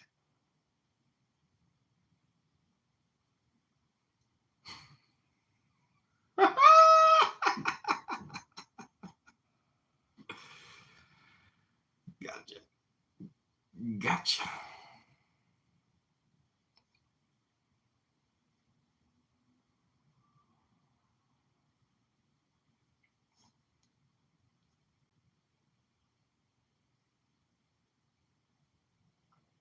Go ahead. If anybody on stage wants to read what I'm posting in the chat, please feel free to read, because I don't think people read anything anymore. I think people just chirp, chirp, chirp like birds, never talk about borrowing or spending. Just keep spending $4 trillion a year on Medicare, Medicaid. They're separate programs. Consistent $4 trillion. They got to get it. They got to have it. Let's not talk about borrowing and spending. So look in the chat. Somebody want to read it? All under the federal law? Yeah, Google my name, John Kitover, and you can see the FEC website. I don't need to Google it. I just asked if you've done all your filings. Yep. Or if you want, checks or yeah, put any money in. Yeah, Abby, I will just tell you, if you click the link above, which is Antidote, they do not create an account for you unless you have an EID and you have an FEC filing and a bank letter. It's not an easy process. This has taken me 30 to 60 to 90 days to. John, oh, Lou, I see you on mic. Go ahead. Oh, it's all right. I was just going to say, John, what numbers did you say you were going to cut each program by, and how did you get to those numbers, and how will they materially affect your constituents? Sure. So $4 trillion is Medicare, Medicaid. I would cut that by $1 trillion at least, if I could. I mean, again, you guys got to understand, this is all hypothetical. As Mojo said, over 37 years, even if we were to have $1 trillion surplus, that still takes 37 years to pay back $37 trillion, plus the $100 trillion. I literally sit here on Clown House recording Clubhouse rooms. You know, and a lot of people here like to waste your time, but they've never run for offices, win or lose, or to get on the primary ballot or not get into the election in March. I mean, this is your experience. You will be contributing, giving $1 or $100 or $1,000, because if you don't live in the country and you're not an American citizen, we can't take your money unless you have FEC, you're not actually required to register with the FEC until you've either raised or spent $5,000 on a congressional campaign. So with the $1,000 that's collected, you can actually do that without completing all the FEC filing. Their website is old. It sucks. It's completely outdated. It's very difficult to use. And I can just say that if we are $37 trillion in debt in the greatest country in the world, but our own congressional election website looks like it was built in 1994. I mean, we've got bigger IT problems than we even know about. Everything sucks in the government. It's outdated. It's broken. Nothing communicates. It's not seamless. And facilities management. There's a lot of conflict. What's amazing is my experience at the Treasury is a lot like my experience on Clown House. There's a lot of road ragers. There's a lot of angry people. There's a lot of liars. There's a lot of politics in the government, within the agencies. People are vying for positions. People are retiring. People are scheming. There's a lot of just inner fighting within the government, but nobody gives a fuck about the $37 trillion in debt because all those employees in the federal government are getting a healthy paycheck, and they feel like they're first in line to continue getting the paychecks in case of a bankruptcy. So, it's better to be on this side of the fence or that side of the fence. If the federal government goes broke, the cities go broke. If the cities go broke, your local municipal pensions are finished. So the whole system is one interconnected financial system.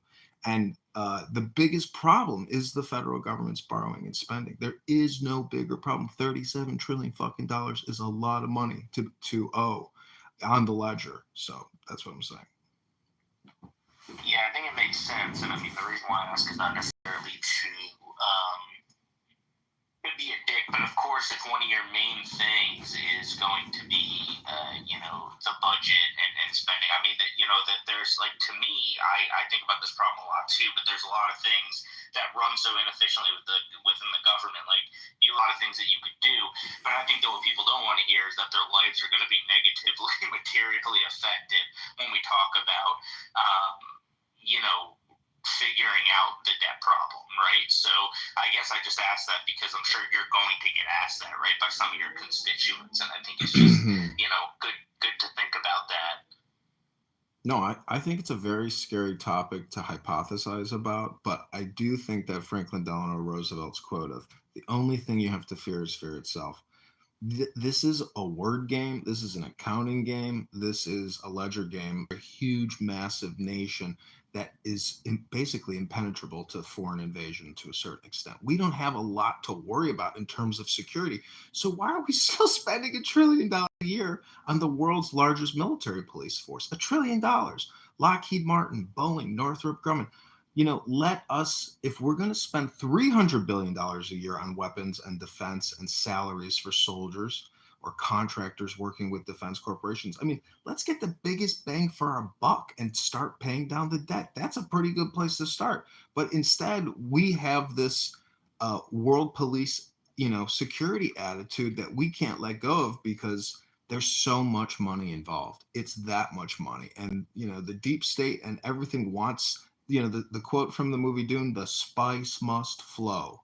And that's what $2 trillion a year is every year. The spice must flow. There's a huge pressure to get that $2 trillion plus a year, past the taxpayers.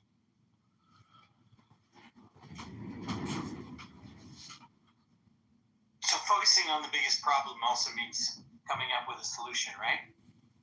It seems like the solution that's underway right now that you're talking about seems to support in some way, if I'm getting right, is to cut back on operations that actually affect people in the actual society, whether you call it marketplace, government, whatever it is, services. These are just part of society. And there's no place where austerity, especially because you pointed out the most important reality, which is that America is the richest country on earth by the real economy, not the monetary economy, which is fucked up, and I absolutely agree with you on the problem. But how about some solutions, right? Like, I'm proposing to you, everybody listening, that there is a feasible way to pay down that debt. And what would happen then, right? if it did happen to be like some crazy ass idea of thousands that people might have that we vet and make sure and we go figure out, we find a solution to this that doesn't involve cutting back on people, because you're right, the country is rich enough to afford it. And guess what? Until that changes, and it could, America is the reserve currency of planet Earth. And it can print it endlessly, which means that its feasibility is how much the economy can actually absorb. That's not about monetary policy at that point. And that's why you can clean up the debt in the way that I proposed to you the last time you heard me mention this to you, because there's a whole part of the global monetary economy that has no tax on it and would easily pay for all this shit. And everybody else's taxes in the real economy would have to come down in order to accommodate it. And the arguments after, and I'll just say, he proved, as did the GI Bill, as the rebuilding after World War II, and a few other examples, when you invest money directly. The solution, first of all, I appreciate, it's good to hear from you, Daniel. I appreciate the commentary and the offering of the solution. I'm definitely not a professional. I don't know much of anything, so I'm just asking questions. The solution, it seems to me, though, that you're proposing is that we just... The way I'm saying to address it is that we think simply, and I think every ordinary person should consider this, not just economists, to understand this. I'm actually proposing that people talk about it at Thanksgiving and over dinners and whatever it is, just ordinary people, about the fact that there's two economies. There's a richest country on earth, as probably many of us could agree. But there's this monetary economy that makes the whole global economy that America is the king of work. It's a bucket over there, and we're not touching it at all. It's using all of our infrastructure. It's people getting rich off of it, but not the American people, and clean up the debt reasonably in about 8 years. Who do you think most of that financial burden would fall on? Like the taxpayers? If you want to keep the programs as they said, Social Security, Medicare, Medicaid, the biggest military defense, and instead of cutting them, reviewing them, figuring out what's good and what's not good, we just start taxing more. And so this is the reason I bring it up, is because my concern is if we just start taxing more without ever looking at these programs and the efficiency of these programs, it doesn't seem like a good business model. In fact, it's a little bit terrifying to me, because now all I hear is now there's completely no accountability. Nobody's going to be looking at the inefficiencies of these programs, and we're just going to nobody's going to have any type of responsibility for when this stuff ends up, just... Yeah, I said nothing about what to do with all the money you're going to save, or what programs to keep or not keep, or any of that stuff. Like, you can do two problems, you can look at two problems at the same time. And I think it's a great problem to have, to go, do you really need all of those services? If you're going to, save all this money, and you no longer have to put money over here, and you can do administration with how you do, things like universal income that cost you less than all the programs you have right now. But I'll let other people worry about that on another day. I'm not advocating at all about that. What I am saying is there is a false idea that there's a fixed amount of money in the world. It's a false idea. There's not a fixed amount of money in the world. So when money is issued or printed, and now ordinary human beings have created trillions of dollars of non-nation wealth in the form of crypto, and there'll be others in the future, but all of that has no limit except what we agree to use it for. Okay? And one of the things we can do is not be wasting away money to pay debt, interest, which is now, correct me if I'm wrong, if anybody thinks I'm wrong, is now greater than the military budget, is the amount that America spends on that, and then has vital things, there are services and vital things for the nation that are being cut back on now that we probably couldn't argue about too much. Some of us on the extreme would argue any dollar that the government spends is a waste and all that. But I'm thinking, even judiciously, there is a cutback happening right now in the form of that's what's going to get us out of the debt problem, when there's this huge bucket of potential revenue for the government that will lower your taxes, not increase them.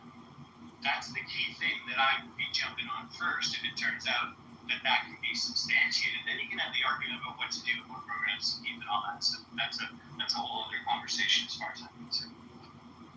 Yeah, I think you gotta walk and chew gum at the same time, to be quite honest. Like, I mean, the funding is one portion to talk about, and I feel like the left talks about the funding, the right talks about the cutting, but there's kind of an in-between, to be quite honest there, because there's, like I said, or the way procurement works publicly.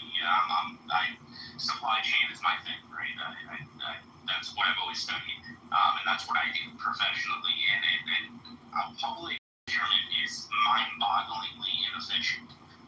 So there's so many ways to increase efficiencies. Another thing is don't want to do is negatively, materially affect the weakest part of our society, because that really leads to instability of a nation. Yeah, and I agree with you. You can walk and chew at the same time. Also, when it comes to problem solving, as a kind of project manager you probably are in your field, it helps to know which problem. Take out the annual cost of the interest on the debt. That opens up a lot of budget conversations. You can, and even if you cut back everything on top of that, folks, if you end up with a surplus, which you once had, right around 2000, well, that changes the conversation quite a bit.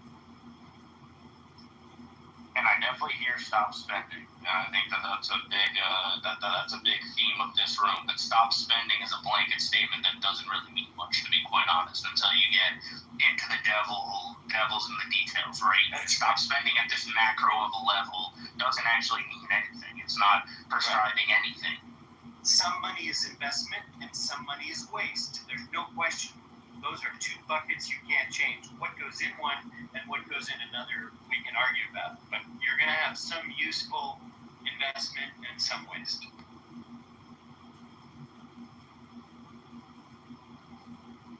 Can I ask a stupid question? First off, good evening, everyone. But a really stupid question. Could we open it to, who are our bankers?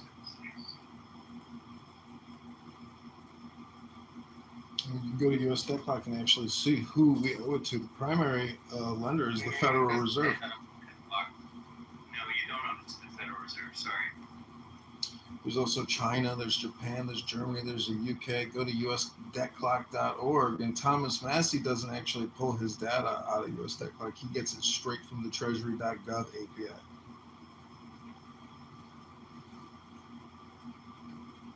He has a little pin or a watch or something, right? I saw that one too. Yeah, Daniel, why don't you, I told Mojo, I asked Mojo, have you ever spoken to that guy, Daniel, in the red jacket? I said, you got to ask him about his scheme to give people as much money as they ask for, and then it's set to an expiration clock timer. If they don't spend it, it disappears. And whoever receives it, there's no expiration clock on that currency, and they get to keep it for as long as they live or pass it on to others. Daniel, do you want to illuminate Mojo with your awesome economic idea in order to reduce the debt by, I think you said 100% or 50%? Tell us your scheme, Daniel. Okay. The last time you asked me this, I told you there are two separate things. They are not connected to each other. What I just was talking about in this room up to now, before you just introduced this, and I'm happy to talk about it, but I want to make sure everybody in the room understands these are two different things that you've conflated. One has to do with ending the debt in 8 years. There's a plan to do that. I'm part of a group of people that are planning to popularize that idea. We intend to find congressional candidates, John, who scrutinize that idea, look at the numbers, see if our numbers are correct and supportable. And if they come to that conclusion, they're going to benefit from a super PAC that is actually going to raise that issue about how to end the debt. That's one thing all by itself that has nothing to do with the income thing you talked about whatsoever. Do you understand that? Yeah, got it. Please proceed. Now, if we shift to another project, which is a pilot test project that will be done probably around 2030, nothing before that, and it's a client project, and that client is actually paying for that project. are attempting to set up is to prove a model by which you can privately, not through government or taxes, create an economic system where you can issue income, universal income, not universal basic income, that people will have money that is largely just buying power, because that money disintegrates, the buying power that they're issued disintegrates within 90 days of them receiving it. Reserve does is they issue money that gets hardened into a debt. The debt is not owned by governments. That is not true what was said there. You don't even need debt to even be issued there, but they require it in order to have a keystroke become something real. We make something real. If this model turns to income, and you need lots of crazy people like me if you want to have a future that has some innovation to it, John, before you ridicule it. But if we're able to set up such a system like that, then it means at the point of a transaction, the real goddamn economy, not some fancy people who receive the money to spend have 90 days to spend it. What you wanted to, make an extreme out of, I can get $1 million a day if I have no limit. Obviously, we're not going to set up something of that nature, but largely, people are going to be able to set their own income because they can't take more than what they have the capacity to spend in their lifestyle. The only limitation we would have on that is what the economy, the real economy of real people, real goods and services can absorb. That is the limit. That's Mr. Supply Chain knows that here alluded to as well. That's where the real flow of the economy comes from. When you have inflation, it's not because of too much money, it's because of not enough goods. It's when the supply chain is screwed up, is when you really have the inflation. So that is an experiment, John, and it won't happen for a few years, but I have people that have vested interest and want to see if they can figure out that experiment. Does that clarify it for you?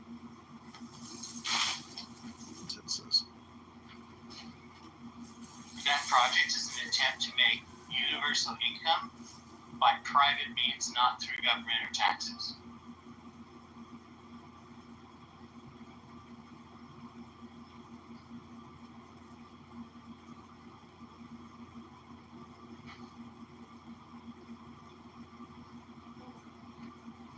Did that answer?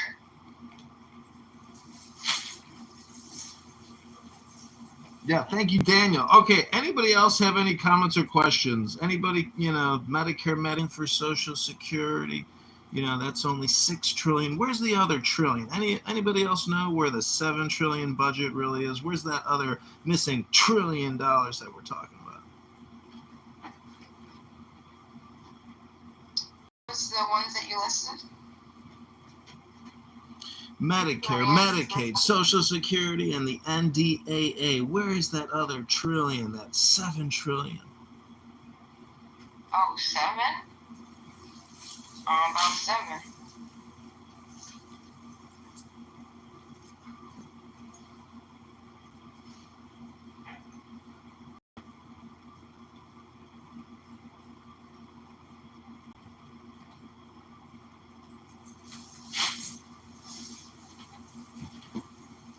What if we went back to a wartime mindset and we just started scrimping the economy? I don't know. I could be wrong.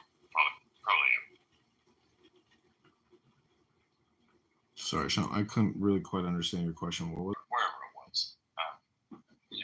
People supplied their own food in a lot of cases. So, I don't know how that would affect the economy. I don't know.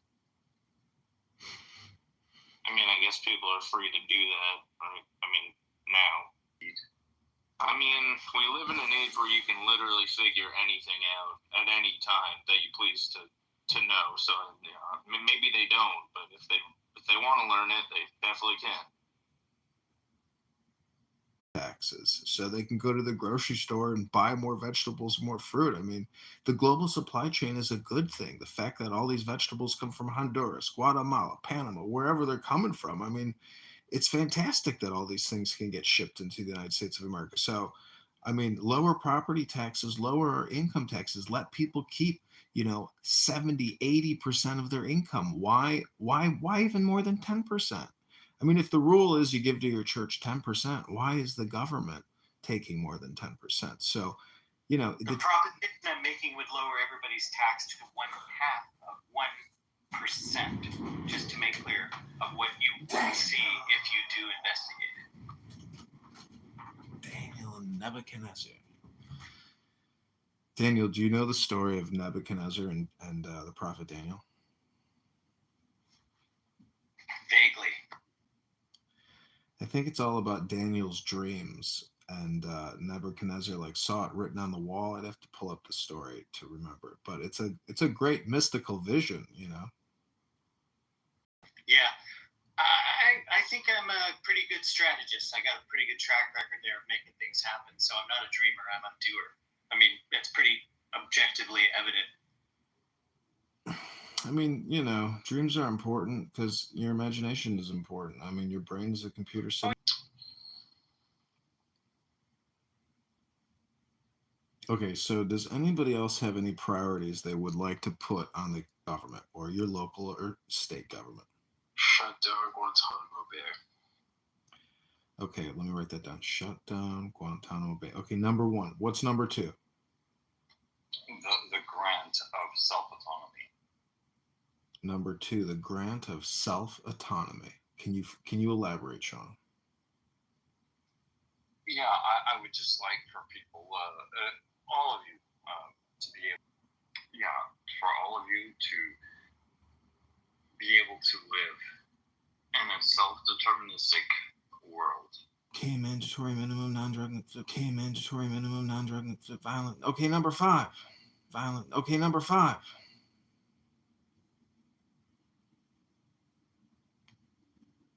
Yes, have shows that tell children to be nice to each other. Okay, what's number 7?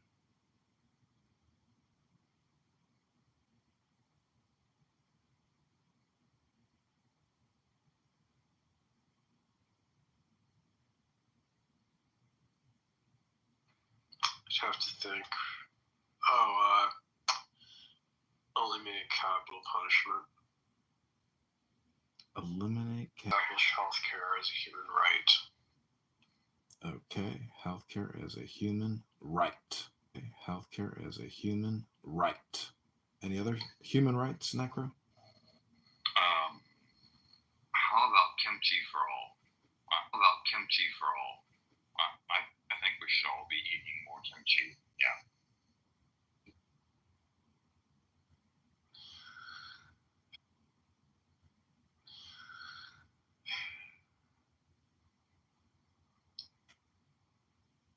Okay, any other final ideas on how your government can borrow on your behalf and spend on your behalf to change what you don't like?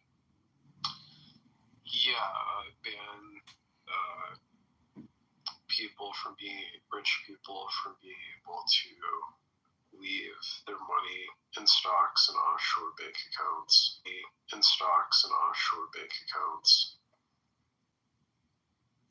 Okay. I'd like to invite Pepe back. A complaint. Oh, you want me to dance for you like I would make you dance for me? Like my stages? Pepe. Okay, go ahead, Pepe. This is your big chance to get some input into your government. What would you like? How would we lower the deficit?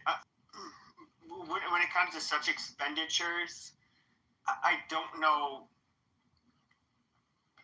So many things would have to. Yeah, just repeat after me. I'm also not running for Congress. I don't really have to give it. I don't really have to Pepe, give it. just say you don't know, and just say it's the economy, stupid. That's exactly what I'm saying. I don't know, and that's why I'm not running for Congress because I don't know. You know, the mantra is it's the economy, stupid, meaning that should be the #1 priority of everybody, but it's not. Most people on this app just do racial identity politics. Dr. Adams. Economist? I took economics. Dr. Adams, welcome back to the room. But are you an economist? Pepe, let me ask you a question. Have you ever eaten? Ask me, nigga. What's the question? No, don't go that way. No N-words here. I will have to enforce the rule. So, if I can interject, John, do you want to rehab? It's run like a business. It's run like a pizza shop. You got to have a baker. You got to have a sales lady. You got to have a point of sale. Everybody's been in a pizza shop. That shop has to run profitably. Otherwise, it will go out of business. That's the way you run a government. If you don't, look at Norway, okay? We have a negative $110,000, $120,000 per citizen for funded liabilities.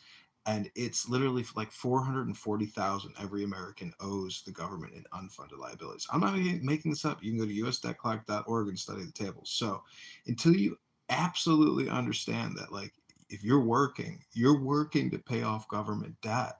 That's not an easy pill to swallow. So that's my point.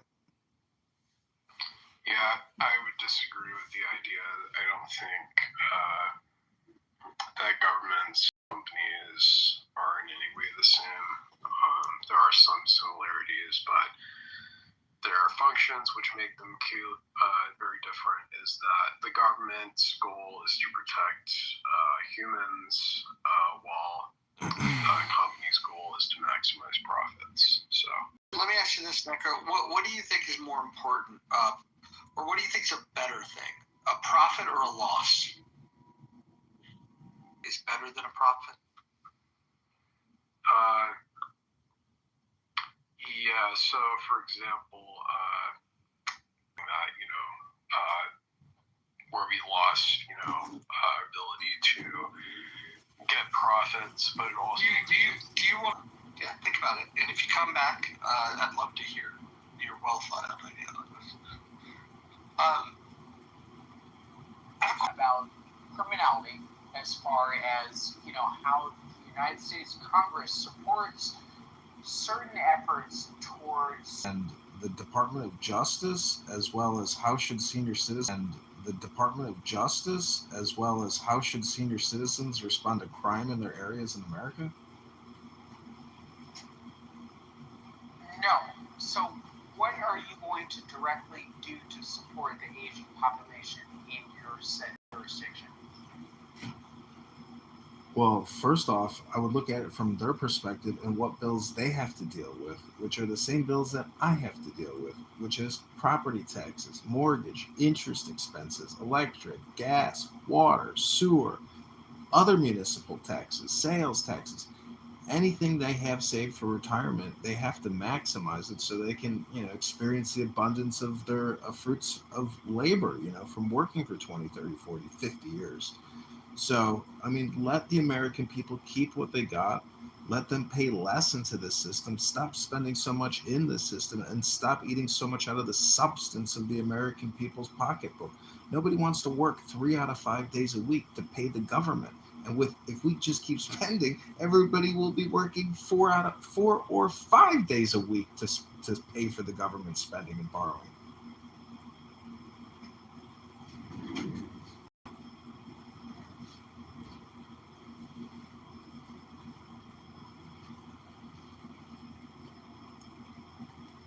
I'm sorry, was that your short answer?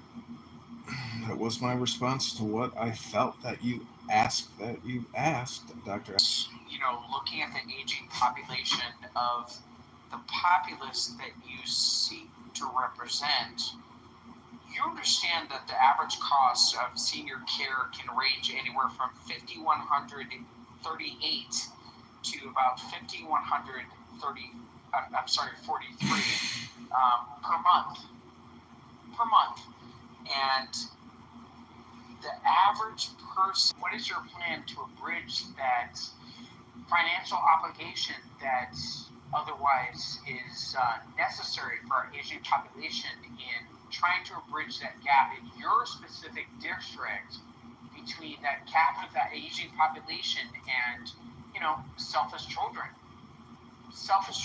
of those people that paid into the Medicaid system. There's a lot of ways to help senior citizens, at least in the district that I live. A lot of these people live in farmland areas, competent in wasting their property taxes. So unless the federal government... We're talking about the aging population. I know. Data to actually try to resonate with the people that you're actually running to represent.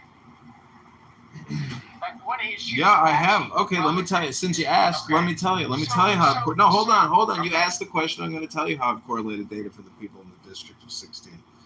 I have gone and I've used Grok on X, and this is what I asked Grok. I said, "Dear Grok, tell me how Darren LaHood, in over 10 years, because every year we add $2 trillion to the debt, he has accumulated over $10 million in Fortune 500 donations to his campaign, to his office, to his bank accounts. Plus, he probably has lots of other business interests, being a well-connected lawyer. And his father, Ray LaHood, who was found with $50,000 in cash by a Nigerian scammer. And Ray LaHood was Obama's Department of Transportation secretary. So this is a very powerful, politically connected family that I'm running against. He sits on the Means and Oversights Committee, and he rails about China and how AI is going to get ahead of us in the race. And we got to fund trillions of more dollars for more research and development and investment, borrow and spend. That's who I'm running against. You have to understand, Dr. Adams, what I'm going up against. I am a 42-year-old Army veteran and former advertising marketing consultant and facilities treasury consultant. I'm not a federal prosecutor with $10 million in the bank, creating $2 trillion in debt a year, Dr.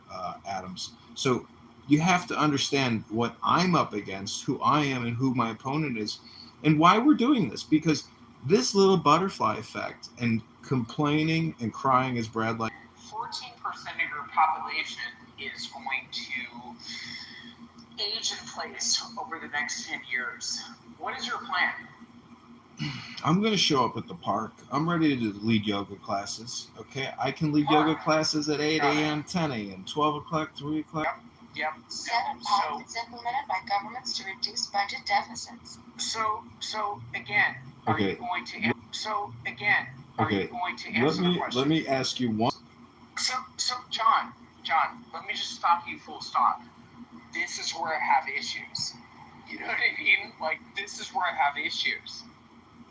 Do you have Let me ask you the qualifying question again in a different way. What is 373 times 1,000, Dr. Adams? Actually, a better question would be, what is 37 times 1,000? So let me ask you a question, John. Are you guys going to hold some sort of... What is 37 times 1,000? So let me ask you a question, John. Are you guys going to hold some sort of debate?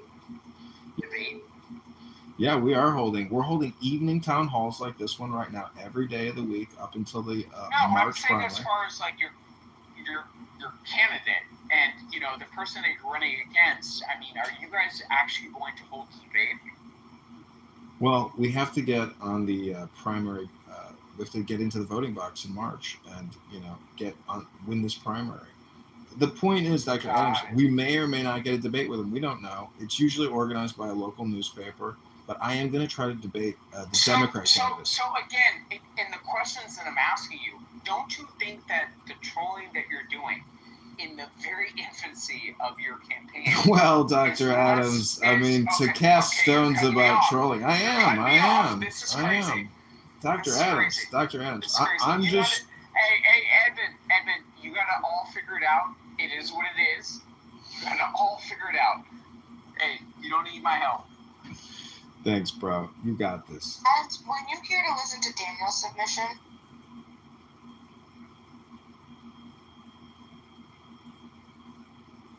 I guess not. Okay, does Well want to say anything? Because that is a beautiful coin PTR, by the way. Is that Julius Caesar, or where's that magnificent pneumatic photograph from? Dude, I've got no idea. It's found on the internet. Oh, got it. Because I have a couple nice old Roman coins. They're beautiful, little coins. I'm just an idiot. Hey, me too. Well, that's okay. Every couple generations, people get suckered out of $37 trillion. It's not your fault. You didn't know it was really happening. My news release announcing the campaign and why I'm running against Darren LaHood, you can read all about the platform there. It's John, other guy who ran for Congress. Some other guy. Sorry, Dr. Adams, for like cutting you off, but enjoy that last happy hour before the bar closes. Well, I mean, that's not going to work because, again, you're peddling, political contributions when you otherwise have been unemployed and you've been trolling people on this app. So, again, I'm coming home from work, and at the end of the day, if I wanted to actually run for Congress tomorrow, I would actually probably be using my own money as opposed to. I am using my own money. I matched yesterday's raise. You can always do better, right? I'm trying to do better. That's a good brand name, actually. I think Trump's brand slogan at Trump Tower is never accept or. Right, but at the same time, he did not panhandle, Oh, never settle. That's what it is, Adams. Never settle. No, never settle. Never panhandle. Never settle. Panhandled. Right. So again, cutting me off on never panhandled is again not, the same ilk as Donald Trump that was able to finance his own campaign. So I mean, outside of Elon Musk, I mean, it is what it is. So good luck, John. I do wish Thanks, you the Dr. best. Adams. I'm not going to, I'm not going to be mean, or any of that like kind. Listen, save all that rage for Rich, okay? Save it for Rich. Yeah, and this is what I'm talking about. I'm serious. John, I looked at the website, so I don't know anything about Darren the Hood yet, but what has he done against the Second Amendment that you're calling him a traitor for? Just out of curiosity. So, he's Matt, a gun grabber. Have you looked at his electoral record? He wants to raise the minimum age to buy a rifle, a handgun. He does not want people in their 18, 19, 20, 20. He wants to raise it probably 27. Who knows how high he wants to go? But do you agree with that? That changing our Constitution is a good idea? So wait, he wants to raise it to 27 years of age. Is that what you just said? I don't know the exact age that he wants to raise it to, but I can get you the articles. You can also Google Darren the Hood Second Amendment or Darren the Hood guns. There's a lot of articles about him and his beliefs about weapons. Yeah, I mean, I don't know anything about the dude, so I'm coming in pretty non-biased that way. So I'm the guy that you want to convince on things right now because I don't know anything about the other dude. I'm just letting you know, Matt, I hope that you're giving the same energy if I were to ever decide to run for the 47th District of California or my district, where we... This most recent election. Is he no longer a member of Congress? I live in his district. Yes, he has censored. Okay, so... A lot of information coming out about him. First of all, he's in Senate. So, yes, he's... Yeah, I mean, I think just in general, in a lot of Democrats, I just lost a lot of respect for them with the fact that they were going after Tulsi for it. There's a lot of bad actors still in office. I mean, still creating social media posts. I see Chelsea Clinton posting today about the truth about vaccines and going on about that shooter at that facility in Georgia, and she's saying what a criminal, and this MAGA people are criminals, all these vax conspiracy people are criminals. I'm thinking this is a criminal shitting on a criminal who shat on criminals. Like, the whole Clinton crime family is just a bunch of charlatans, and Chelsea Clinton is the product of all that fucking bullshit. Yeah, I mean, ultimately, I think the thing about Joe Biden that I think was probably the greatest issue I had with him was when he decided to make all these quote-unquote preemptive pardons. Like the idea that people, before they that they should be given absolute immunity for whatever it is, whatever crime they could have potentially have committed, because why do they need that sort of immunity if they're innocent?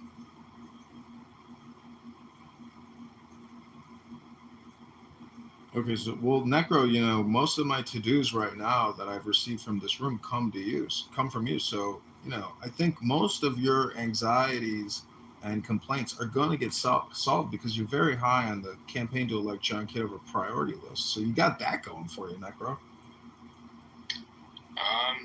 Well, I'd say that essentially if there's no other candidate who is willing to do things like wanting to drop the charges against Edward Snowden, that to me automatically,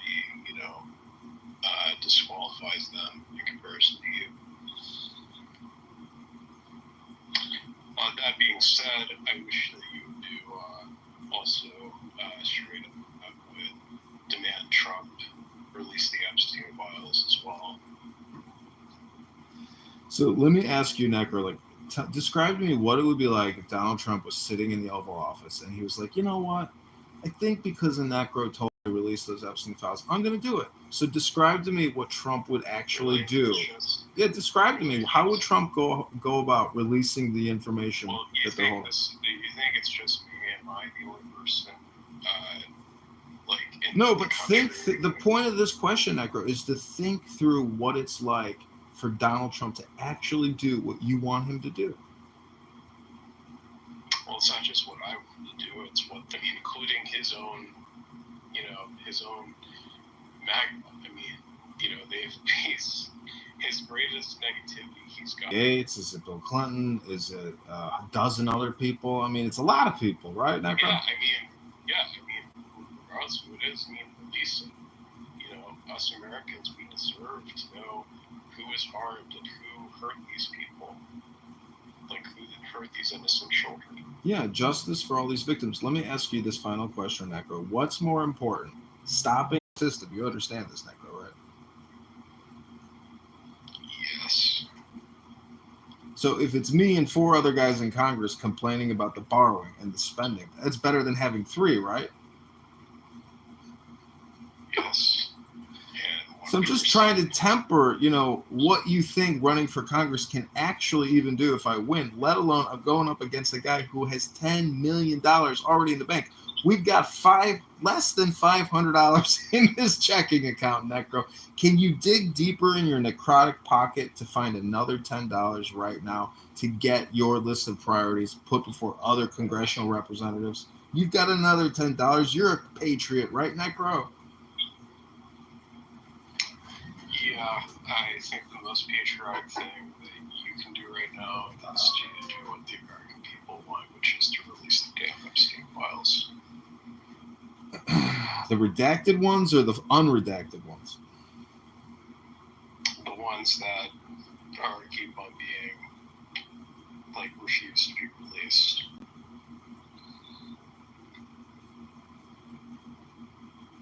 All right, well... It's like, do you know how many people are satisfied with the disclosure of the Epstein files? Okay, I'm going to have to interrupt you, Necro, and we are going to jump into my email right now to see how much the campaign to elect John Kitover has generated in campaign donations this evening. We will give you the grand total finale. We are at almost 3 hours of this Americans for Austerity room hosted by the great super positive Mojo Vibration. Most of those other echo chambers here on this app, they are negative, low-frequency vibration rooms. The Mojo room gives you the ultimate positive, feel-good vibrations that you've been looking for. And I'm so thankful that you've come to help support the campaign to elect John Kitover. It's my Clubhouse netizen friends that can help us with the power of a feather flip over a congressional seat from a guy who's created $20 trillion in debt and has over $10 million in Fortune 500 campaign donations. So thank you. Go to johnforcongress.com or click that secure.antidote link above right now to give $10, not $11, $10, not $9, or $1,000. Dig deep. Mojo encourages you to pray in the center of your heart. And in the center of your heart, you may find it that your power, you're not real. It's all just a game. But give $10 or $1,000 right now to the campaign to elect John Kitover. Thanks, everybody. Yeah, so also, Mojo, yeah, so you're right. Yeah, it's by definition. I believe an asset is just anything that, you inherit. Your house. Okay, so real estate is an asset. What's a second asset, Necro?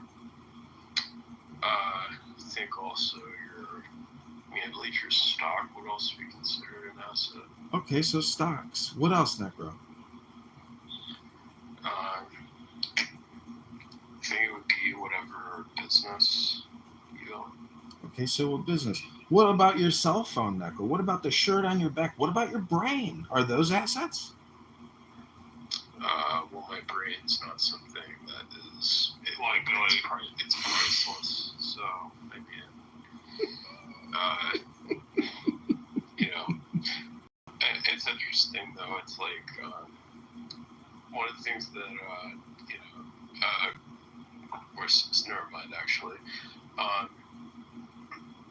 In general. Wait, Necro, I hate to interrupt your economic lesson here, but I am sad to report that the campaign to elect John Kitover has not raised a single dollar through Antidote today. Now, it's not necessarily your fault. It could be my fault. Maybe it's my demeanor. Maybe it's my tone. Maybe it's the message that people don't like, that the country's $137 trillion in debt. But if you haven't figured it out yet, Mike Moon did give us $25 today. I'm not doxing Mike, but he goes by Mike Moon. So, Mike Moon, thank you. He is the knight of the day of the round table, the true patriot of Clown House, a Marine Corps veteran, a photographer, a great debater, and someone who has had a lot of fun on this app. Mike Moon, big shout out. Your light is reflecting from your moon, Mike. Hey, John. I have a question. When Daniel was talking before, could you explain what he was actually proposing as the solution? He stated it. He believes in a universal income or a minimum basic income. He believes that the fiat currency system can be manipulated, expanded, or contracted and controlled with the snap of a finger. That's his economic science. I break it to you, but that's not how things work. It is an extremely complicated system, and we have gamed it out to the max. Daniel is talking about the forex. He's talking about the forex exchange or something. The reason why I wanted him to speak was so Mojo could hear his profound plan, which he thinks he's going to fund congressional candidates with some super PAC that's going to raise a lot of money. I don't know about you, Bima, but online, and that's why I'm recording a lot of this, because there's a good chance that I don't win, but at least I have some type of asset to prove that, the activities that I took. There's some good things from what he was talking about. Well, you heard me ask for the compression for the Cliff Notes. Well, you tell me, what did he give us in the Cliff Notes at the very end? I said, summarize it again, Daniel. Give it to us in 3 to 5 sentences. What did he say? Do you even remember? Oh, it was like, it was a sentence. Hold on. He said, give me a second. I could think about it. Yeah, and he said, well, don't let me rain on this parade. Ladies and gentlemen, there's a reason why I record a lot of this, because maybe somebody has a good idea, but we just missed it. But in this case, you might keep wondering what the hell he was even talking about. what was the sentence that he gave?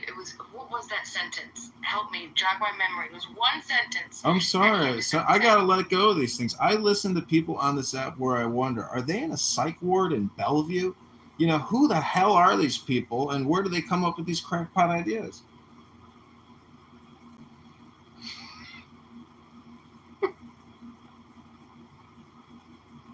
I guess I won't win campaign contributions with those kinds of insults. When you said, can you condense it, in a couple, you said 3 to 5 sentences, and then he responded, you don't remember the answer? No, I was probably stepping in and out of my office with those questions and his. I've spoken to him before at length, and I just wanted people to experience the Daniel experience. Let me just leave it at that for you, Bima.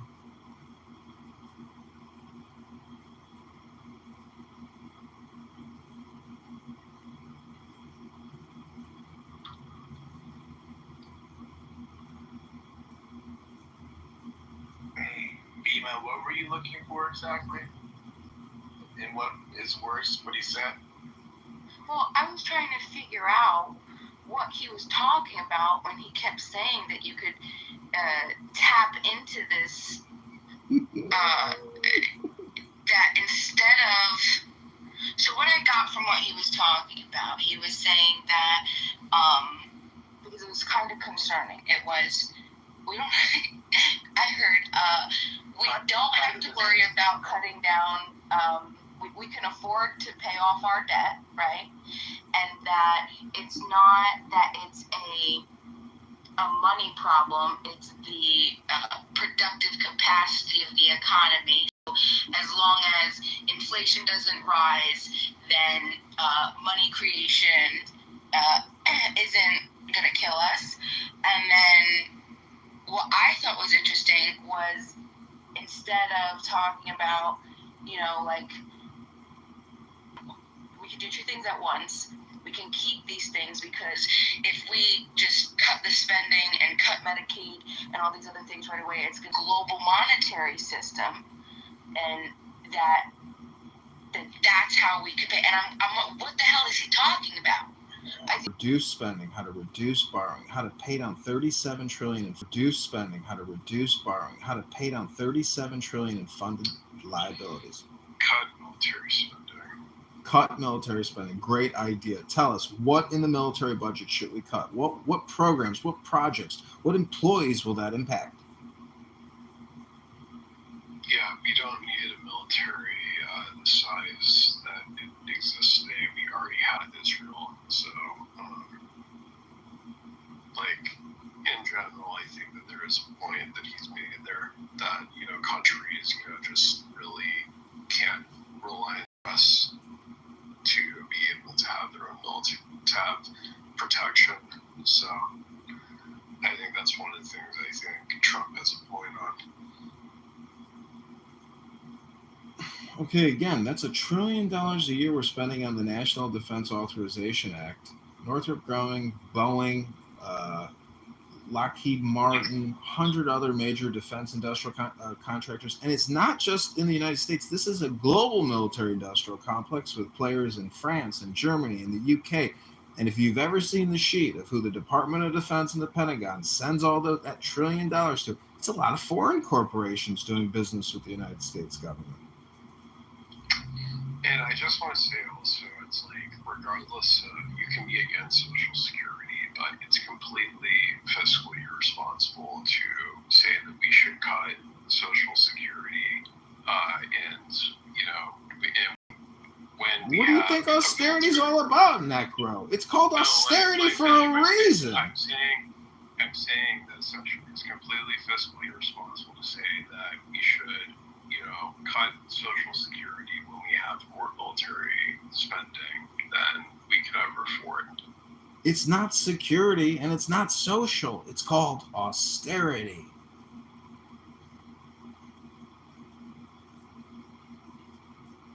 $25 years of war, spent $37 trillion we didn't have another $100 trillion in liabilities that we don't have to pay. Where are we going to get the money? It's ridiculous. You're just going to keep printing it? You can have mass inflation, but there's $1 trillion from Medicare, Medicaid, $200 billion from Social Security, maybe $100 billion from the executive and all the administrative services, and 585 other federal agencies. Necro, you got to stop borrowing. You got to stop spending, Necro. You're turning into a necrotic skeleton. It doesn't have any body mass anymore. You've lost it. You're going bankrupt. I'm already a corpse. Thank you. John, what are your thoughts on the proposed strategic Bitcoin reserve? I think it's still on the Yeah, I don't know. It's so hard to say. I'm very conspiratorial when it comes to Bitcoin and whether the CIA created it, and it's some type of technological cryptocurrency, that the government funded.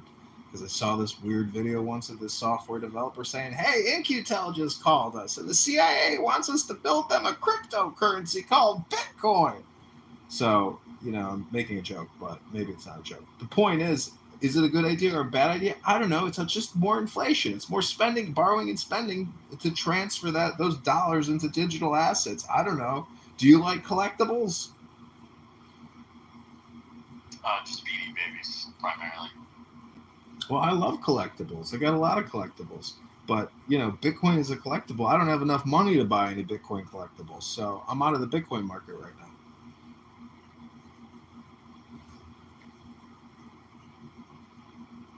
Are a lot of your constituents concerned about Bitcoin and cryptocurrency?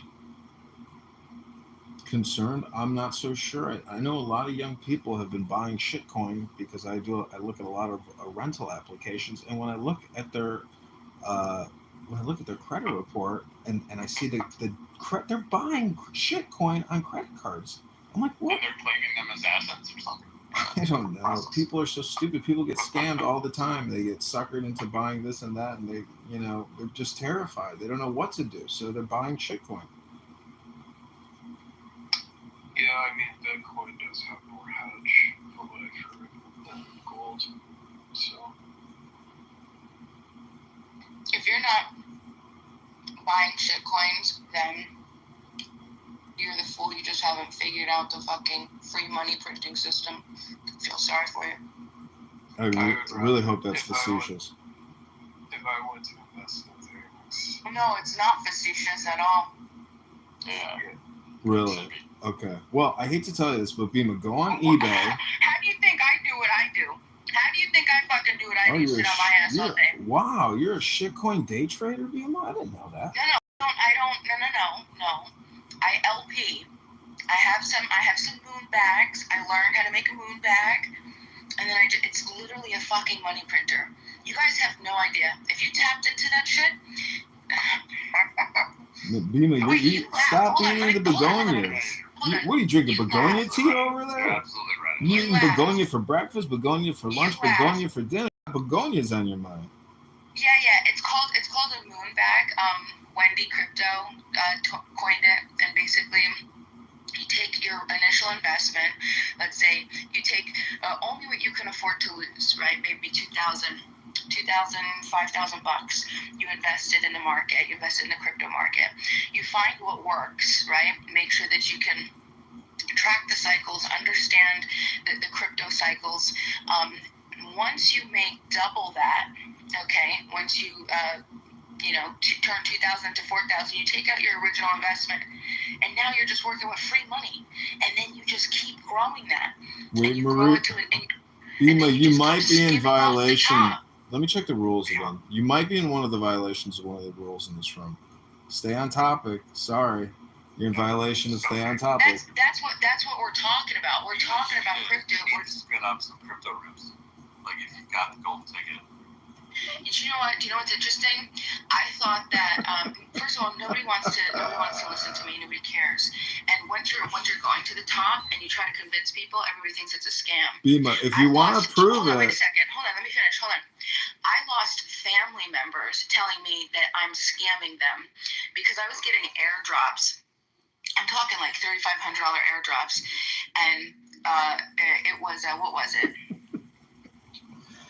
Wait a minute, Bima, we've got a new room title. It's LaHood's Reign of Terror is over. Vote John, Kitover. We're talking about finances, and I'm hoping that you'd protect DeFi, John, and protect us. Make a campaign contribution now with your Bitcoin Moon Supercoins, Bima. Right, it's interesting. It's funny that you joke about this, but I'll tell you what, in the past couple weeks, okay, there's bull runs right now happening in crypto, and you tell me where you could turn 100% return off of something. I mean, when was the last time you watched a bank account or any type of, in days go from 60,000 to 120,000? I've done it. I've experienced it, Bima, in the stock market. I used to day trade. I bought Yahoo at 18. I sold it at 35 2 days later. I made $120,000. John, stop. But this is the difference. When you're talking about day trading, you're talking about all those pattern day trading rules, all of that shit. You have to have $20,000 to just begin. The difference with DeFi and crypto is you got 30 more seconds, Bima. 30 more seconds. You're such a fool, John. It's okay. You got 30 more seconds. Go ahead, Bima. 30 more seconds. Go ahead. You keep interrupting me. That's fine. I don't give a shit. I'm living my best fucking life. off of fucking whatever the hell you guys think that doesn't exist. No, that's cool. Go ahead. You got 30 more seconds. Finish up your investment advice. Got it. Can I ask a question? Of course, Dr. Adams. Please proceed. Got it. So, as far as your experience in the real estate industry, what do you feel like you could give back as a congressional candidate to actually resonate with people that are struggling with affordable housing today? And we're not talking about, like, the low punch down, black man. We're talking about, a lot of people in middle white America that are looking at a door mark exit. So let me repeat back the question to you. As a congressperson, what can I do to help low-income resident housing?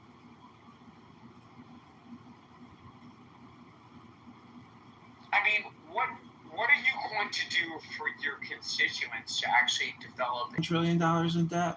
Where do you think all that money went? It went into the cost of your housing now. It's everywhere in the economy. I could show you a list of the CPI and show you the top 20 grocery store items. Things are up 50%, 100% over the course of 5 years. So everything has gotten more expensive because we're $37 trillion in debt. Actual number. No, let me Google it for you. Please hold. Got it. So, do you feel like you're gonna go to johnforcongress.com to see all the top towns in the 16th district?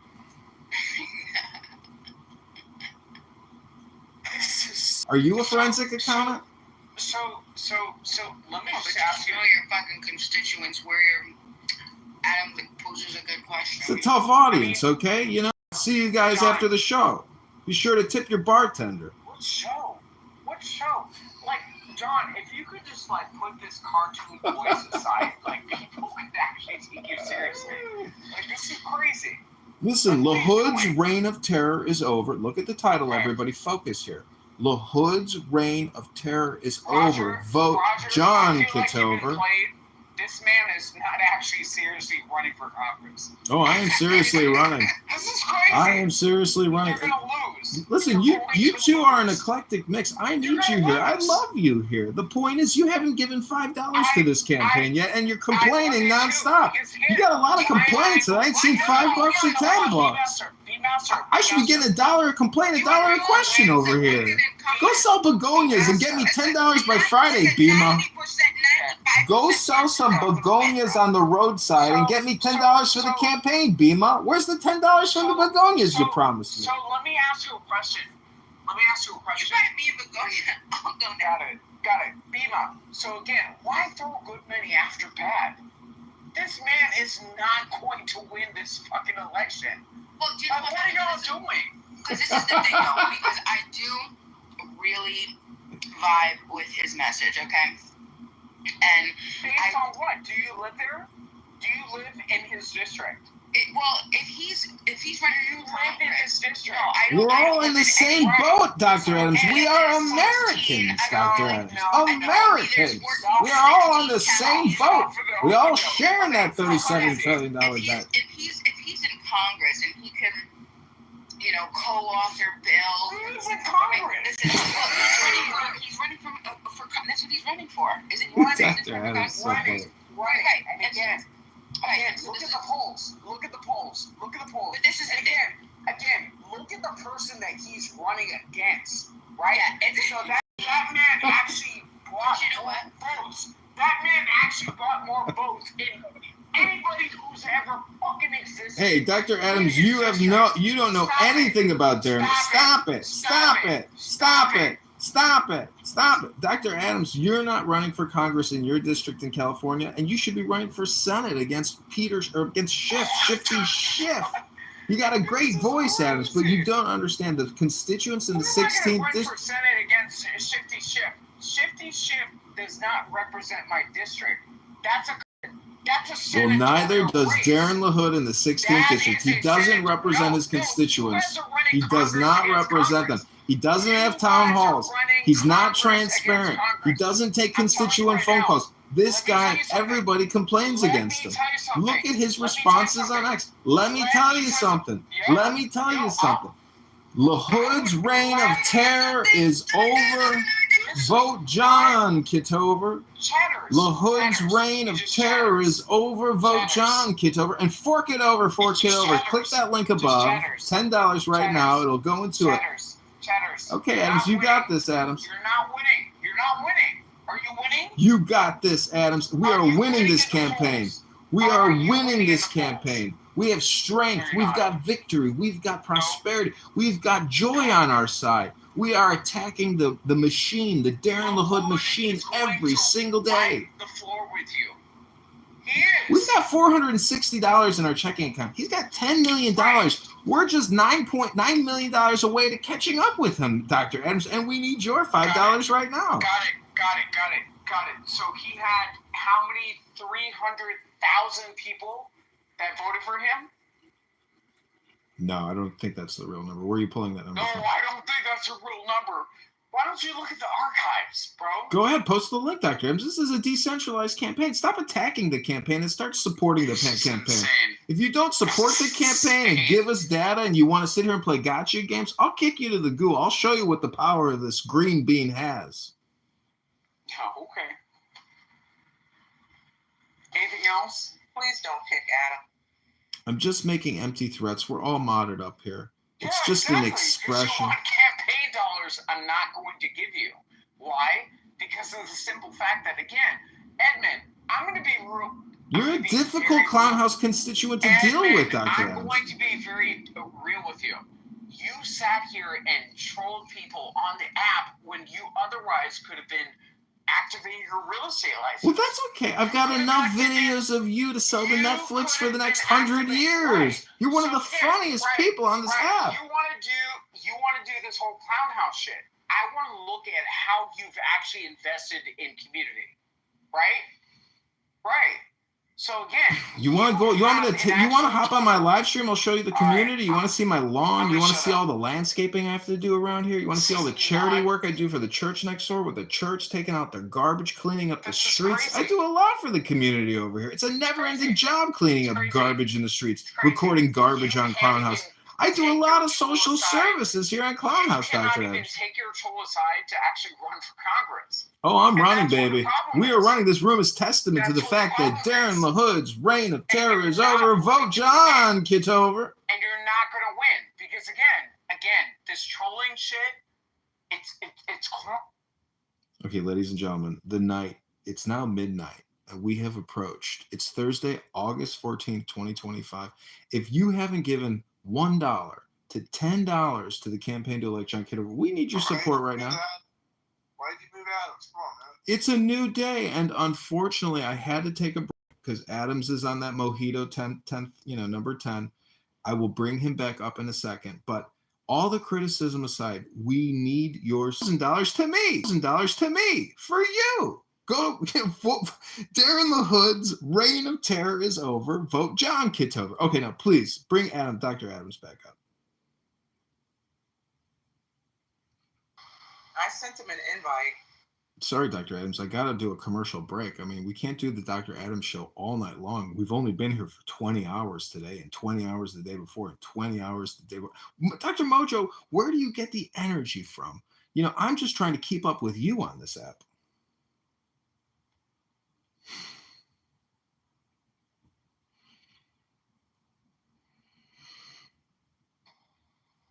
I think his secret is watermelon. Is it the hydration aspect of watermelon, or is it the flavor, the juiciness, the tastiness of a fresh cut watermelon? Tastes like strawberry. I think it's coffee. I love coffee. I drink a lot of coffee. I think he's answering via the PTR. I think it's coffee.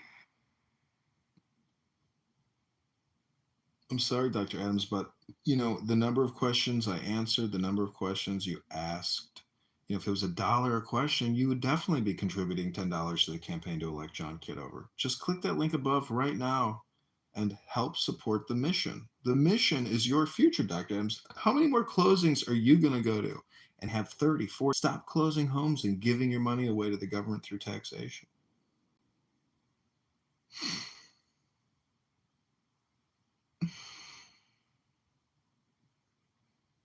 it's so ridiculous. Dr. Adams, you're such a critic. You know, you have no policies, you've got no aim and no legitimacy. Well, I've got plenty of credibility. I've got great aim and desire in what I'm doing, and our policies are economically sound. I don't think you understand economics, Dr. Adams. I don't think you understand how to start and run a business and why this government is not running itself like a business.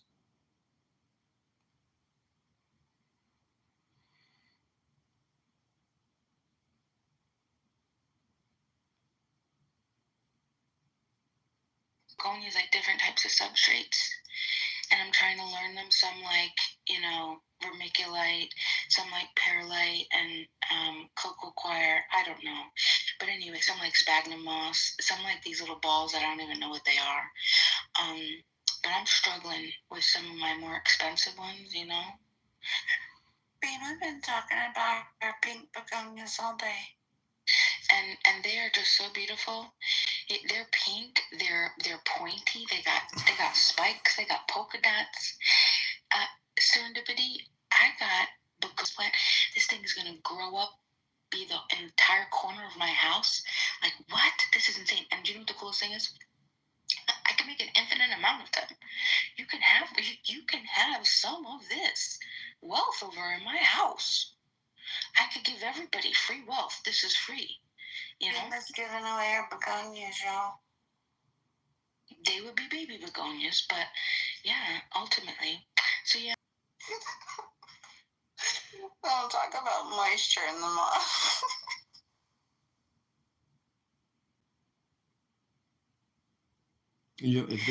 If there is John, ever you can have an ally. John, you can have an ally. If you support, yeah. Did you have you read what was where he talks about the 6 stages of like the debt cycle?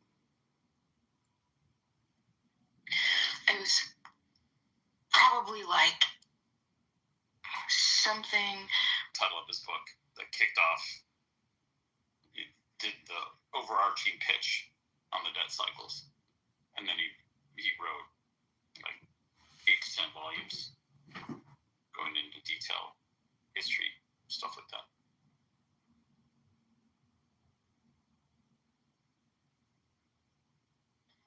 Sorry, I didn't mean to kill the room. Yeah, what are you talking about? You didn't even say anything to kill. Do you like Ronaldo? Yeah. Okay, so now you like Redalio and you like Ronaldo. Now tell me some things. Tell me some secrets, please. Who else do you like? I like John Kitover. College, I went from being a junior private to being a major in the regimental cadet corps. And so I literally went from being a private to having like all this, presence as a major. And people who knew me were just like in disbelief that I had this huge like political reversal on campus where I went from this know nothing private to being a major. If you put forth the effort, and they told me the only reason they gave me that job was because I made amends and I asked for forgiveness with regards to something that I said to this female cadet on campus that upset her quite a bit. But I asked for balance to the force because $37 trillion is not a balance in the force. That is an abuse of privilege, and they are stealing from you and ruining your future and your children's future. It's not fair. And it's outrageous, and we shouldn't be $37 trillion in debt. The war should have been managed fiscally conservative. Fortunes working at Microsoft and other places. There's a lot of the highest annual income in the entire United States is in the Washington D.C. area. So a lot of people are making a lot of money off of all this borrowing and spending. I'm not, unfortunately, at the present moment. I'm trying to run for Congress. Yeah, I was speaking of what you did in your schooling. I know, but I'm just telling you that reversals happen. That you can go from nothing to something overnight, and when it happens, it's amazing. So we'll see. I just looked at your Maybe he can't find He told it. me he can't get back in the room. He back channeled me. He asked me to send him the link. Let's give him the link. I did. He said he still can't get in. I certainly don't have him once.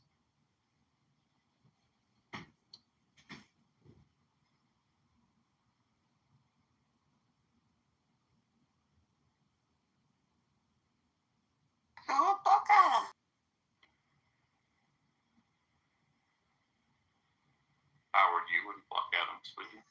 No, I have no reason to. I don't even know. That's funny. Is Pockets still awake? Pockets wouldn't block Adams, would she?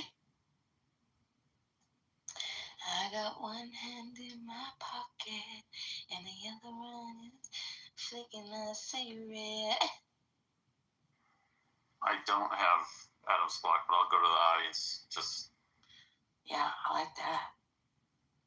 Come on back up, player. You know, if you reached out in an attempt to debate the incumbent. No, I have not addressed him directly on X. Might actually want to fund you.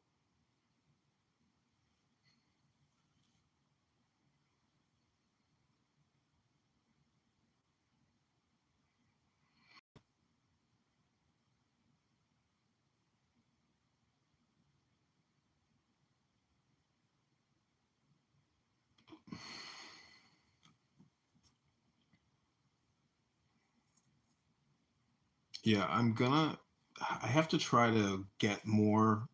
I want to try to do town halls in the top 10 cities, like digital town halls. So create like Facebook events, Eventbrites, and then ground in these towns that live there, hear their complaints, hear their concerns, give them a pitch, ask them for a donation to get them, from an advertisement or from some social media post, whether it's Reddit, even probably Reddit.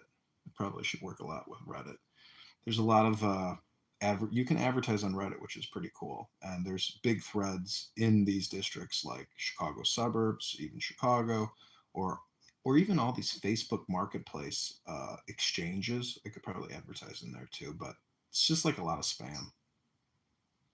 I think Reddit's an awesome idea because you also can more easily, more credibly influence the conversation in the subreddits too.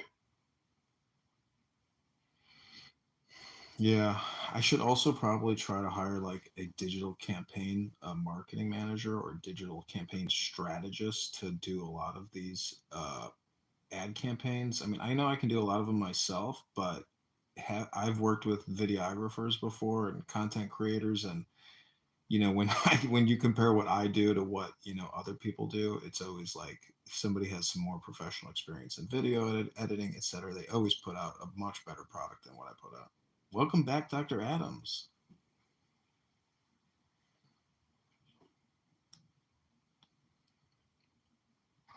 The only person I moved was Pockets. Does Pockets have you blocked, Adams? No, of course not. Like, listen, Roger, I'm not going to get into, like, stage dynamics. Like, that's, like, one of the most annoying things, I feel as far as, people coming onto this app. It is what it is. So, I'm not tripping. But again, I only moved one person.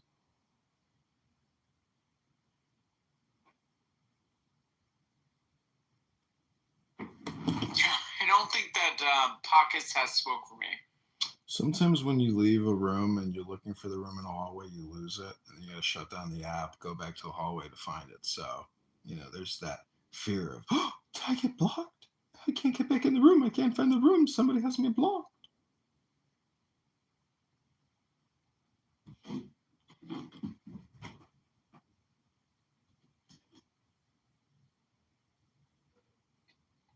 Yeah, John, I think you're onto something. It's almost like you've got to adopt the George Costanza school of getting elected. Like, do the opposite. I don't know any other way to do it. I hate to say I'm like a gonzo politician, but I am a big fan of that movie. What is it? It's not Fear and Loathing in Las Vegas, right? What is the famous writer's book with Johnny Depp in Vegas? He's the gonzo journalist.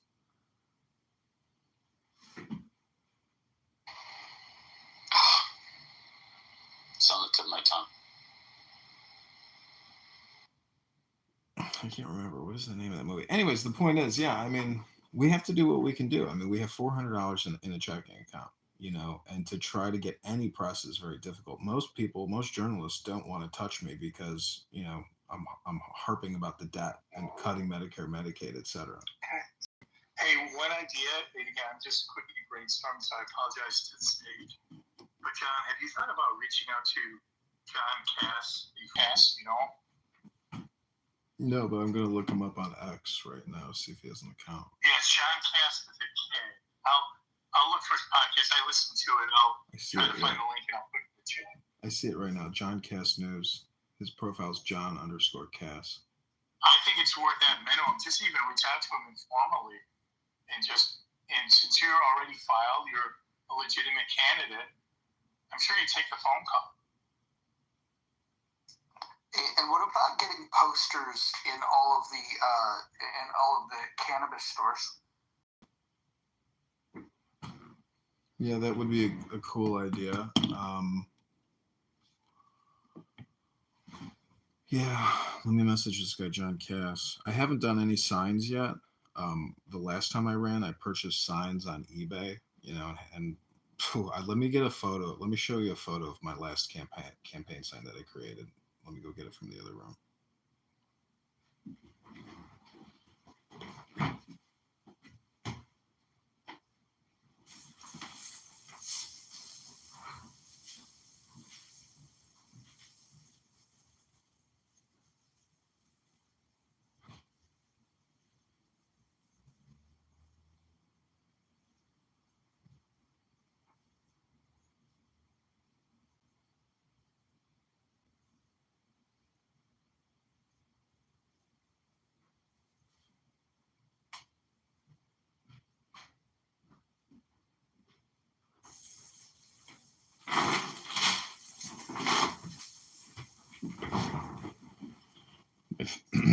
My family was kind of shocked when they saw this sign, but I think it's holding up well.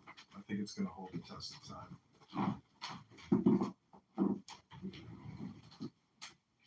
And one of the clubhouse racists on this app registered my name, johnkitover.com, and now it forwards to Queers for Palestine. But I'm sick of owning domain names. I used to own thousands, and now I'm dwindling down to like 300, and I'm slowly dropping them. But this was the sign I created when I ran for committee person. PTR, PTR.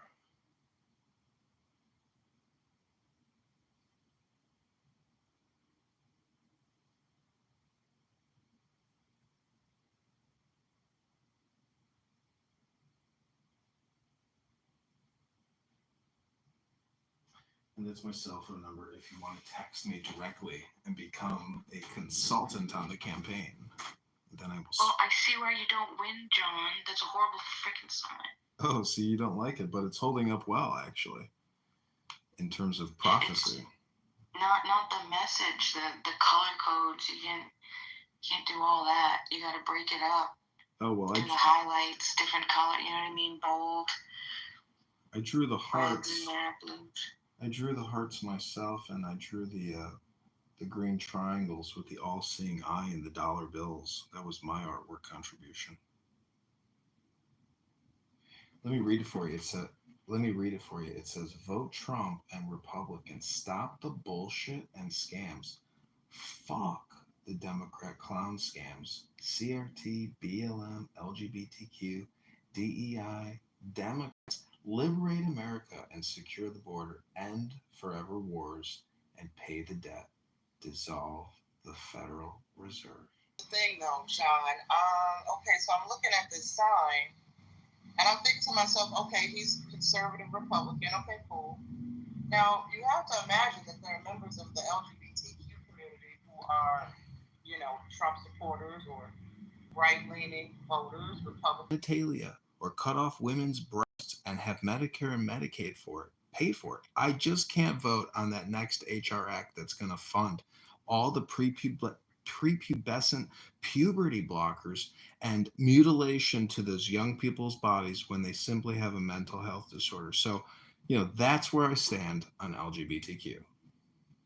I agree with you on that point. You're against circumcision, John? No, I'm not against circumcision. Oh, not that mutilation. Okay. John, here's a thought that might actually get the gay and lesbian community on your side is call for a divorce between LGB and the rest of the alphabet soup. I think you'll get the old school gays, the ones with money, on your side. LGB without the T is a thing on Twitter. I don't know if you've seen that. LGB without the T. Follow Gays Against Rumors, by the way, on X.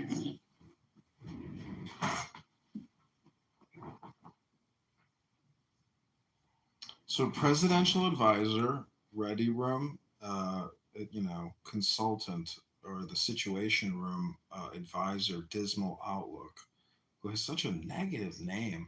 She wrote, "I'd love to give him that opportunity, but he sounds like a basement clubhouse douche."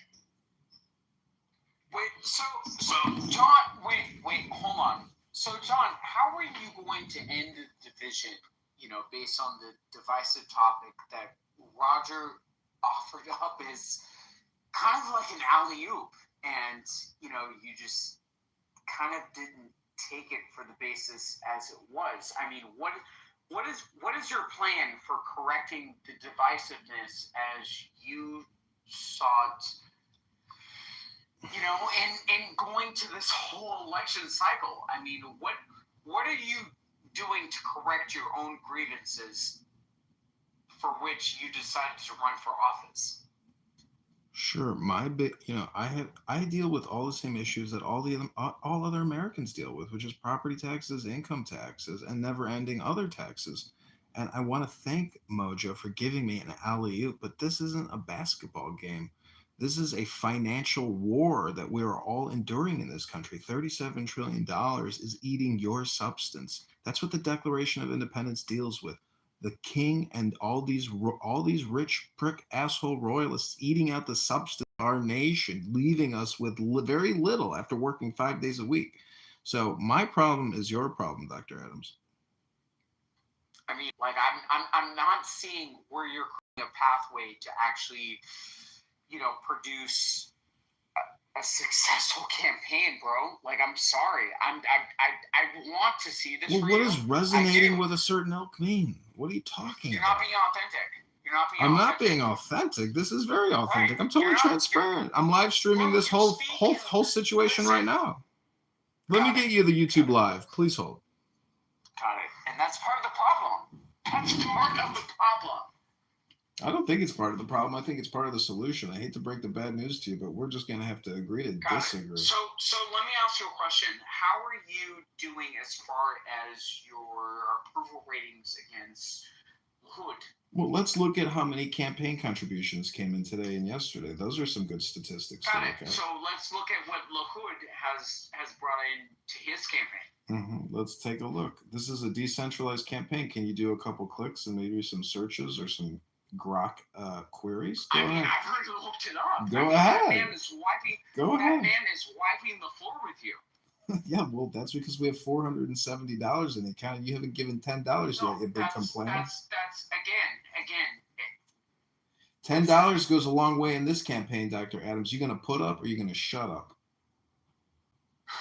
Okay. Guess who put up? Guess who put up, Dr. Adams?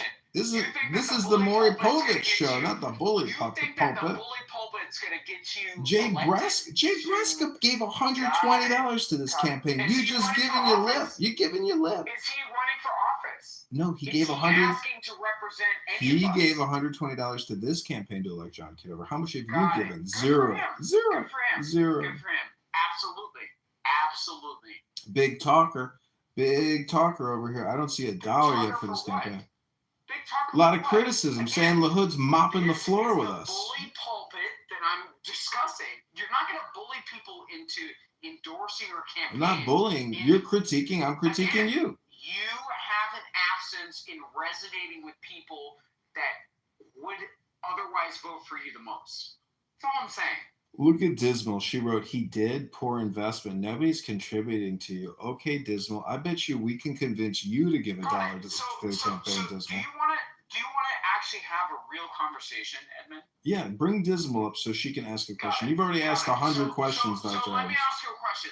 You're not getting any more questions answered until you give $1 to the campaign. How do you like them apples? All right. I've answered enough of your questions for the day. Well, hold on. If he gives $10, can he ask 10 more questions? Absolutely. $1 question. Fork it I'm not up. giving shit. So I guess Ooh, my big questions, talker then. you know. Big talker, Dr. Adams. Money talks, bullshit walks. And I hate to tell you, we can't get to Congress unless we have your $10, Dr. Adams. I've enjoyed you for many years. I'm sure you've enjoyed me for many years. You can't give $10 to somebody that you've been talking to for many years. I'm not going to vote for you to go into representing. Well, you don't live in the district. You're a political activist online. Is John for Congress? I'm going to be quiet. I'm going to be quiet. Is Yeah. John for Congress your main John? That's it. John4Congress.com. That's it. I know it's not impressive, but we're going to change I it don't soon. see any of your. Why is he asking me a lot? Where's all of where you stand on all the issues and stuff? Where's The issues, page? I've got 20,000 YouTube videos, 20,000. He is wokeism. John likes to ask and, solicit. He likes to solicit donations from people that otherwise are working people in the American population. Sorry.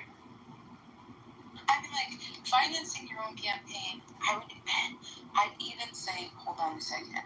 We could do that, but John, you don't even have an issue. There's nothing. You got nothing. There's no way to mobilize anything or anybody.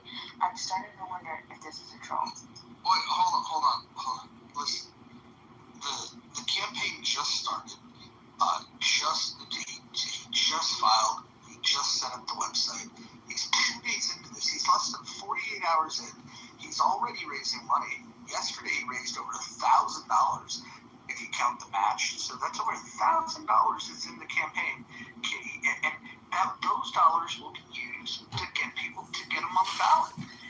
There's no filing fee required, and so really all that needs to happen is to gather a little less than 600 signatures to run as a Republican, and then once we secure the ballot access, then all of the other things that you're talking about in terms of how to whip voters to go and vote for him, figuring out how to get on a debate stage, all those kind of things. You can do those things, but you got to take baby steps. Goal number one is get on the ballot. What will help him to get on the ballot is to be able to pay the volunteers to get the signatures. Well, if you care about this country, if you care about reducing debt, we can take one baby step by just everybody just prayerfully considering donating money to John Kitover for Congress. And so, Marshall, can I ask you a question? Go for it. So, again, doesn't this campaign have to actually be something attainable in the sense of being able to win? Right? No. Got it. No, I'm going to tell you. The first thing that you want to do is you want to wins stack on top of each other. And the first thing was he won in the sense that he did the thing most Americans are afraid to do. He filed. He's now gotten the campaign started. He filled out the paperwork. He's got the bank account. He set up Amazon. He's collecting money. The next step is he's going to get volunteers.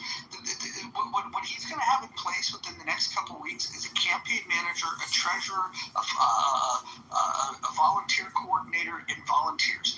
Once he has that, once he gets the ballot access secured, then all these other loftier things are going to be easier to do.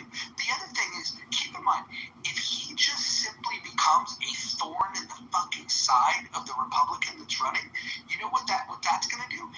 The Republican that's running is going to have to figure out, well, what do the people that support John Kitover care about? And then they're going to have to say, well, it's a pretty simple platform. Can you just not spend money?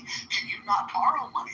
If John Kitover loses, but LaHood changes his policies and decides to start fighting for the American people and borrowing less and spending less, then this campaign can be a huge success. Right. So, again, if John would put down the cartoon voice and do all this other bullshit that otherwise creates a sense of performativeness, people would take this effort a little bit more seriously. I think I'm just saying.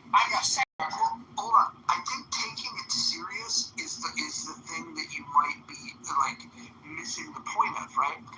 The way that Donald Trump was able to emerge to power was by doing things exactly the opposite of the way that you would have expected to run a campaign. What he's doing is he's bringing humor. What he's doing is he's bringing artistic nature. Yeah, all of these things are creative, and they're going to resonate with the right people. This is something that this isn't like this well-funded thing where he's going to outspend and do stupid slogans. This is going to be a connection of the heart. It's going to be a message that resonates deeply in the heart. So Roger, when you look at different points of what's going on in American politics, is this the type of voice for which people want to distract, the House and the Senate as they need it? Keep in mind, you have people in North Carolina that are experiencing devastation. You have people in the Palisades that are experiencing devastation. You have people in Altadena. To me, personally, in listening to this voice and having a say as far as how our federal expenditures are going to resonate to the average, everyday person, people are tired of the jokiness. People are tired of the jokiness, the cartoon voice, the radio voice. People want to resonate with somebody that is going to fringe spaces, which Edmund, actually mentioned himself. America is going towards a certain type of, rhetoric. And this, in my opinion, is a non-traditional approach to something that is going to end up in something that's non-productive. That's all I'm going to say. Listen, I've created an insane amount of websites in my life, and I used Wix because I thought I'd give them a shot, and they suck. I can create much better websites, but the truth be told is I do so much in live streaming and so much on YouTube, Instagram, X, etc. Puzzle tough. Listen, these people, they're not even no one's going to go and look deeply. It's going to be a very small percentage of people that are going to be able to do this. You know how many people are going to my Instagram? Over 2,200 people a month. It's because of Clown House. Hold on. People are going to your Instagram, but you're talking about just anybody who has access to the internet. Consolidate, make your shit, get dollars and growing, and we continue to have a government that spends taxes and borrows too much. In Congress, I'll continue to push to rein in spending in order to tackle the national debt, ensuring that our children and grandchildren are not forced to pay for the mistakes of our generation. Period. Done. What a loser. Okay? Come on. Use the content that you have. Wait, get off of Clown House? Why would I get off of... This is a key strategic communication component of my campaign. Consulting. Your consultancy has been terminated. Your campaign involvement is over for the night. Thank you very little. Okay, well, if you want to do a national, you could really stir a lot of stuff up, but 90% of what you're doing is... Well, it sounds to me like you do want to be a part of the campaign. Okay, you can't Kamala Harris. That's right. This is what your fucking website is right now. No, I'm totally willing to admit that the website sucks. Just at least copy pasta, man. At least get the... Getting Antidote up was quite a process. That was a 60-day process to finally get a payment platform up and have everything synced between the bank and FEC and everything. It's a lot of work to finally be... Clown House is some kind of 1-800 complaint hotline for fucking people, because that's all you people know how to do. I mean, that's why I appreciate people who read that book the other day, and especially Hakima. He actually read. Unlike a lot of people in that room, they just run away. They go, no, I don't want any of this. I just want my dopamine like a fucking clown dummy. But I would suggest that if you don't give $1 or $10, and I've listened to all your fucking complaints, I'm not your therapist or your consultant, but I am running for Congress.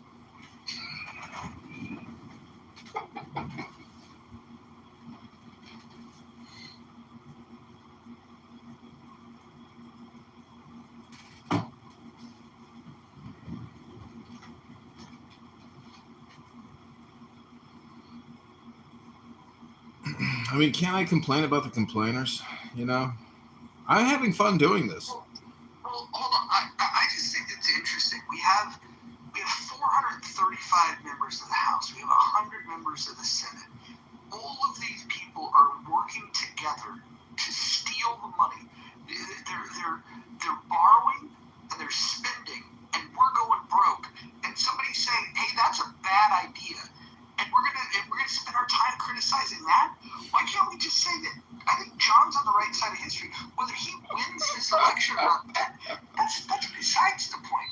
Barry Goldwater didn't win the fucking election, but you know what he did? He inspired a movement. You know what came later? Ronald Reagan. Ronald Reagan swept 49 out of 50 states because the people finally soaked in that what Barry Goldwater was saying was probably a good idea. What if John Kitover is the Barry Goldwater for this next movement that's going to take over? And Mojo, in the beginning, Reagan didn't even think it. It was persistence and resilience. It's a very good point. Look, if we're going to say that if your likelihood of winning an election is low, that you shouldn't run, then nobody would ever oppose the big major parties. Everybody would just say, okay, well, hey, MAGA's in charge. I guess we should all take our ball and go home. I mean, it literally takes you 15 minutes to file for Congress, and all these people post on X, and everybody is interested in politics. But when you see that no one's going to challenge this Darren LaHood or any of these other people, most people go unchallenged. It's just wild, and it only takes 15 minutes to file. And you know, digital communication is pretty much free. You don't even need a website to run. So you know, that's me with my sign. There you go. That's my PTR selfie. Really, the only requirements to run is the filing fee is waived in Illinois. So you need to, as a Republican, it's 500 and some odd verified signatures, and then you have to be you have to hit the minimum age requirements. Like all of this stuff is easy. The reason why people don't run is because they look at what the other people are doing and they say, how can I compete with them? They have so much money. They have all these resources. They have this team around them. They have a team that's feeding them bad ideas and that are bought and paid for by these corporations.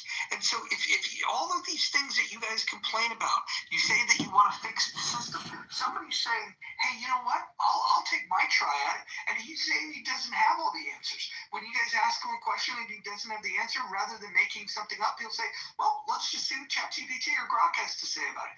I think this is the most honest campaign that you have seen in all of America. This is the most honest campaign that's being run, and you guys have a chance to vote for it. And Mojo, yesterday was brought up about Mark Rice, and I do bring up John Cass, again, very well-known political columnist for the Chicago Tribune. He left the Tribune like last year. He's got his own podcast, his own outlet. He's very much anti-Democrat. He's an anti-Republican machine. And John, if I were you, I'd do some research on him, but I would pitch, even a show this podcast, to have you and Mark Rice on together, and he can interview you, and you can talk about being the underdog, the David fighting the Goliath. And something tells me he'd give some air coverage on that. I could totally be wrong, but it doesn't cost you anything to reach out and try. Yeah, I messaged him on X to see if he'll be open to communicate, so we'll see if he responds.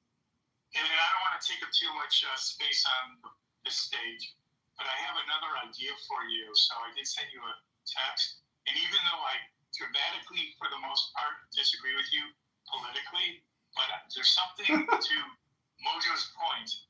It's just the underdog. It's time. We need change, and whether or not you're successful or not, it's really breaking the paradigm, breaking the big politics, and that quote of essentially it's same corporation, different divisions. I do believe, to what you were talking about before, whether it was from that movie that you referenced or the George Costanza School of Electioneering, I think it's time for a change. Well, it's natural. I mean, the fact that we're $37 trillion in debt, it's just obvious that there's going to be contrarians who are going to come out of the woodworks and campaign against the debt. It's just, it's our tradition. I do believe that that's an issue, but on the other hand, I'm like, fuck, with our GDP, we can still print more money. But again, I know most people would totally disagree on that. But putting that aside, I still want to figure out how I can, in my own little way, can support the effort here, because I give you total credit, even though, I think there's some different, really different things about you that you've demonstrated. But the fact that you're putting yourself out there, the fact that you're taking a risk, now people may disagree that you're not organized, you're not funded, but you are putting yourself out there. And I think a lot of credit, it's like you are not only talking the talk, you're trying to walk the walk.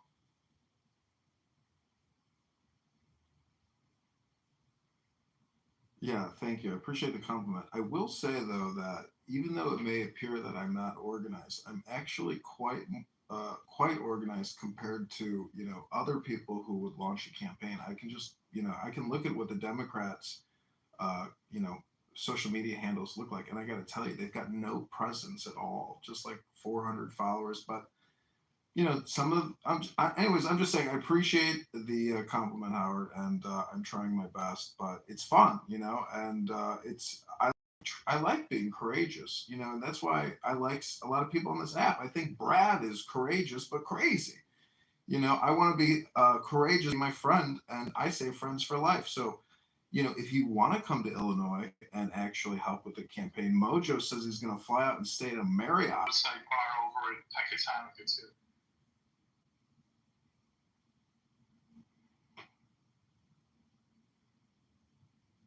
We should do a bar crawl, John. We'll call it Liberty on the Rocks. And, we'll just do a bar crawl. How about we do an organic food crawl? Your voice makes my skin crawl. Sorry, I've been nice all day. I'll stop.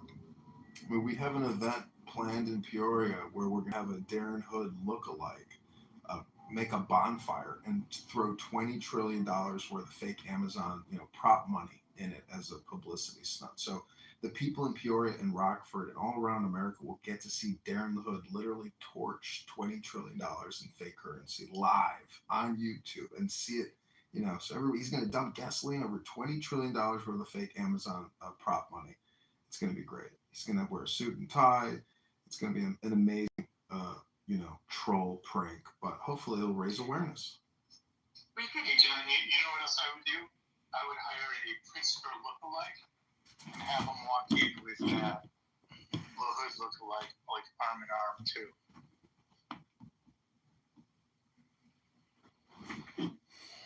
So, I have a lot of YouTube videos out there. I've got over 20,000 and over 20,000 Instagram videos out there. And recently, I read a book. I read the Constitution from start to finish. And I also read the Declaration of Independence. And those videos have thousands and thousands of views. And people in the comments are saying, thank you so much for reading this. People have forgotten this. People are not reading this. People need to hear this. So, part of this for me is educating myself and hopefully educating others, because if you are a good congressperson or a good senator and you are a leader of your people, you want your people to be educated. And if you're a good leader, you treat people the way you want to be treated. You don't road rage and scream at people and make, insane homicidal ideation death threats on social audio platforms. You try to treat people with respect and kindness, professional and classy communication to the campaign and to the constituents and to the country. I mean, if you can't lead by example, and I try to, I have tenants that I live with. I live in a multi-unit apartment building that I own, and I live with people that I found off of Craigslist, and they pay me rent. I treat them with respect. They treat me with respect, and I hope it always remains that way. So I'm just saying, I know how to treat people, but I also, don't appreciate when people get angry or yell or want to create fake conflict or are not amenable, or able to. Anyways, I'm just saying every relationship has a beginning and an end, and I hope that all of these relationships on Clown House, have no end. And I hope you also give $10 to the campaign. Thanks.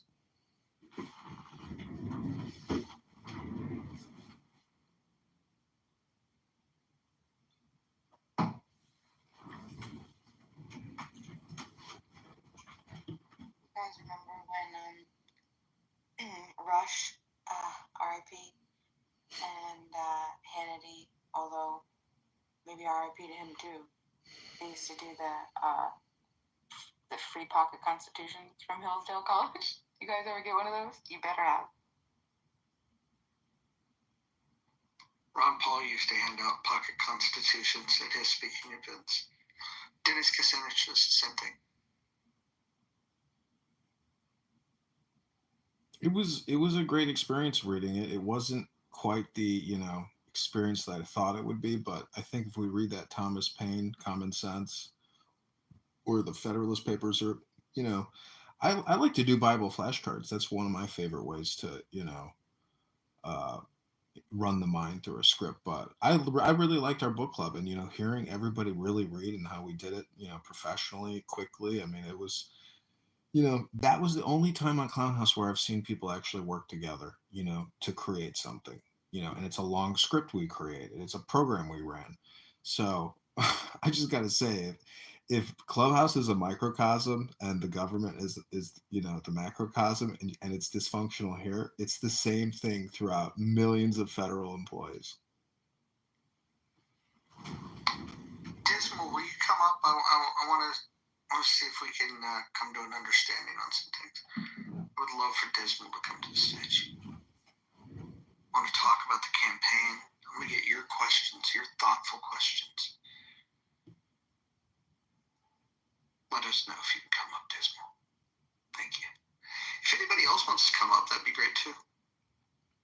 Yeah, Cindy, you should come up. Cindy.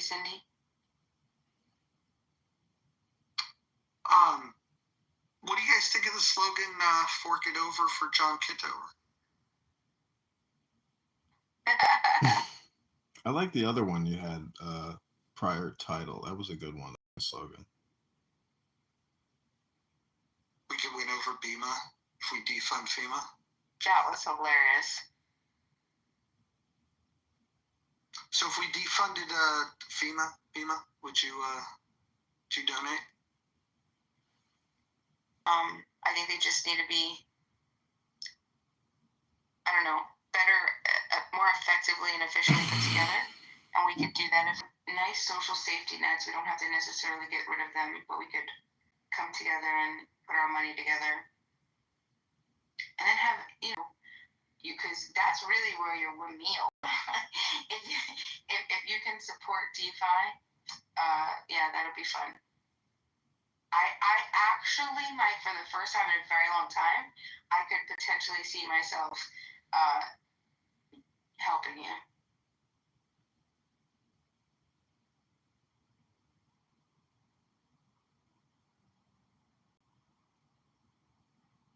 Well, I think this campaign's coming together pretty well. Sometimes they get off to rocky starts, but this one, day one, boom, $1,000 in the bag. Yeah, I think it's coming together. I think LeHood's going to be worried, majorly worried. The Democrats that are running, though, I think they're the ones that if you just show them how radical you could be, they might fund your campaign, because they would probably rather run against you than run against LeHood. Yeah, 100% they would.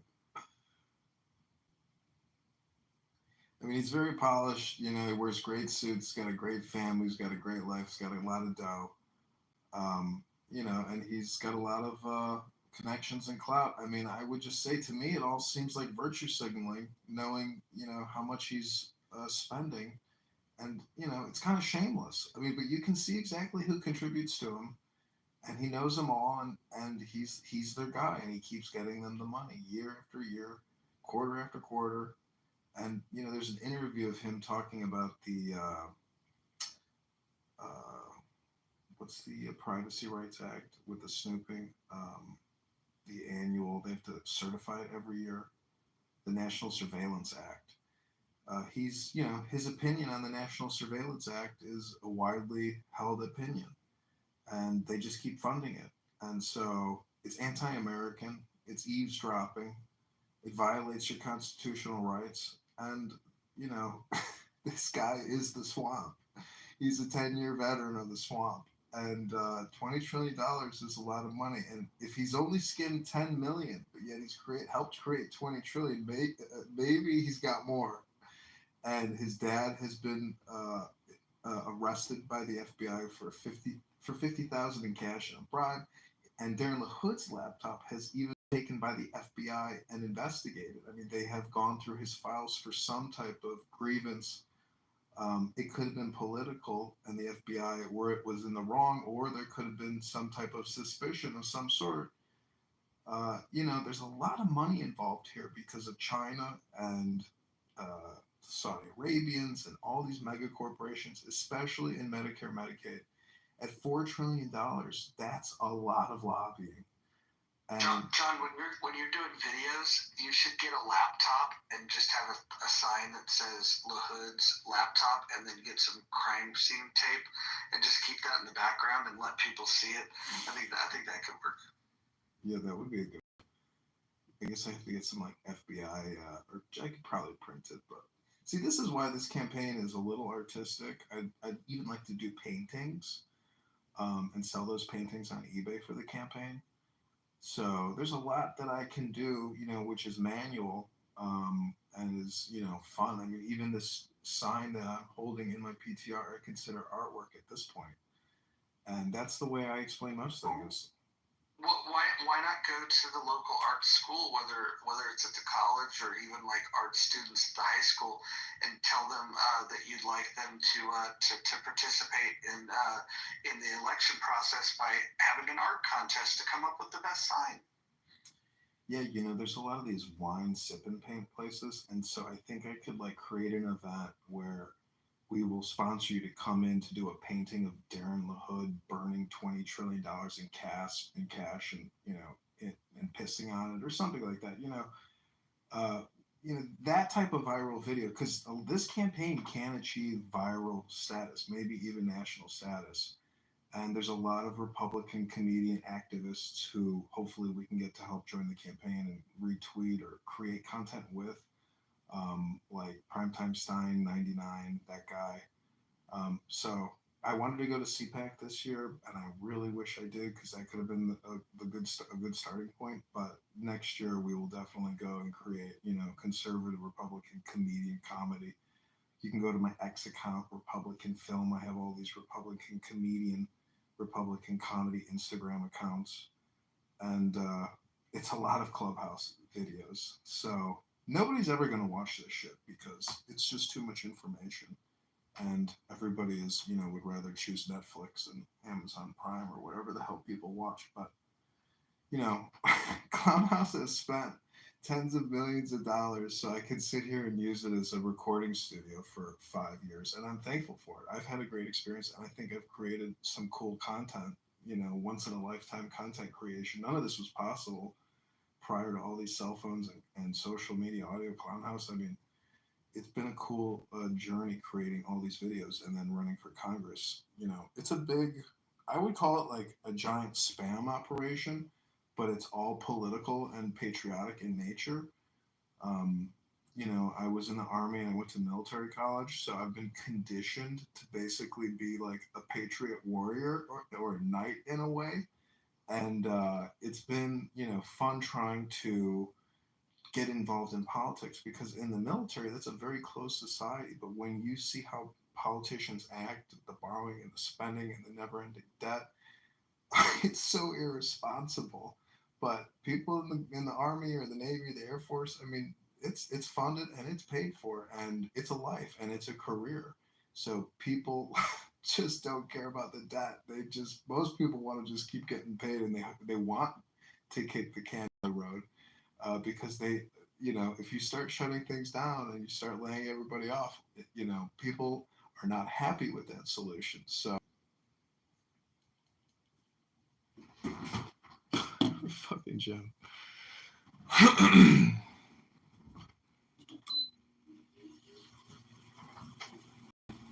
One thing that I liked what Daniel had said, I think this is a way that you could potentially get around answering different questions, because we know that's what politicians do.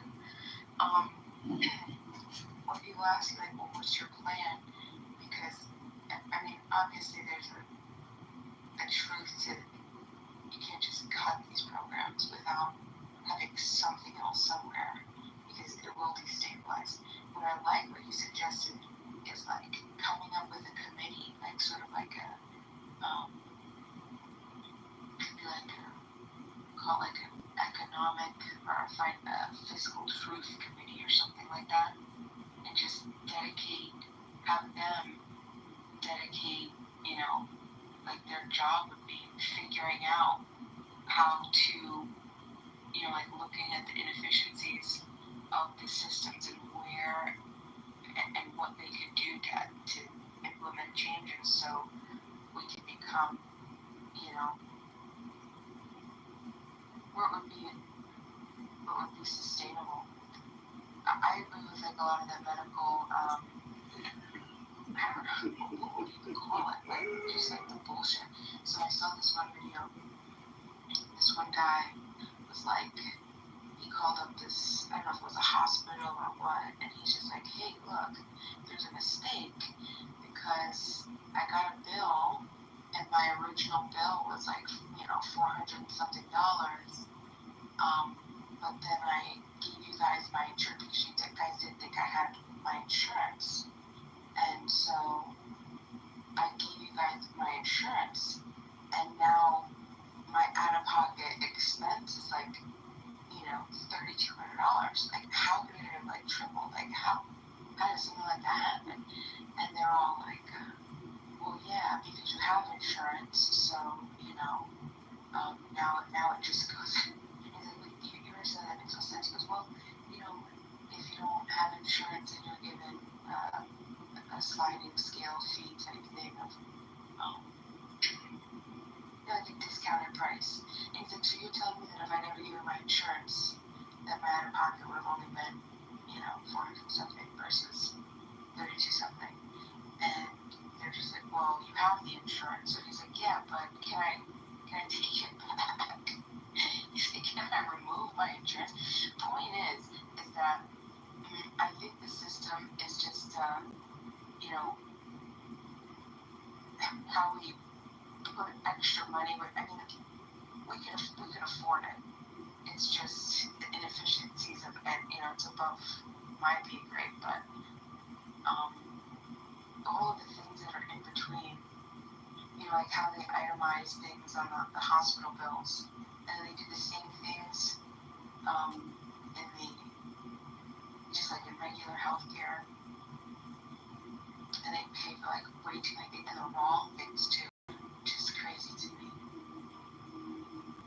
But I also, what I learned was last year, was how the actual price, the market price of the pill or of the medication that you're taking, plus like a flat $10 fee on top of that, just for the service. And I forget what type of business it's called, but something specific. And anyway, these particular pharmacies are saving like literal billions of dollars over, do you know what I'm talking about? Because what happens is like, once the pharmacies can put a price on the pills, they hike up the price of the medications to crazy amounts and make it like insane. And they're the ones who get to do that. But I don't know. I see if I can figure this out.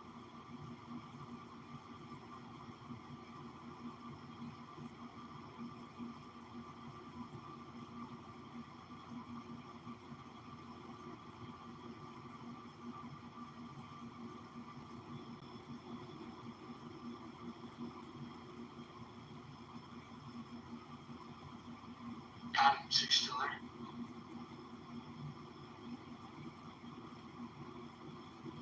Mr. Adams. Dr. Adams. What's the lawsuit, Dr. Adams?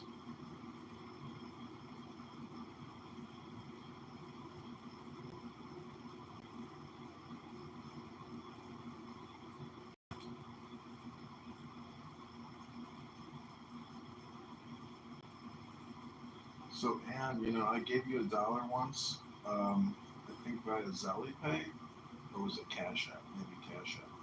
I'm just wondering if that little seed investment has grown to a $10 donation for the campaign to elect John Kitover. I'm just trying to do that seed growth, blessing, prosperity gospel. Hope all is well, Anne. Cost Plus. John, have you heard of Cost Plus pharmacies? Yeah. Yeah. So there was a study that showed like a Cost Plus pharmacy. What was this? 2022 study. 3.6 billion in savings on 90-day supplies of only 77 popular drugs, generic drugs. Wait, let me ask you a qualifying question before I reply and ponder that. What do you think of Mangione, and the murder of the United Healthcare executive? Like, do you think that was murder, or was there any justification? Of course there was murder. One guy put it. That's ridiculous. So can you elaborate on how it's systemic or because of I hope it's over. I hope she blooms the room. Decided to do something. I don't think that's reflective of the system as a whole.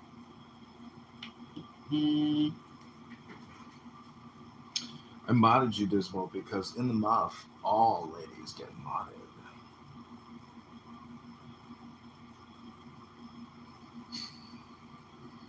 Dismal, I think you might have some really good ideas. You've got a lot of unique experience. Like, if you had to just give like one piece of advice to John, something that you would hope he would listen to and act upon, what would that be? I think actually just trying to invest in health and like creating a healthy society, physical fitness would be like my number one. I think when you have physical fitness, people are able to aspire to like greatness. That would be it.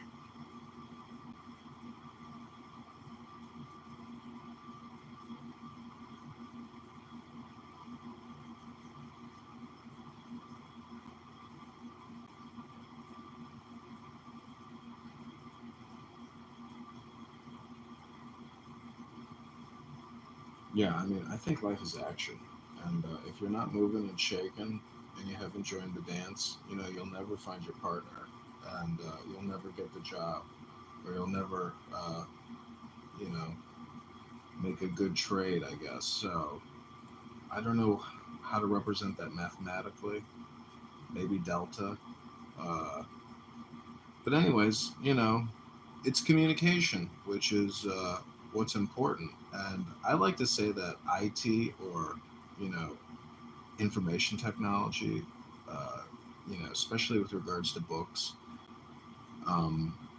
information technology and all these IT employees at all these agencies and all these big corporations, I feel like philosophy and psychology is the real information technology, and not a lot of people have that component, studied well enough, and thus you hear a lot of really crazy road raging on this app.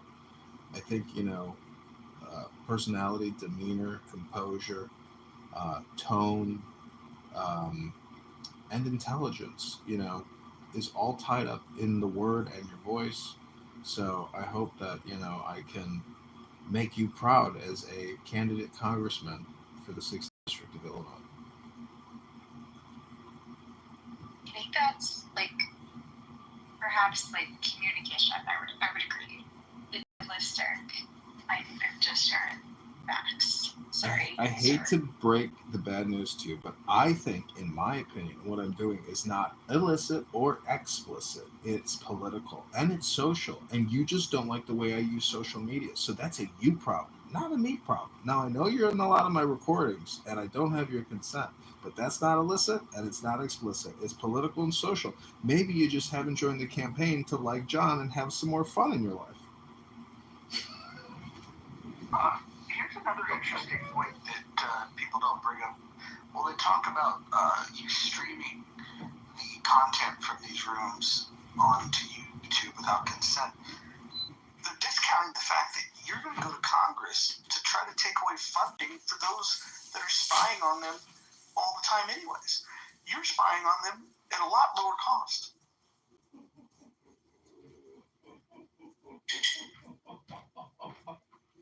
Think about it. That is honestly hilarious. Dismal, please. I don't think I actually understood your point. It's the electronic surveillance. It's the what is it called? The Electronic Surveillance Act.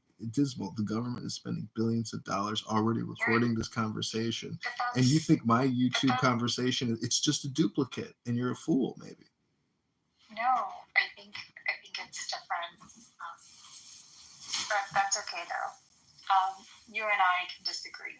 And that's also okay.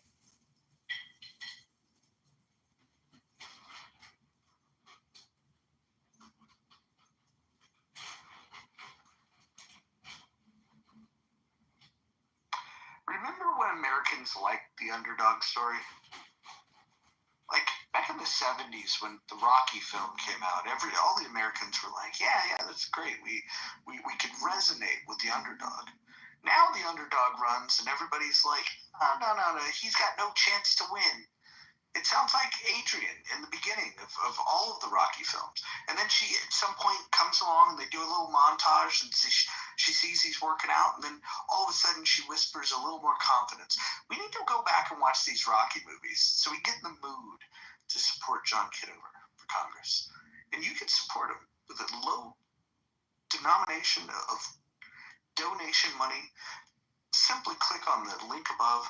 Give $1. Just one. Dismal, if you gave $1, it might be no. Hold on. I wouldn't. Dismal. It would be a very small deal for the Dismal household, but it would be a big step for the Kitover campaign. Yeah, not supporting don't be selfish. Kitty.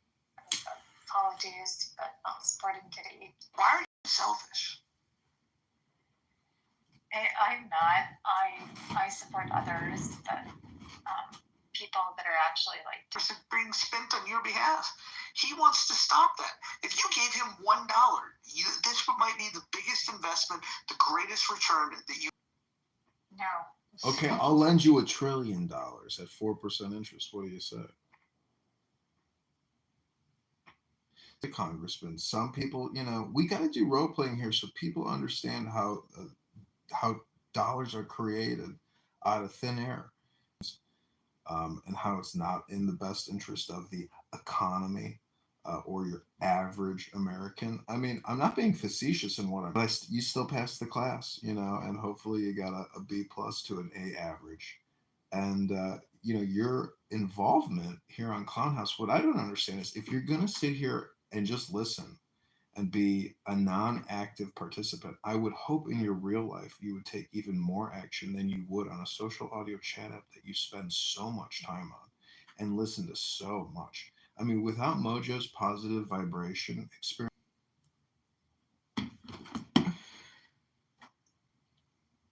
I'm laughing. What the hell's that Canadian's name? Austin Powers. I mean, that's where the mojo comes from, that type of attitude, that James Bond 007 spy attitude, but patriotic and fun and friendly. And $37 trillion in debt is not patriotic, and that's not fun, and that's not friendly. That's mismanagement. That's incompetency. Let me say it a little louder for you. Incompetency. That's how you create $37 trillion in debt. Does anyone here have a debt bubble that, was as misogynist, to be quite frank? I apologize for saying that he is. Can I do that publicly? Can I pay you a compliment? Be open to that, Dismal. And utilize the photograph that you have. I mean, you look very nice in your photograph. I think if we just had a quote from you, American, this is what I get when I look at you. I think this could help the campaign. I think that would be incredibly irresponsible of you to do that, and well, it's only would be something that I okay, not people. I don't know, you have a trustworthy face. If your face was on the poster and it said, support John Kitover for Congress, I feel like there's a lot of people that just the look alone would convince them. So you're saying that wasn't systemic, the Mangione thing? And I would agree. I think it was just a case of fraud. Yeah, I don't think that was something that would be repeated necessarily. It was like an issue of think that would be repeated. Like it would happen again. Yeah. Gotcha. I think it was just like a fundamental breakdown, and that person sort of rose to slogans. John Kitover, the people's takeover. Vote Kitover, make Illinois prosper. Kitover for change, no more strange. John in Congress, ending the mess. Kitover's the pick, quick and slick. For Illinois' sake, Kitover's awake. John Kitover, discover real power. Kitover's call, justice for all. Vote John, get it done. Kitover Rover, problems over. Kitty.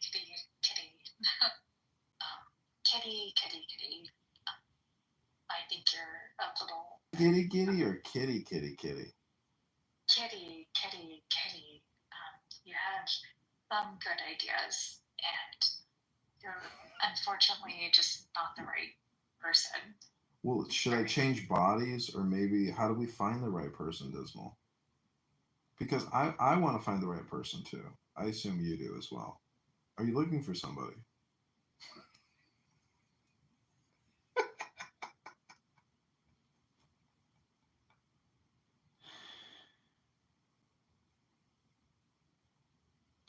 Whisper, does it sound cartoonish to you?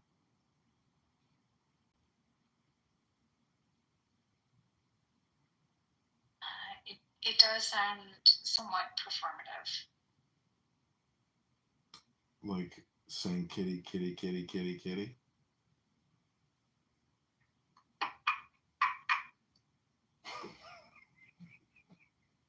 See, I'm glad I can get some laughs. I know this is a tough crowd. I was asked for feedback, so I shared it. I was being quite honest. Sorry. Ooh, what was that? Was that a kitty queef? Thank you. Sounded like a kitty queef in the background. What? Sorry. No, I thought I heard something in the background there, but nobody knows what anybody's doing in the background here. I don't know why people are talking about Columbine. Could never happen again, too. I don't understand why you're talking about that, Mr. Howard Kaufman, but... No, the point was, and I respect Isabel very much, but she believes what happened to United Healthcare CEO was a one-off event and will not happen again. My view is, it's not if, it's when. What, when, or what, or how, or where, or what are you talking about? You're going to have, call it domestic terrorism, where some other CEO of some company is going to be an attempt on one's life. I mean, it's similar to political violence. It's a form of that. That's just my view. It's my opinion. But I think it's a little naive to think it won't happen again. Oh, well, yeah. I mean, violence is going to happen again. Absolutely. But nobody knows where, when, how, or what. I mean, these are lone wolf attacks and they're freak shows. Yeah, these are, from my perspective, like, they aren't something that's like a repeatable offense, for example. It's not something that we're necessarily going to see like on an annual basis. basis. You know, I was thinking, I recall in the beginning, some people said that about Columbine, that would never happen again. Well, people said that, World War II would never happen again, but did World War I ever end? Are we still in World War III, 25 years of war, and we're still, funneling tens of billions of dollars, $50 billion worth of weapons here, $300 billion worth of weapons over there? World War III, is it now, or is it all just an expression? Okay, I'll give you that candidate, but there's a school in Florida called Parkland. I mean, it did happen again. With Sandy Hook, it did happen again. It's in Central Illinois, from First Rockford to shootings Peoria. is a completely different conversation I'm than going to restart this we live. were discussing with regard to the healthcare CEO. Do that, we end up like in a weird place where we're not able to like have the same discussion. Do you know what was frustrating? What was frustrating was after it happened, you had like a split, and this is the only reason why I think, Dismal, that Howard has a point, is that this wasn't like an overwhelming. He definitely murdered somebody.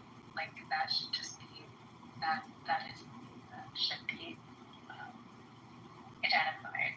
Like he murdered somebody. He murdered somebody who had a family.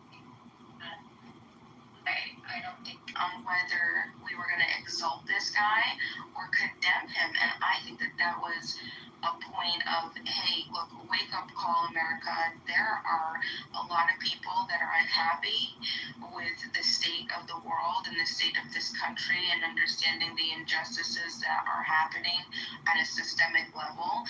But the problem is just we get so upset and we don't really care to look at, and right, they didn't kill his mom, right? They didn't kill even, you know what I'm saying? Like there was a service. And somebody that would be the point person for that particular individual who was unhinged.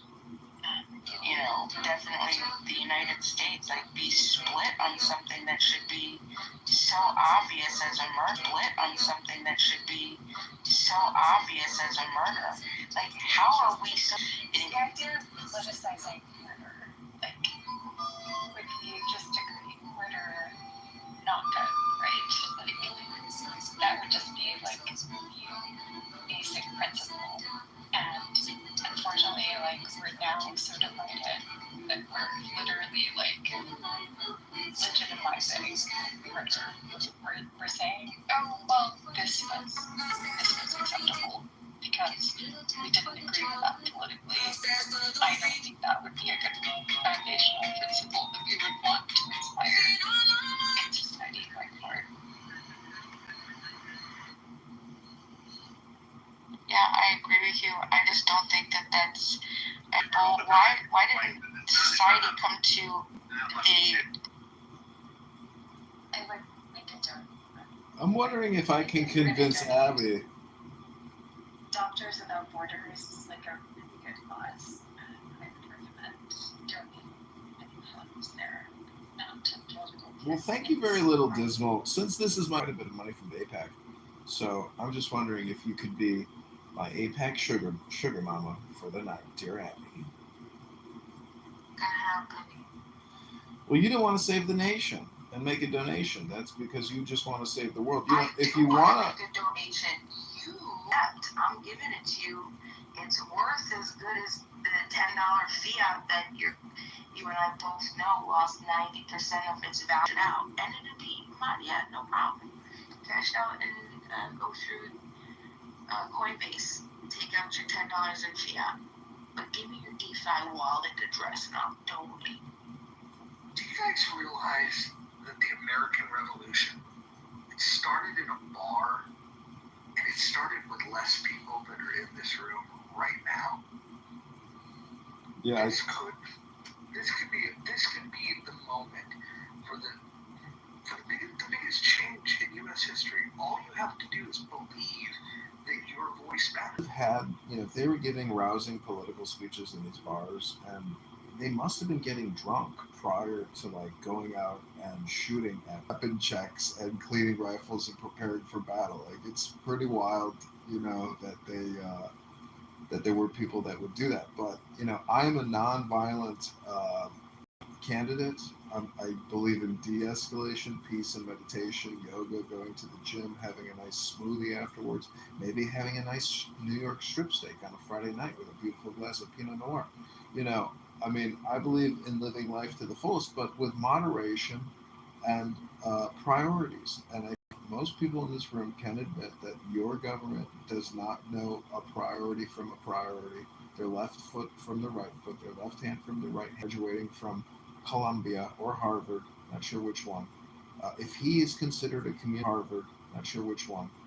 If he is considered a community organizer and you're using this app nonstop, but you're not engaged in actual community organizing, and I am that outlet to this community organization known as Congress, you're missing a big opportunity. And I think everybody who has given to this campaign, we had 2 more donations tonight. I put it in the chat. Thank you, Howard. Thank you, Ann. You angel. I want to thank all the women in the muff, because I do believe, we had 2 more donations tonight. I put it in the chat. Thank you, Howard. Thank you, Ann. I think we got a new slogan for the campaign up here. Break with the status quo. Fork over the dough. So, when I was in high school, for a history project, you had to get this partner, and you had to go visit some historic site and then do a report. I was into this area. There was a ferry, and they explained that when the person that would be known as the bartender or the ferry guy, right? He would be behind. There would be a pub, so everybody would come in from outside, and they would stay at this location. They'd come across, on the ferry, and the guy would have to go and pull them over with a rope, pull the ferry over, physically. But inside of the location where everybody would come and they would drink and it'd be to the patrons, and so there would be these bars suspended from the ceiling, and he would pull them down. And did you know TIP is an acronym, Bima? TIP, you go to a restaurant and leave a tip. TIP is an acronym. You know what it stands for, Bima? I'm thinking it would have to be 3 words, TIP, right? Or Yeah, is it that's right. yeah? Okay, let me think. TIP. I don't know what. It stands for to improve performance. To improve performance. Oh, I would have never guessed that. So if you want to improve the performance of this campaign, guess what you got to do? You got to leave a tip, a donation to the campaign to elect John Kitover. Click that secure.antidote link above and donate $100 right now. Pray on it. Put it to your heart and say, you know what, is this guy full of shit? Or could maybe he actually distribute some very positive and intelligent communications so the American population doesn't have a dismal outlook? Your turn, Dismal.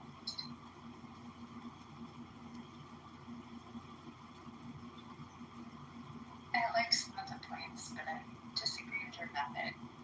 I think your methodology is demanding improvement that maybe you could be encouraged by a TIP. Don't throw the baby out with the bathwater. Well, I think if you joined the campaign, you'd have much more influence over these things. It's true. You've advised presidents in the Situation Room. You'd be a very valuable asset to this campaign, Dismal. Not looking to join a campaign. Looking to rid myself of politics. Well, that's okay. We have a decentralized. I'm having a little hard time hearing you, Dismal. It sounds to me like education is a priority to you, and it's a priority for the campaign to elect John Kitover. Therefore, I think you should give $10 to this campaign right now. Turn that dismal outlook into a positive mojo vibration. You're here because you're dismal. We are the positivity you're looking for. Give $10 right now to the campaign to elect John Kitover. Does he sound like I don't know, like a Smucker's commercial or something? But look at my PTR. That's me when I was a fresh young second lieutenant, when I got commissioned by the Citadel Military College of South Carolina after completing 4 years of intense ROTC training. That was my lieutenant commissioning photograph into Army intelligence. I was then given a silver coin and a little booklet there, a commemoration booklet, where I signed a piece of document swearing to uphold the Constitution and defend this country against enemies, foreign and domestic. Domestic, dismal. You know, is the domestic situation dismal?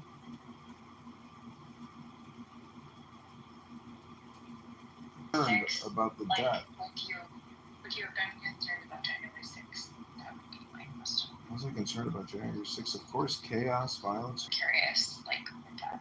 The attack, you mean poor Ashley Babbitt, who had her head blown off by a piece of shit cop who just wanted to get his shot off?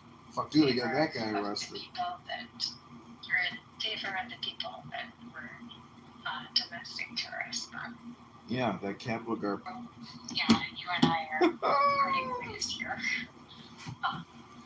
You mean to tell me you didn't see the video? You didn't see the video of that cop blowing her fucking head off? I couldn't believe it when I saw the video. Holy shit, he shot her fucking head right off. She was just trying to get through a window. She's being crushed by a crowd. Poor Ashley Babbitt had her head blown off. Boom! Bye-bye, Ashley. Look at the It's a dismal situation. Do you think she deserved to die? I think that anybody that is unfortunately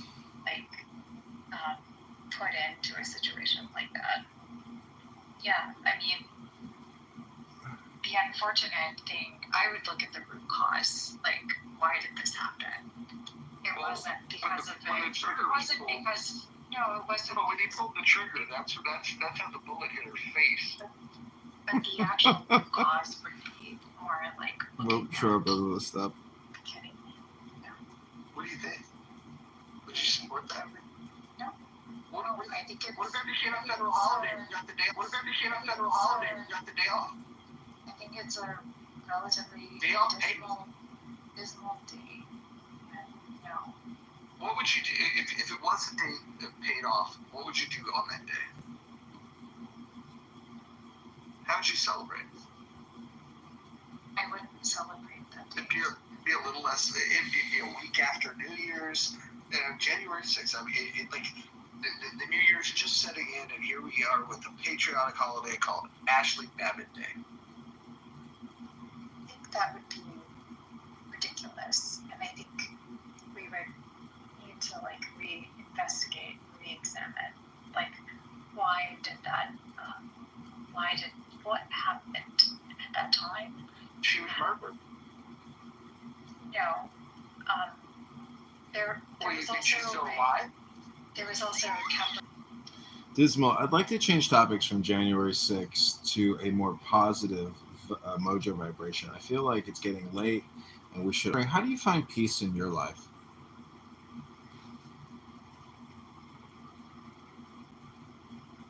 I think the strawberries. Peace. You gotta get some more money, fuck more hoes. Shit don't stop people do. Sorry, you interrupted Dismal there, and you're breaking an in the muff rule. Kind of also just being a jerk. Yeah, I want to protect women, so he's been removed.